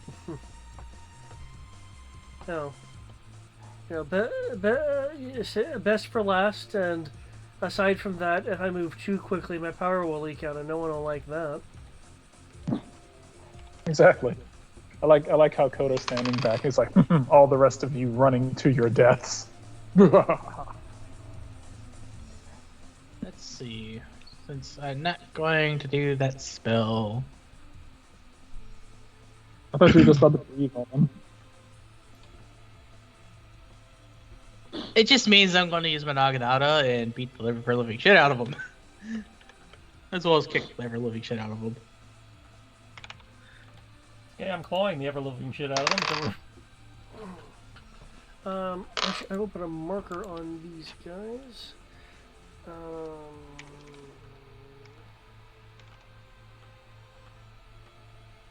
put a weapon up marker on them. Since your slash did make one of these guys fall down, you do notice that there is some form of sealed backpack on their back, but the others don't have that. Okay. Did I get a feel for how effective or ineffective the lightning was? Do we want to spend that? Let's do that for now. You felt that that it was attracted to them better. It effectively lowers their AC. Okay. So they've got the whole metal armor reduction thing. Got it. Because I could do both things, because I have meta magic. I forgot about that. Good old meta magic. So I will flurry of blows, as well as cast shatter as bonus action.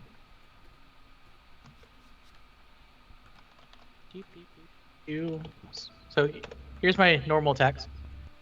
I'm so sad that my critical does that. Okay, where are you Well, if you moving would to like, we can try that attack? whole max damage rule.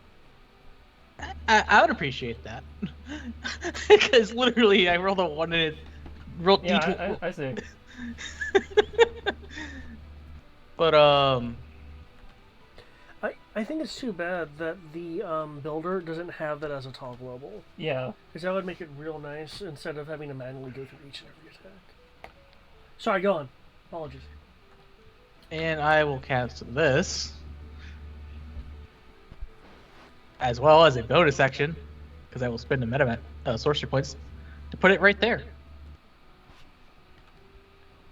Okay.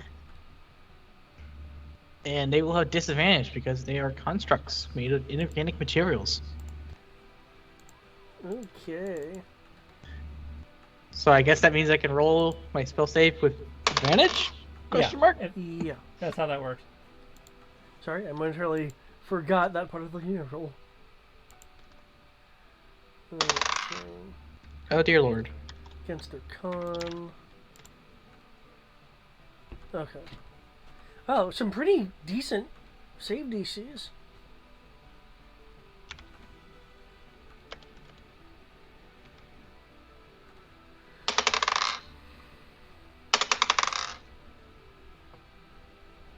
I love advantage. There you go. I would like the first one to be on the actual mechanical being, and then the other 23 being on the orb.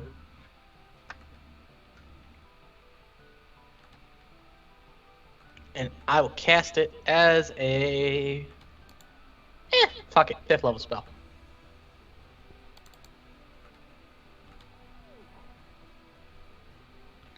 So let me know if it's full damage, half damage. You're a 10th level sorcerer? Full damage.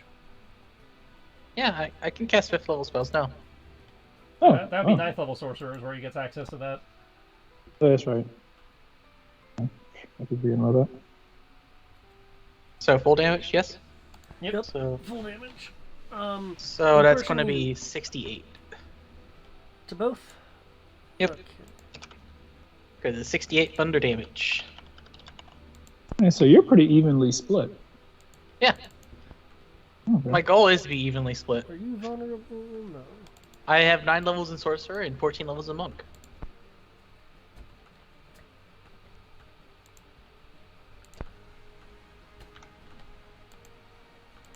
And yes, how do we do that damage stuff? Besides just saying it's max damage plus something? If you crit, it's max damage plus your normal damage roll. So because I did the 2... Actually, it's not even the correct amount. Because But remember, you can't crit on a spell that has a saving throw. This was my attacks because I used a bonus action for that. Okay. So I used my martial. Now remember, it's max on the die. Yeah. So it'd be 16. So I have 1d8. I'm doing my martial die for 2d8. So that puts it at 2d8. 2d8 plus 16. So 2d8 plus 16. So So long as it doesn't say, so long as the write-up doesn't say that it doesn't double on crits, then it should be all right. there you go. For my second attack, which was a critical, I would do 26 damage. Oh. So 12 and We're 26. implementing that right now? No, I was just meant in general. I didn't mean it right this second. Ow. Even then, I still didn't roll it correctly because I was using my martial die to get to 2d8, so I still have to roll the extra 2d8. I'd say new rules happen next session. They don't happen immediately. Okay. Either way, I still rolled my die damage. I understand you misrolled it. What's the accurate one? So the corrected one would be 4d8 plus 5. So I'll just give you that, which is this. I wasn't, calling you out or anything. I was just, trying to make sure people understood for future reference. That's fine. I understood. It's like, yeah, we can just use that roll now. If we can't do that, that's fine. I'd like to not have 8 damage on a critical hit.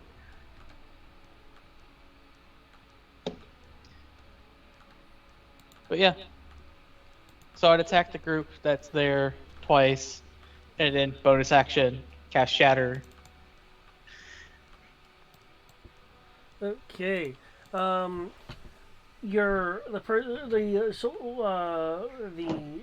Cleric of Cyrus that you attack one of them falls under your precision strikes. The rest of the group taking a few steps back, keenly regarding you as a threat. The shatter thunder sound rattles and breaks off bolts and rivets and pieces from both the sphere and the humanoid construct. Did it seem like it was effective or being hindered in any way? It wasn't extra effective, but it was mighty effective in its use. So normal damage. Cool.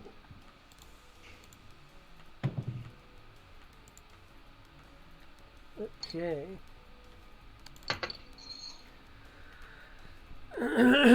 Any anything else that you can do that you'd like to do? No, because I did my action, I did my bonus action, and I moved. Actually, I will do one thing. I will cover Kenshi's back. I'll move 5 feet to the side so he can't be flanked, at least from multiple directions.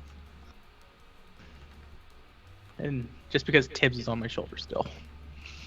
Thank you, because I didn't take duelist, so I actually can be flanked. You're already flanked. That's what I mean, but Prevent more flanking. yeah, that's okay. They need all the help they can get. I'm just making it a fair fight.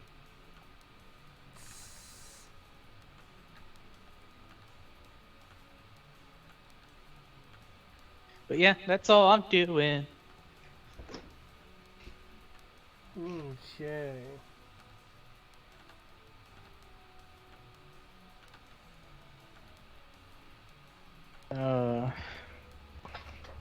I am resisting the urge to make food because I'm hungry. Oh, reset my thing. Damn it, I hate when it does that. I put the, like you, Tris, I put the cost notations Mm-hmm. in the thing.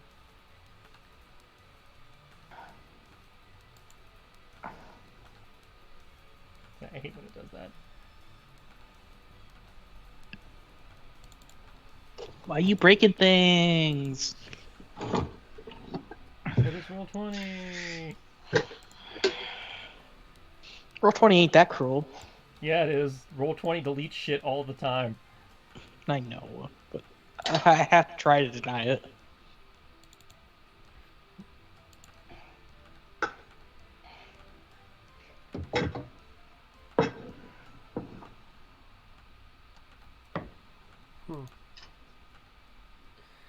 You know what Tibbs Coda will say? You're right.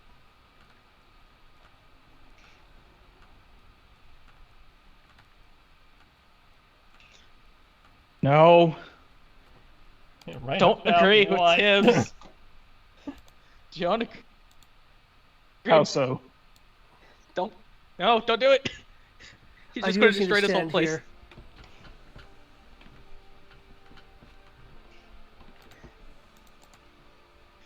Oh, that's not that bad then. He's gonna shock us. He's gonna shock us.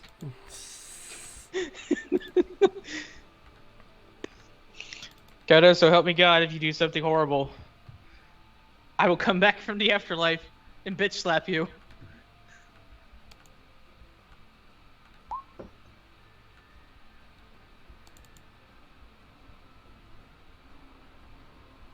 Would not enjoy it.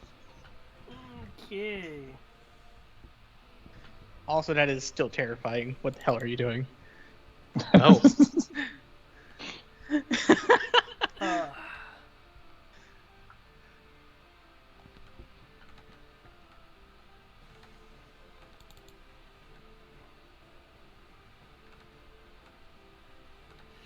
Okay. Ice and frost pour out in a spherical manner.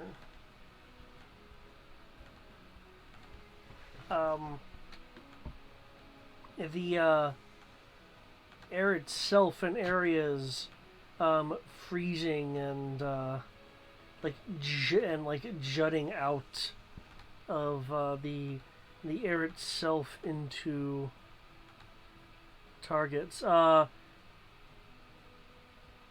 Repeating attack. That's trying to show the spell description. Doesn't work.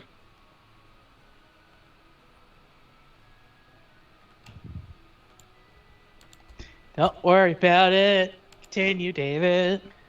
Causing potentially a lot of damage. Where's my effects? There it is. Define a lot of damage. About to find out. Let's see, does that...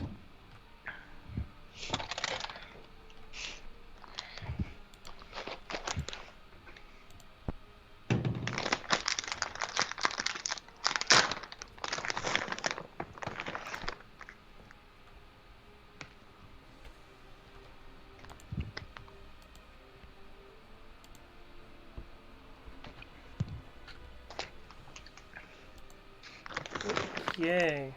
That.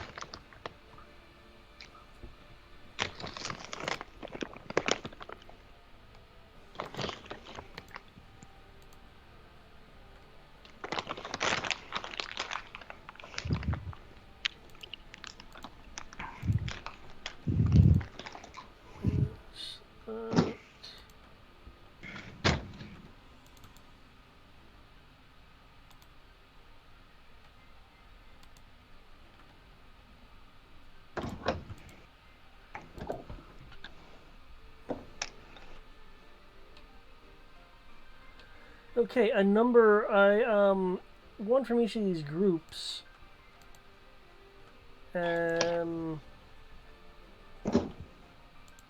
Just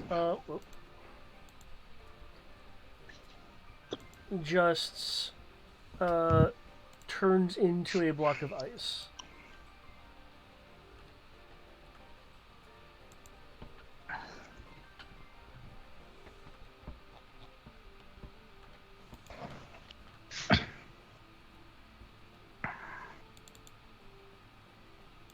Oh. Creature killed by a spell is just turned into pure ice, leaving behind no trace of its original body. Damn. That's literally the only thing that can res them is true resurrection at that point.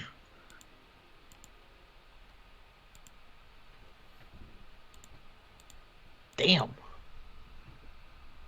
Kodo's being brutal today. He really doesn't like this place.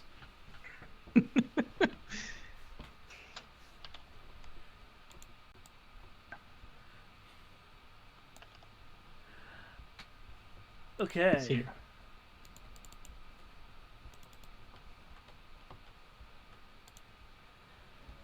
They're looking around at all this frost and stuff. Their breath frosting in the air. You think you can freeze the metal and make it brittle? That is not how this works. I mean, your companions are literal blocks of ice now with nothing left of them. I'm pretty sure this is exactly how this works. Nothing is beyond the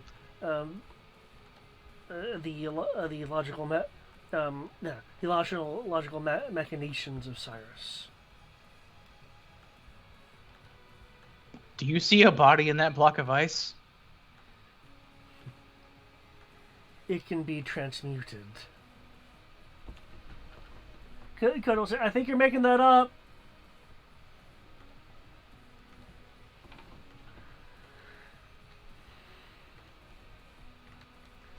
Okay.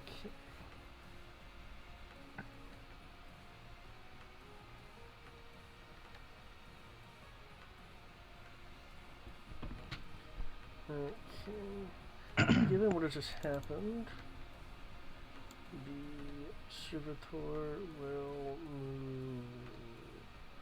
Did I just hear Skeletor? Servitor. Yeah. I had to make sure, because it just barely picked up.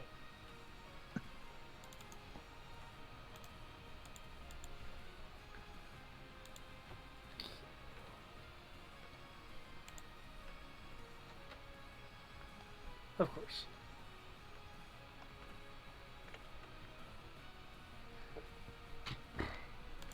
Oh, nope, that's that. I don't need that. Did this some bitch just run past me? Yep. Do you want an op? Yes, he also ran past me. Yep. Do you want an op attack? Yes. You know what? Yes, I will like to trigger Sentinel. Does Sentinel work on a regular old op attack? Yeah. Yeah. Oh.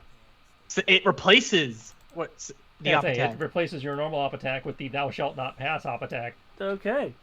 Feel free to do it. Obviously, I have to hit it for it to apply the thou shalt not pass. So what is this? Just like a sphere of like metal shit running by? Yeah, it's a sphere of of runic symbols and blades and magic and. Hold up. Hold up. I just saw something. We're surrounded by a bunch of mages. Tibbs, do you have counterspell? Hmm? We're surrounded by a bunch of mages.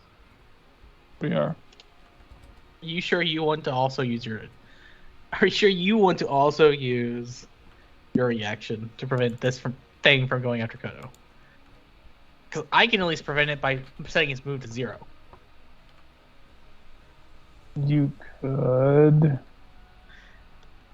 If we both attack it, we could do more damage, but then we might be more vulnerable to whatever clerics or paladins of Osiris decide to cast at us.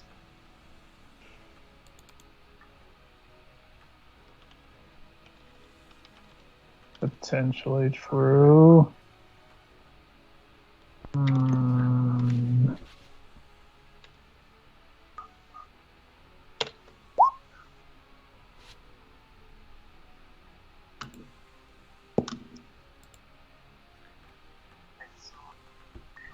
I assume my 30 hits it for Thou Shalt Not Pass. Yes. And you slash into it, scratching through some of its metallic form. My damage is magical, by the way. I'll hold off because technically what I was gonna do probably was overkill. Okay, so you're holding off your up attack. Okay. Whirling around as you have attacked it, and you prevent it from doing its attack on Kodo, it will attempt to retaliate against you. Crit, I will need a defense roll.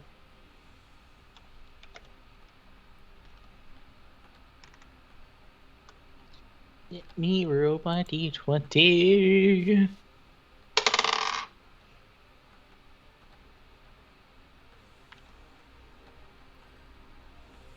It's 27. Okay. Thanks to the power of flanking, you are hit.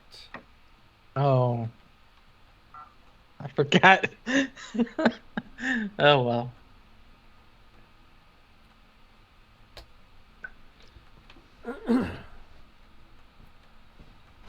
And let's see, I believe you said that was a magical weapon. Yep. All my attacks are considered magical. Okay. Because I am that level of monk. For as long as I use my monk weapons, I can do that. Cool. Okay, I'll need to remember that for next time.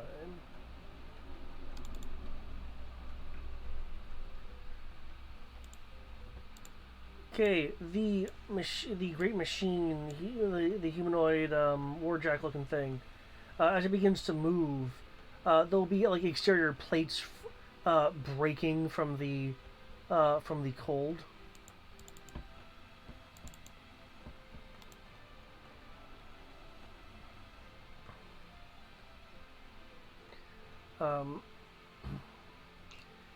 It moves to grab a protrusion from its back, but the arm is like having a hard time reaching it. You'll hear a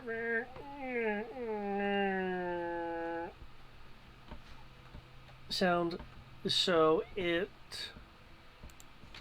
raises its left arm and turns. The left arm, some of its armor plates brittling away because it's massively damaged.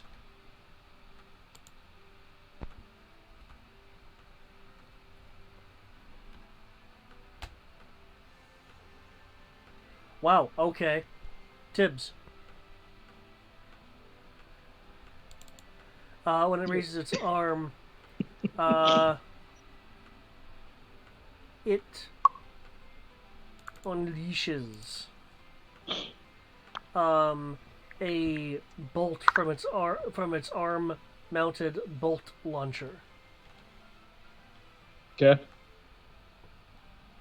Roll a defense. Okay. I do not believe I'm flanked, so Even if you were, it's attacking at range. Flank doesn't apply to range. okay. Let's see, my character's defense is I like this thing. Oh, the bot. armor class 10.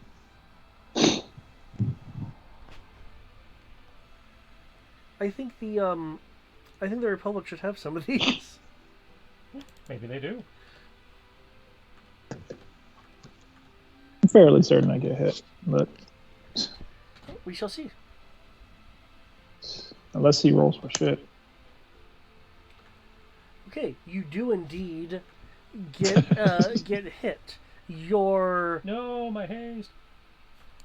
That's not upkept. That's just a thing. I thought that lasts for a haste minute. was concentration. improved haste is not concentration. Oh. Improved haste is improved. Yeah, you just keep that shit.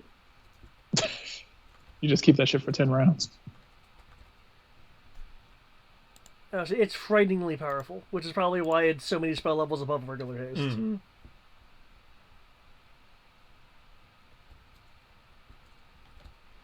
Okay.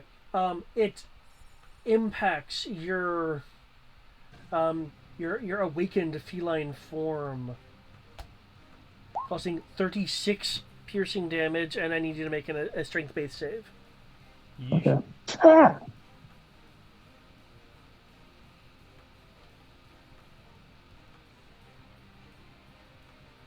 Okay. You will hear some grating noises from the constructed being. You're not sure if it's some form of communication or just the damaged internal bits trying to function.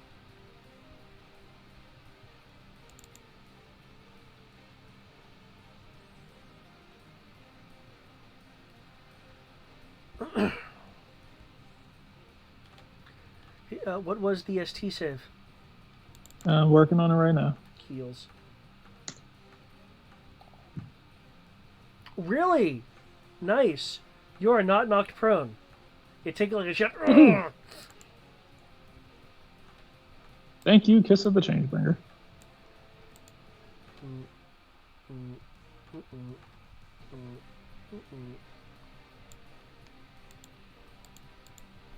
You will move to over here.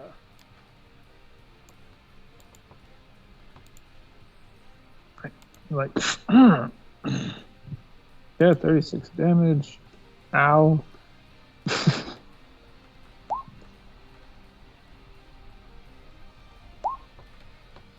Knocks me down to 113. These spectral hammers move in their grouping. One cluster going after Kenshi, the others going after Kriv, the current bearer of the blasphemer cat. He's on your shoulder. You bear him. So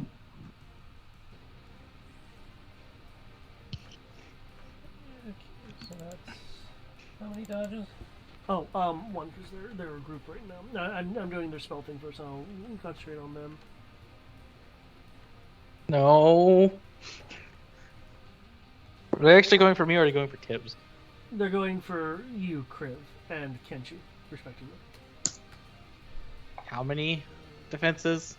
They're just one, they're a group right now. Cool. All right. Well, upside, you get to maintain. I must say, you get to maintain your you get to maintain the spell on you, Kenshi. Plus the initiative. I thought improved haste was not a concentration spell. No, it's the other. It's the warding bond. Warding bond's also not a concentration. Warding, it says concentration. No, it's not. No, I'm looking right at it. That's a concentration. No. It's just you cast it, and then it's there for an hour. He gets +1 to his AC, and he takes half damage because you get the other half. What was that? What was I looking at? Okay, well then, cool. All right, no complaints. Oh, that was the other. Okay, that was a spell I was thinking about using. Never mind. All right. Yeah, that was concentration. Yeah, that would have killed everyone. Yeah, that's a problem. Okay, the ones with the pole arms will look to their companions. You can wait to get to me. I was just making sure it was logged before I lost it. Move to the side and rally with rally with the precision of Cyrus. We will stand here and give them a taste of true mechanical power.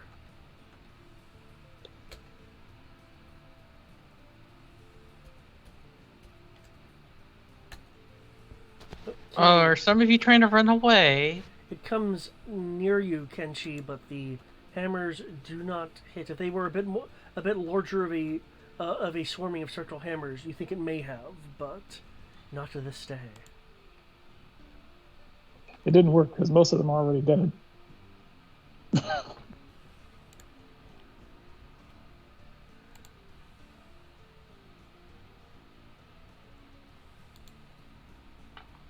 Half of them are frozen and the other half are dead. This group of 5 will go diagonally downward and join their brethren. Yeah, that's kind of terrifying.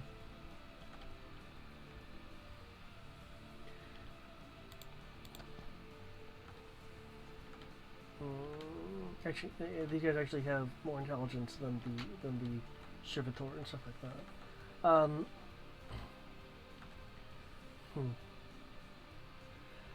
This group over here will sneer. Though you can't really see it because of their helmet.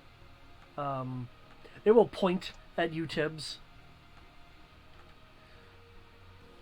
You will soon wish that you had joined in the greater whole that is Cyrus. For now, you will be laid down as spilled grease.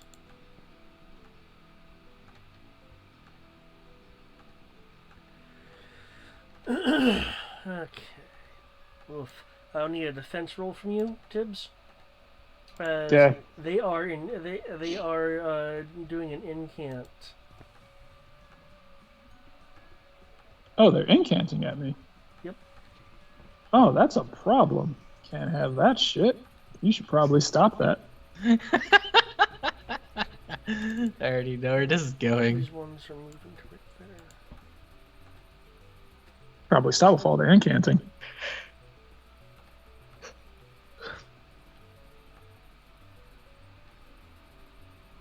Did one group try to run away from no, it merged and sidestepped. That's They right. merged. They merged I and will this group over here counterspell this. shifted. I will shut that shit down. Counterspell. And then they counterspell your counterspell, baby. Possibly. A lot of the pre-made NPCs don't get counterspells, so if they do, I'll be impressed. And so proud of them.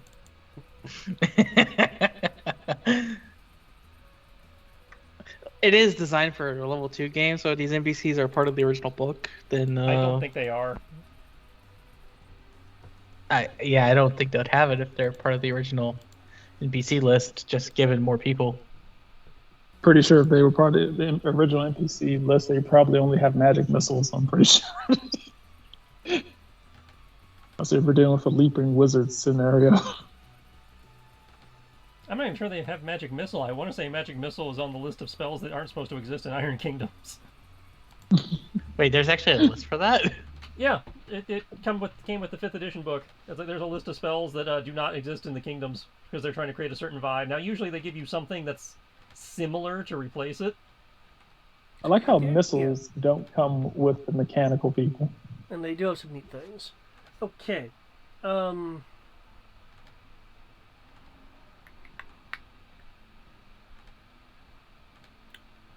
Cools.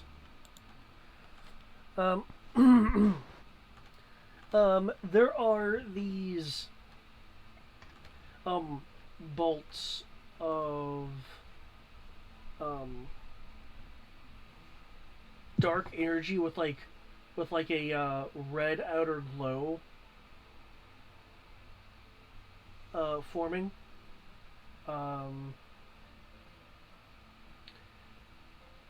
But as you utter the divine words of Bahamut, the energy forming in their 9 hands shatters into dust.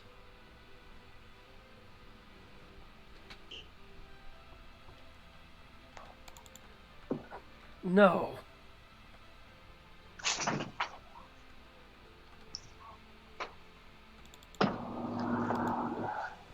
It appears that your god is out of order. You're out of order. This whole proceeding is out of order.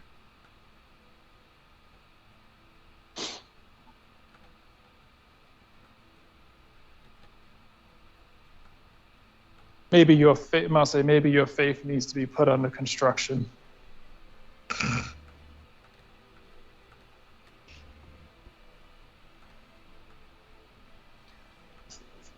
Okay. The group over here will cast. Who are they casting at this time? They're just casting. Would anyone like to do anything about this? I'm good. Nothing I can do. Yeah, I can't do anything else. I prevented Kodo from being smacked in the face. Unless Kodo just wants to, like, be a dick and counterspell him. Well, Kodo was, being a little pompous and just doing a offensive spell from where he was around the corner. So he can't actually see him to counter it. Yeah. Because he is being pompous. Because you decided to give him an ego, damn it. Pretty sure he had an actually ego like has 10,000 less of years an ego ago. now than he did when you first met him. That kind of happens when you get your ass handed to you every day.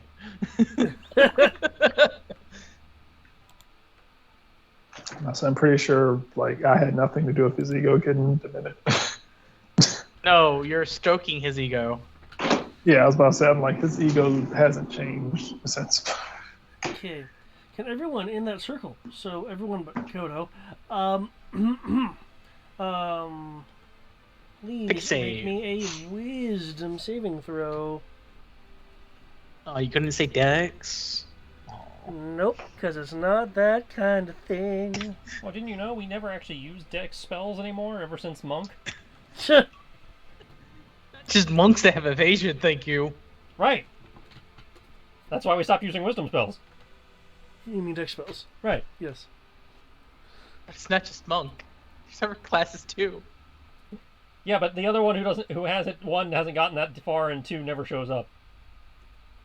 Fair enough. I can't even argue that one. Like, you could just give me a couple every once in a while. And I do. It's just these last several times you fought people that have had a chance to do their homework, so they know that those spells would be worthless.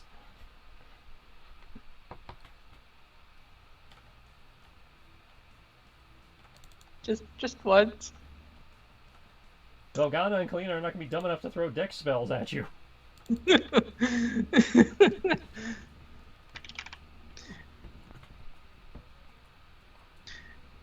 Hey, no.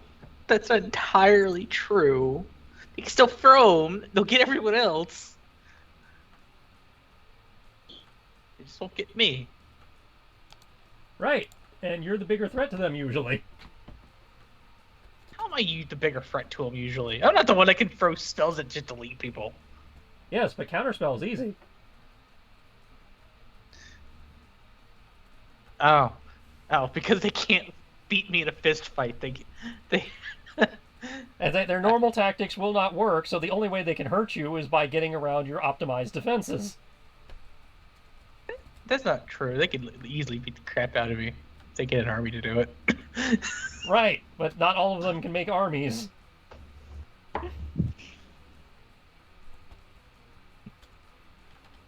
Nonsense. They can totally do that. I have faith in them. And army making is not exactly time efficient.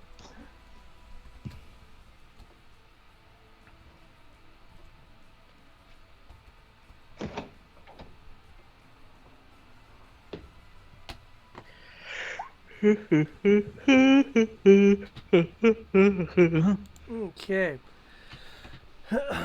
um, a Hold up. I roll a 32 and I get full damage. 32. Did I misread that? Then who has the 18? Oh, that is my What the? mistake. That is my mistake. I thought the whiz was from you. Nope, that's for me. So I take full. Yeah, you take full. So 34, 42. But I take half thanks to Tibbs. Oh, is that all damage forever? That's all damage forever. Yep. Okay. Now that means he also takes 21. So He takes the half plus the half that yeah. he would have taken. So it's not like the damage is lost. I just don't take it. He does. Your movement is So- also halved. Yeah. Oh no! What I know it's What do you mean by +2 and then 8? Like, Oh, that was a miss. I forgot to delete the 2. It was just It's the 2d8, Yeah, yeah. it's just a plus 2d8 for yokai. So yeah, Tibbs. Oh no. Oh no, you took half of triple. Yeah. So Tibbs takes 17 plus 21. So Tibbs takes 38. and I take 17. Yep. What happens is the area is now filled with spectral nuts and bolts. Ow! Ow! Ow! Ow! It's like the dark spectral energy. That's adorable. Which group cast this? This one. They're going to die soon. They also do a quick cast of something that Tibbs immediately is familiar with. Mm-hmm. They cast Sanctuary on themselves. Oh. That ain't going to help Dang. them. Oh, that is definitely not going to help you.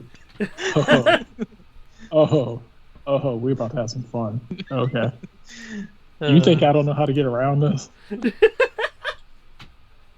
All I have to do is just hit you with a spell that doesn't hurt you. I'm dear not going to Lord. hurt you. Well, it I'm might not slow gonna me hurt down you a at bit. all. It also, in Fury, slowed me down, but it's a wisdom save. That's one of my strongest saves available to me. This group right here, the ones that kind of swap positions with their fellows, will be pointing their clawed They're man catchers. sticks, pike, pole arms at you, Kenshi. They will then press down on, since they're so close to you. You can see that there is a slight raise where there's an actual button. They press the button. The tubes on the back with the red and gold color start flowing forward. There's arcing energy between the claw-like prongs, the three claw-like prongs. You will see they're kind of positioned around. What's your passive? Let me check. Your passive morality. There we go. 18. 18's enough. You will see that there's a slight shift in the coloration on the sealed backpacks that they have, as if it's as if you're looking at a smoky, transparent canteen, and some of the liquid was being removed from it. As suddenly a gout of flame from these multiple implements goes out at you and everyone else in that line. This is not a spell. No, it's a tech thing. This line attack requires unless you're gonna do some. No, I'm just bringing up absorb elements. Okay. Requires a dexterity save.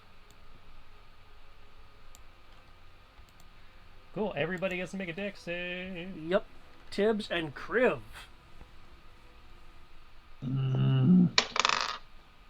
Ha. You expect me to be concerned about dex save. Shame I can't impart this dex save to Tim since he's sitting on top of me. Well, unfortunately he's in the line, so That's why I said it's unfortunate that I can't do that for him.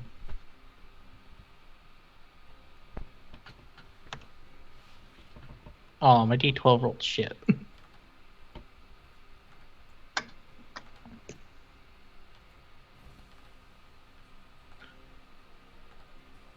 Wait, what? What? Do you have like advantage or something on dex saves? I have advantage on all saves. Oh, you just get to have advantage on all saves, and this one just happens to be one that you're proficient in, so that's Yep. why you had the D12s. Yep, 2d12s because I'm proficient, so it's actually 1d12 with advantage. That makes more sense then. Yeah.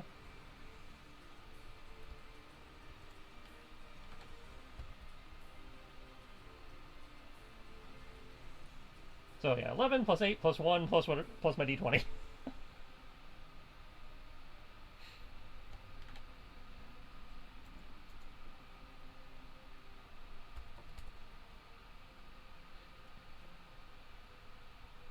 Plus, I think improved haste giving you like +3 or something like that. You're right, and I forgot to factor that in. I only gave myself the warding bond one. I already have the none notation for you, Kriv. I know you have evasion. Okay.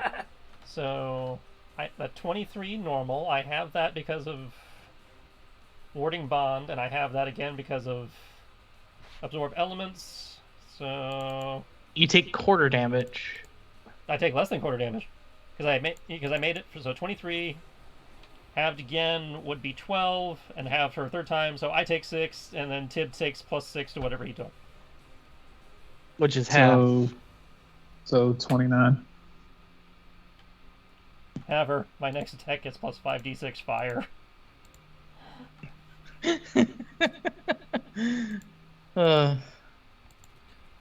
Okay. They quickly cast Sanctuary on themselves.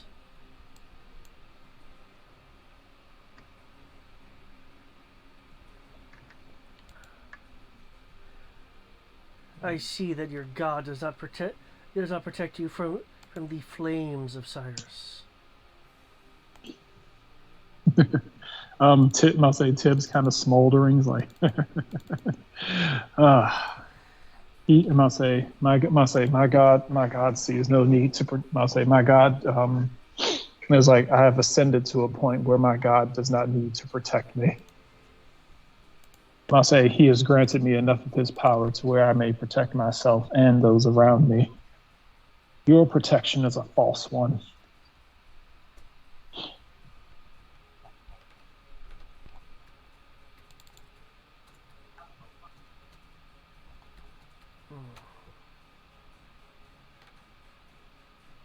Do we want to go for one more round, or do we want to end on that righteous line? I'm down for calling it. That's a good line to go out on. Yeah, no, mind that. However, since I I'm don't keeping know. all this shit, I am just going to hit enter on this just so I don't lose it, because there's a lot of information that will get lost between sessions due to all the buffs and stuff. I'd be actually willing to go on a bit more, but it's like 1:30. Yeah. So.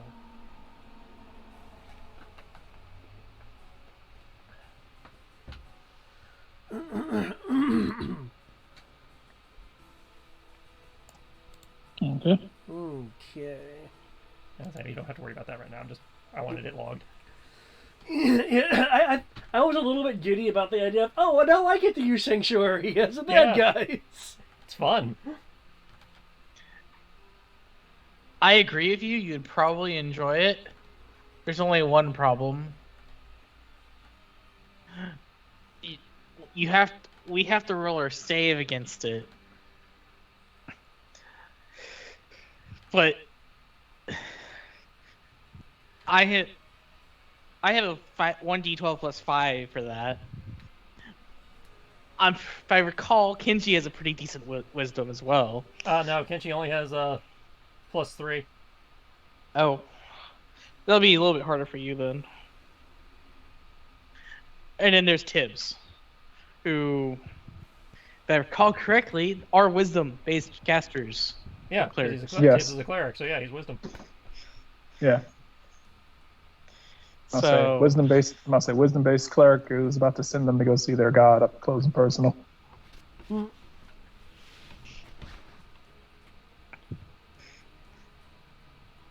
So yeah.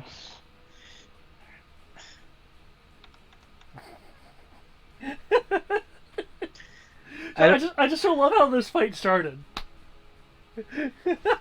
This fight was supposed to I was just be trying to intimidate so past calm. them, make them give us access to their temple to go get the fucking necromancer elf chick. But The righteous indignation on both sides was just hilarious. then Tibbs had to say something regarding religion. Well, it I was in tr- response I w- to the dude saying, you know, revoke your faith and join ours. All I said was, hey, and I'll say, as a cleric, I did a tips thing. The tips thing to do was offer. I just saw that they just finished fighting undead. I was like, hey, they just finished fighting undead. Let me offer to heal the people who have been injured, because at the end of the day, they're still people and they need help. And they are fighting the good fight against the undead. Cool. And he's like, thank you for your offer.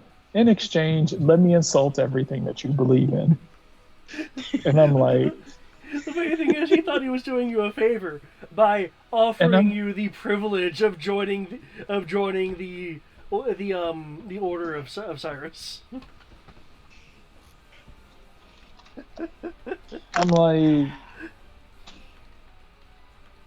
oh, hey, you want to join, our fucking treehouse cult? I'm like, the fuck?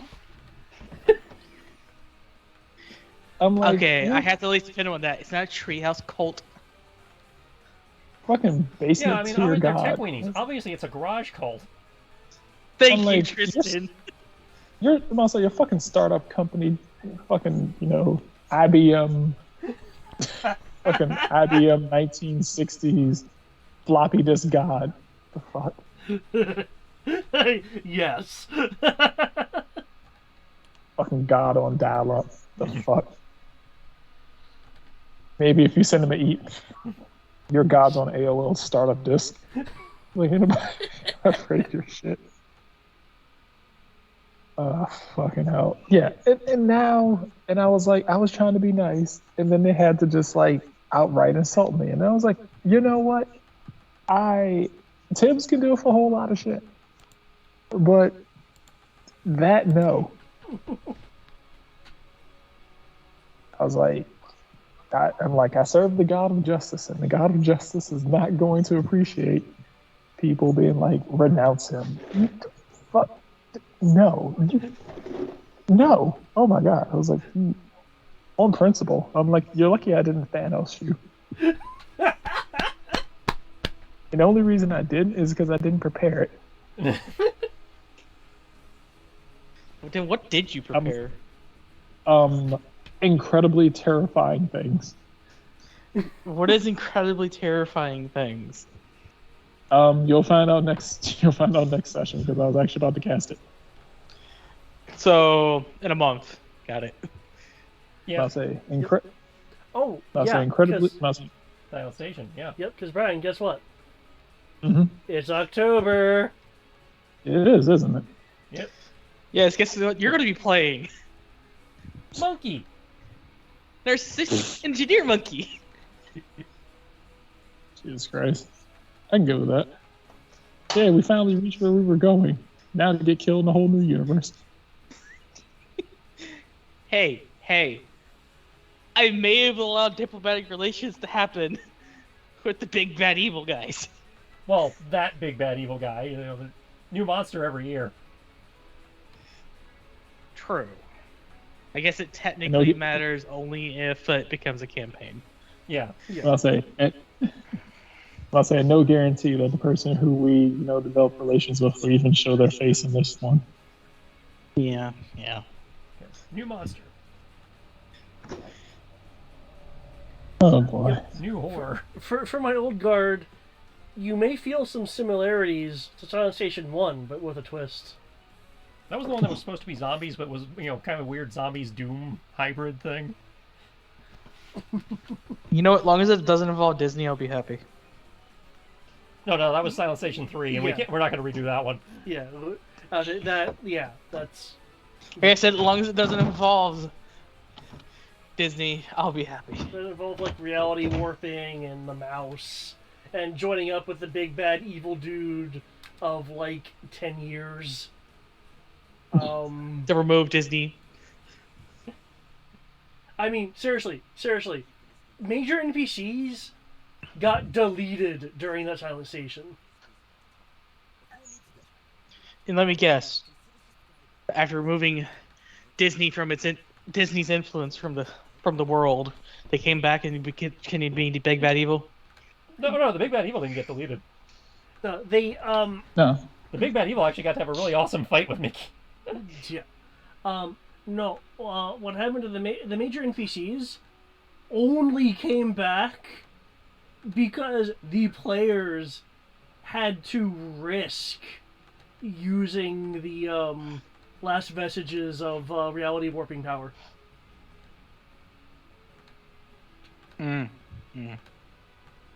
Yeah. If they didn't do that, it'd be like, oh, well, I guess they're deleted from the timeline now. I guess no one remembers them now. Except for Tristan, who remembered them and didn't remember them. Yeah, because I cheated and used the eidetic memory force power. It's like, you remember two separate realities. It's like, huh, well then. But, that was a good one. Like, that's where the like the Thawne holocron popped up, and there was that fight for an hour, and Bride was like, the fuck, when suddenly force powers could affect him because Yin-Sid deleted a key moment in his existence. Yeah, and then I was like, oh, well, this isn't fun. Now I actually have to fight people. I would say it was a fairly epic fight. Like, did you actually make me have to fight? I was like, my character doesn't like to fight. God damn it. I'm trying to go on this whole campaign without fighting. Dave was like, no. Like, participate, damn you.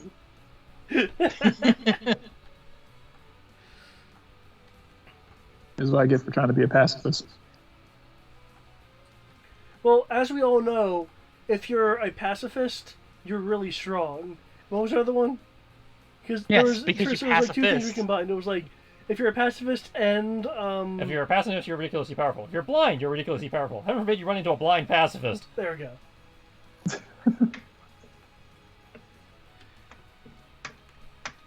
I mean, to be fair, they just pacifist off. I'm gonna say, or you could be like what Cell said.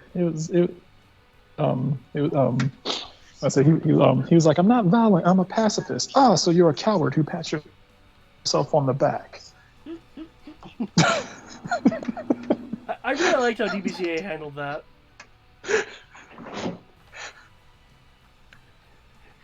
I was like, I had to think about it. I was like, yeah, that sounds about right. And then and by sticking to your guns, all that you would have achieved is the moral high ground, as all of your friends and family are dead around you. To be fair, I'd still maintain the moral high ground on that. I follow the general rule of how moral high ground works. Whoever's alive is the person who said that they did the right thing. So it's the Lancelot back in the day thing. Yeah, History is written by the victors, after all. yeah. The I one don't who's right. disagree with you must on say the that one. one. I mean, the one who's right is the one who's alive. I mean, if you live, are you really going to paint yourself in a bad light and be like, I say, if you win, and he's like, today the villain won, ha ha ha. You'd be like, you're like, no, justice reigns.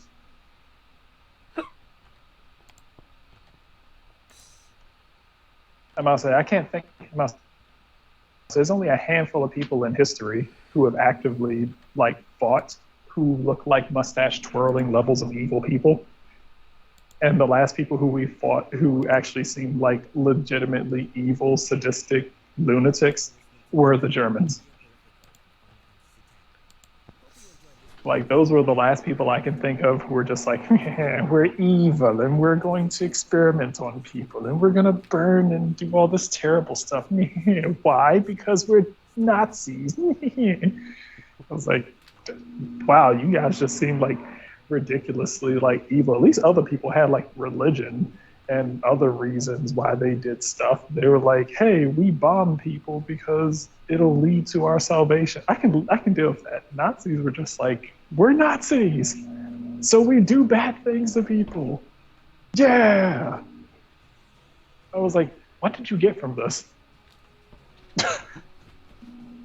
It was like, the Fuhrer told me to. Why?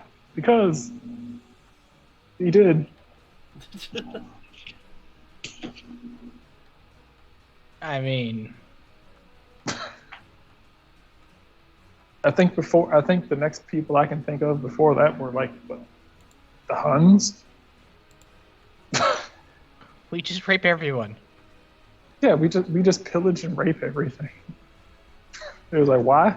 Because who's gonna stop us? I mean, I see the logic, but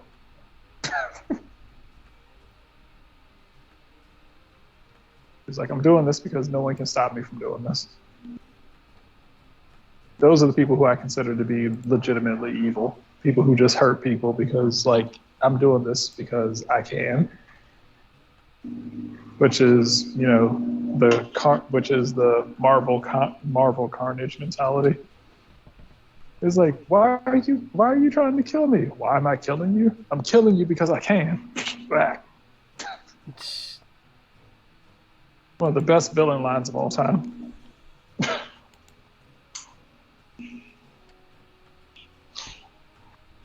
But all right. In which case, I'll let folks go. Yeah, we need to log off too. Yeah. And it gives me a Have a chance to spend a month trying to figure out exactly how I want to go about doing this. So, My solution is simple. I'm just going to punch whatever. I'm going to kill all of them except for one. And then that one can tell us where to go to find the remaining people. That's the way I look at it. Well, I mean, they don't exactly have GPS trackers on all of their fellows. if there's one thing, if there's one thing I also found out, David realized that, hey, I can cast Sanctuary. And there's one of the things I found out is that, hey, I don't have to target you to hit you. Yep.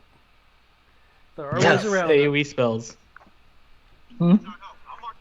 The AoE spells.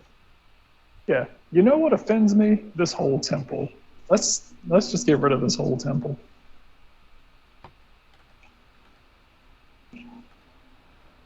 I'll say nothing will give them more despair than destroying them and their god at the same time. I mean, if there wasn't a reality-breaking orb, if you happen to destroy it, that will probably finish off the rest of this continent. I wouldn't be against you doing that if we weren't in there. Destroy the continent, leave this world, go to No, another reality. Can't do that. We don't have a portal gun that can send us to infinite realities. We don't have a portal gun. Do. Totally do. Totally do. We have two people who can literally do that. Send us into other realities where the Mistlands don't happen, or we don't cause the end of the universe. Well, I'm gonna say, as far as I know, if we destroy the pillars of this world, it doesn't destroy all of reality. It just kind of fucks up this planet. No, because in this continuity, in the Valkyria Ladrina continuity, all the planes and stuff are connected. They were all created at the same time. You are not part of the D&D multiverse. Oh, okay. Yeah, there's no multiverse going on here. So yeah, if you take it out, potentially you take out every plane of existence. Wow. So Ladrina is just its own thing, but at the same time it's connected to everything, but you can't get out of here to go to everywhere else. No, you can go to other planes in You can Ladrina. go to the planes. You can go to like the Feywild and stuff, but for the purposes of my setting, the Feywild and stuff are all just different vibrational frequencies of the same world. Like you couldn't go to Faerun if that's what. Yeah, you're you trying can't go to say. like Eberron or the Forgotten Realms or anything like that, but you can go to like the Feywild or the Shadowfell or the Plane of Fire or any of that. Like you can go to Oh, other okay. planes, you just can't go to other world settings. Yeah, Okay. the So multiverse. we can just like. Yeah. So we couldn't just like run away to like the God realms or anything. Yeah, because there's a good chance you will take out the God Realms. The orbs transcend the gods. Why the fuck would they just leave them here then? They got lost in the Great War in the First Age. But most of them got recovered before one of them got destroyed. Yet for some reason, they didn't feel like taking the remaining ones. No, they got recovered after the gods left through the Divine Gate because they saw the damage the orbs had done and hoped that by leaving they would not happen again. Leaving them with mortals. Well, they were lost. They great. had no idea where they had ended up. No, but what I mean And is mortals that at the time, and the mortals that remained didn't remember they even existed. In terms no, of but the I orbs. mean when the whole Mistlands fiasco happened, it's like they got found. Why didn't the gods feel like recovering them? Because the gods couldn't recover them because they're trapped on the other side of the Divine Gate. They have locked themselves out. Oh, that's right. They locked themselves out. Yeah, to try and prevent the god wars and stuff from the First Age from happening again. They're like, okay, cool. We're gonna go over here. We're gonna put this little barrier around the mortals so that we can't fuck with them. No more angel items, no more of that. Gods will just fight gods. We'll leave the mortals out of it, and then the orbs were rediscovered 1,000 years ago, and they were like, well, fuck. Okay, we're gonna send the Heroes of Light to recover the orbs. Hence the whole angel items reactivating thing that happened in the first campaign. And then the heroes fucked it up. Oh fuck! The heroes are bickering. Oh dear lord! They just exploded one of the orbs. And now 1,000 years later, the orbs have been recovered again. I wonder which one of us is going to get strong enough to fix the Mistlands. I don't think it can be fixed. Fixing the Mistlands has nothing to do with strength. No, I must say, I just meant Now- like which one of us is going to get enough magic or power or anything to be able to fix the Mistlands and like take everything that's fucked up with the Mistlands and combine it back into the orb. That's actually a good point. If we figure out which orb did it, we could technically use that orb to fix it. You could attempt to. Well, there's no reason not to. Pray to God. There is a reason. I know what this reason's going to be. So Tristan didn't have to edit the map again. Oh, no. I know how that would play out. Okay. And as What, far if as we that goes, I fix do it? have a raw version of the map. Okay. There we go. I'm about to say, Tibbs would not be opposed to doing that if it puts reality back in order. Like, you know what? Fuck it. If I have to try and use all the power granted to me in order to try and do this, and, whatever. It'll save people. It'll give people a happier life. Then so be it. I don't We'll think fix it would this out. save people. I actually think it'll do the opposite. For one reason. You now have all of this unexploited land that no one has claimed within reach of almost everyone. I think that's still a little bit better than having some sort of ever-expanding mist that's going out and murdering people. It doesn't expand. It just Not sits yet. there.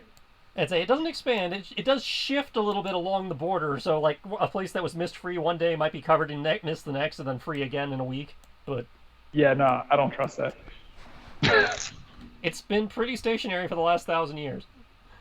Yeah, but things that are immortal can move whenever they feel like it.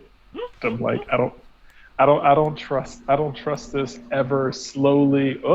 I'm touching you. Oh, wait, no, I'm not touching you. But wait, I'm touching you. No, wait, no, I don't trust that shit to last forever.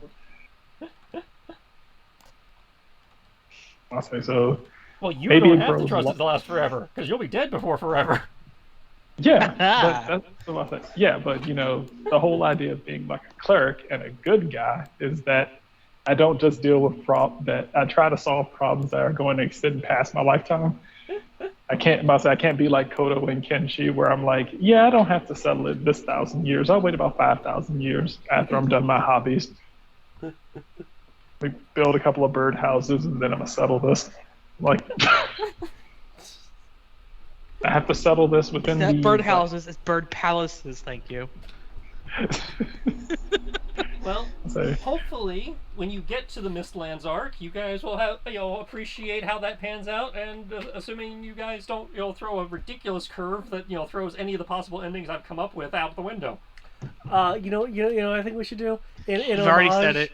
In homage to the first campaign, we should destroy the fragments or whatever of whatever's making the Mistlands twice over to make more Mistlands. Just as an homage. I'm kidding. Let's not do that.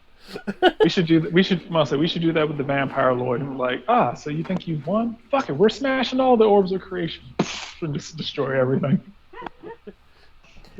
It's like, now nobody wins. I bet that'd probably fuck him up. I'll do that. Y'all show up in 2 weeks on Sunday, and I'm like, oh, cool. Yeah, by the way, guys, while you're fighting these bullywugs, the world just exploded. Game over. You were gonna describe it as the Turtles Forever thing, where like you start seeing the line art in the distance getting closer. It's like, the fuck is that? Like, what happened? David and Brian broke the planet.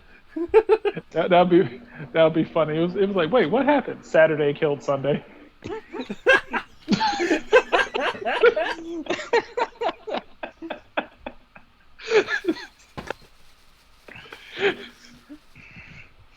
That's when we know that we've really done something big. When we can transcend our game to fuck over other games.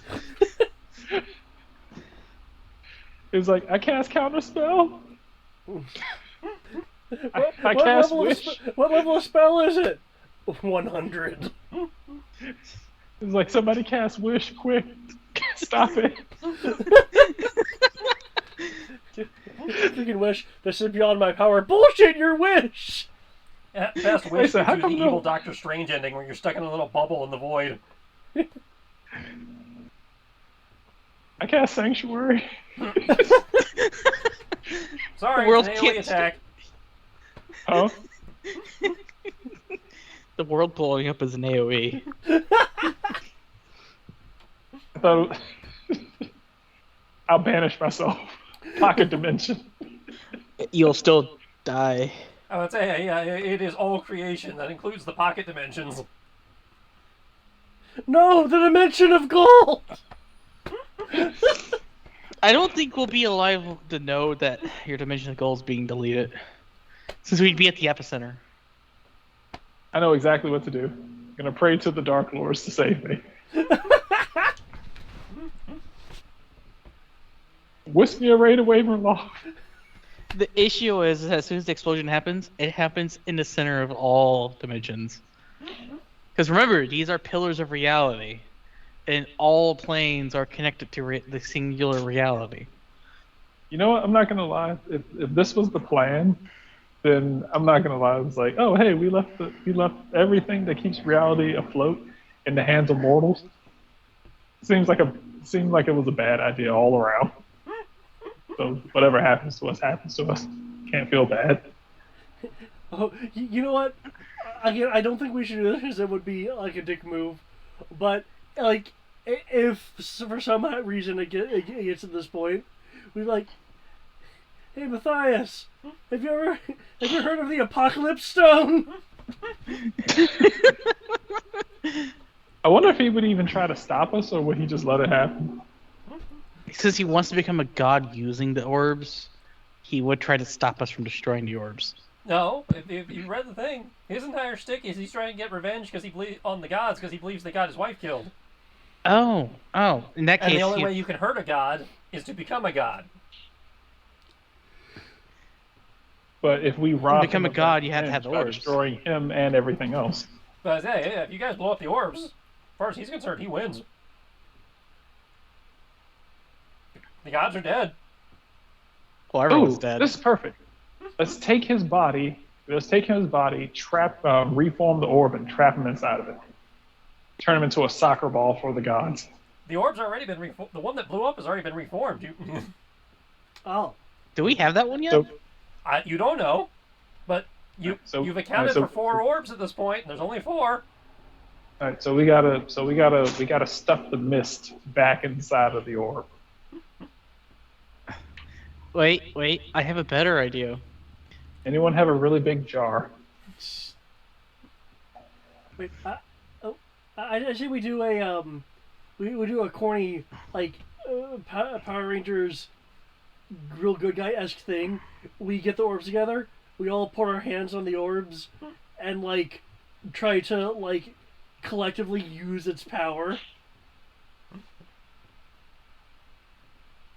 Ooh, or you can make a pocket dimension and suck the mist lands into their pocket dimension. Yeah, I can open a pocket dimension. We get a giant vacuum cleaner. You opened a pocket dimension to the land of vacuum cleaners? Yes. Wait, if he uses gate, would that be large enough? No. Unfortunately. I can probably try to summon something that could, that could take it away. Oh, you know what he should summon? He should summon what's contained within Lunaclastra. Chaos. Yeah. Introduce Ladrina to some Fallen. We'll see what happens. Unfortunately, due to how Valkyra works, they are not connected. Damn it. I mean, he could just technically wish the mist away. I'm pretty sure Not if that was wish. viable, somebody would have tried that already in the last Not 1,000 wish, years. but pray to God. Well, I'll say, has anyone been like level 20 to do that since?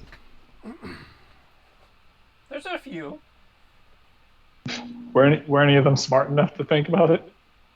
I would like to think that somebody may have tried that in the past, such as, the God King would have his kingdom kerpoofed.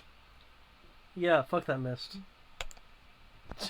I feel like maybe one wish doesn't work, but if you have a lot of people wishing, you have like a council of wishers. Like 12 level 20 people just get in a circle, perform a ritual, and just cast wish at the same time.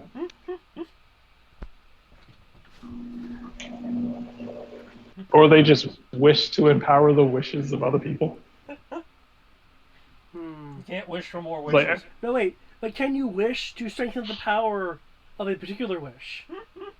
That's an interesting it was like we wish. It was like you have 11 people wish to increase the magical spell casting abilities of the one person to be able to cast up to 12th level spells, and then he just upcasts wish to 12. I still. I'm gonna say because I thought the write-up said that mortals could only cast to 9 because of some sort of mental block that was It's not a placed mental on block. every. It's the laws of the universe were set down by the gods that said mortals cannot access anything beyond 9th level. Yeah, because depending on the continuity you're looking at, I think this is Faerunian continuity, of in the far past, magic was unrestricted, and because essentially the goddess of magic was essentially not attentive, like, oh yeah, they can do what they want, yeah, whatever. This one dude cast like a level 12 spell, and shit happened, and the daughter of the goddess of magic is like, you see this? You see this? We can't have this happen again. I'm rewriting the laws right now. The problem you're running into is mortals are capped at 9th level. No matter how many additional wishes you throw at it, you're still capped at 9th level.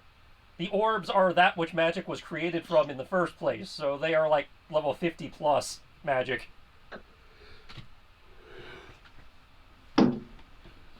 So using the orbs would be a means of doing things that are impossible.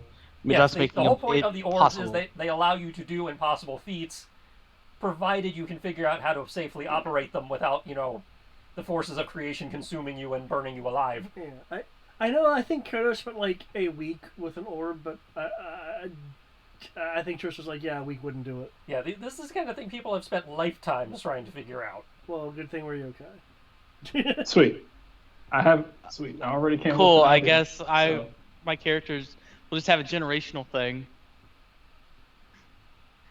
Sweet. Right, that gives me an idea. All I need to do is I need to reach level 20, ask God, how do I use the orbs?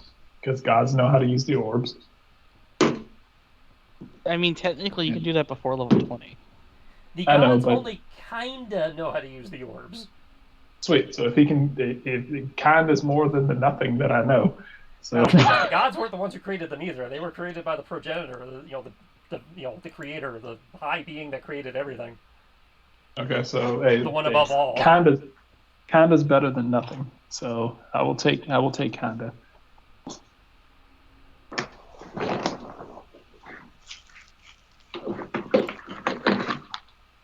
So yeah, I will happily take kinda, and then I'll say after I do that, then I can in order to make sure that I don't die from this, I cast Sanctuary on myself. Yeah, So Sanctuary's not that gonna the protect universe- you from, power backlash. Hey, it targeted me. No, it didn't. You targeted it. Sanctuary does not protect you from recoil.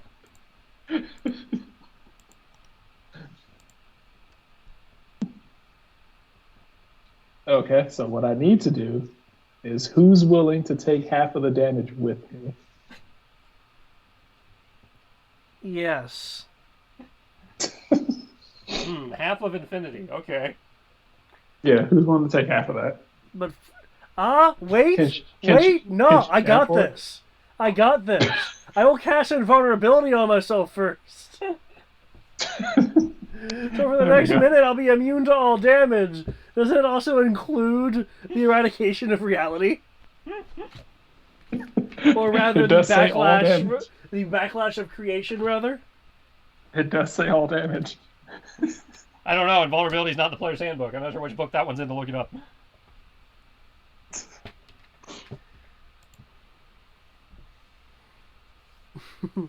I put myself, I must say, I cast it, and then as soon as that happens, I activate anti-magic field.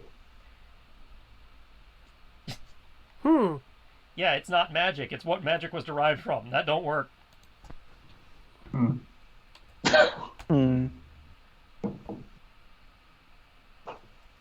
There's got to be a way around this. We'll figure it out. It's like magic is like the exhaust that comes off the energy of creation.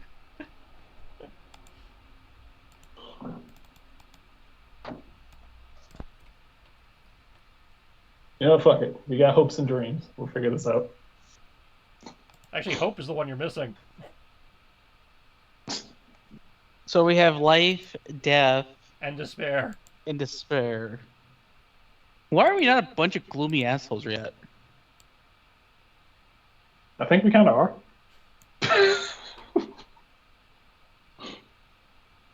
I don't know. We don't try to murder everything in our way.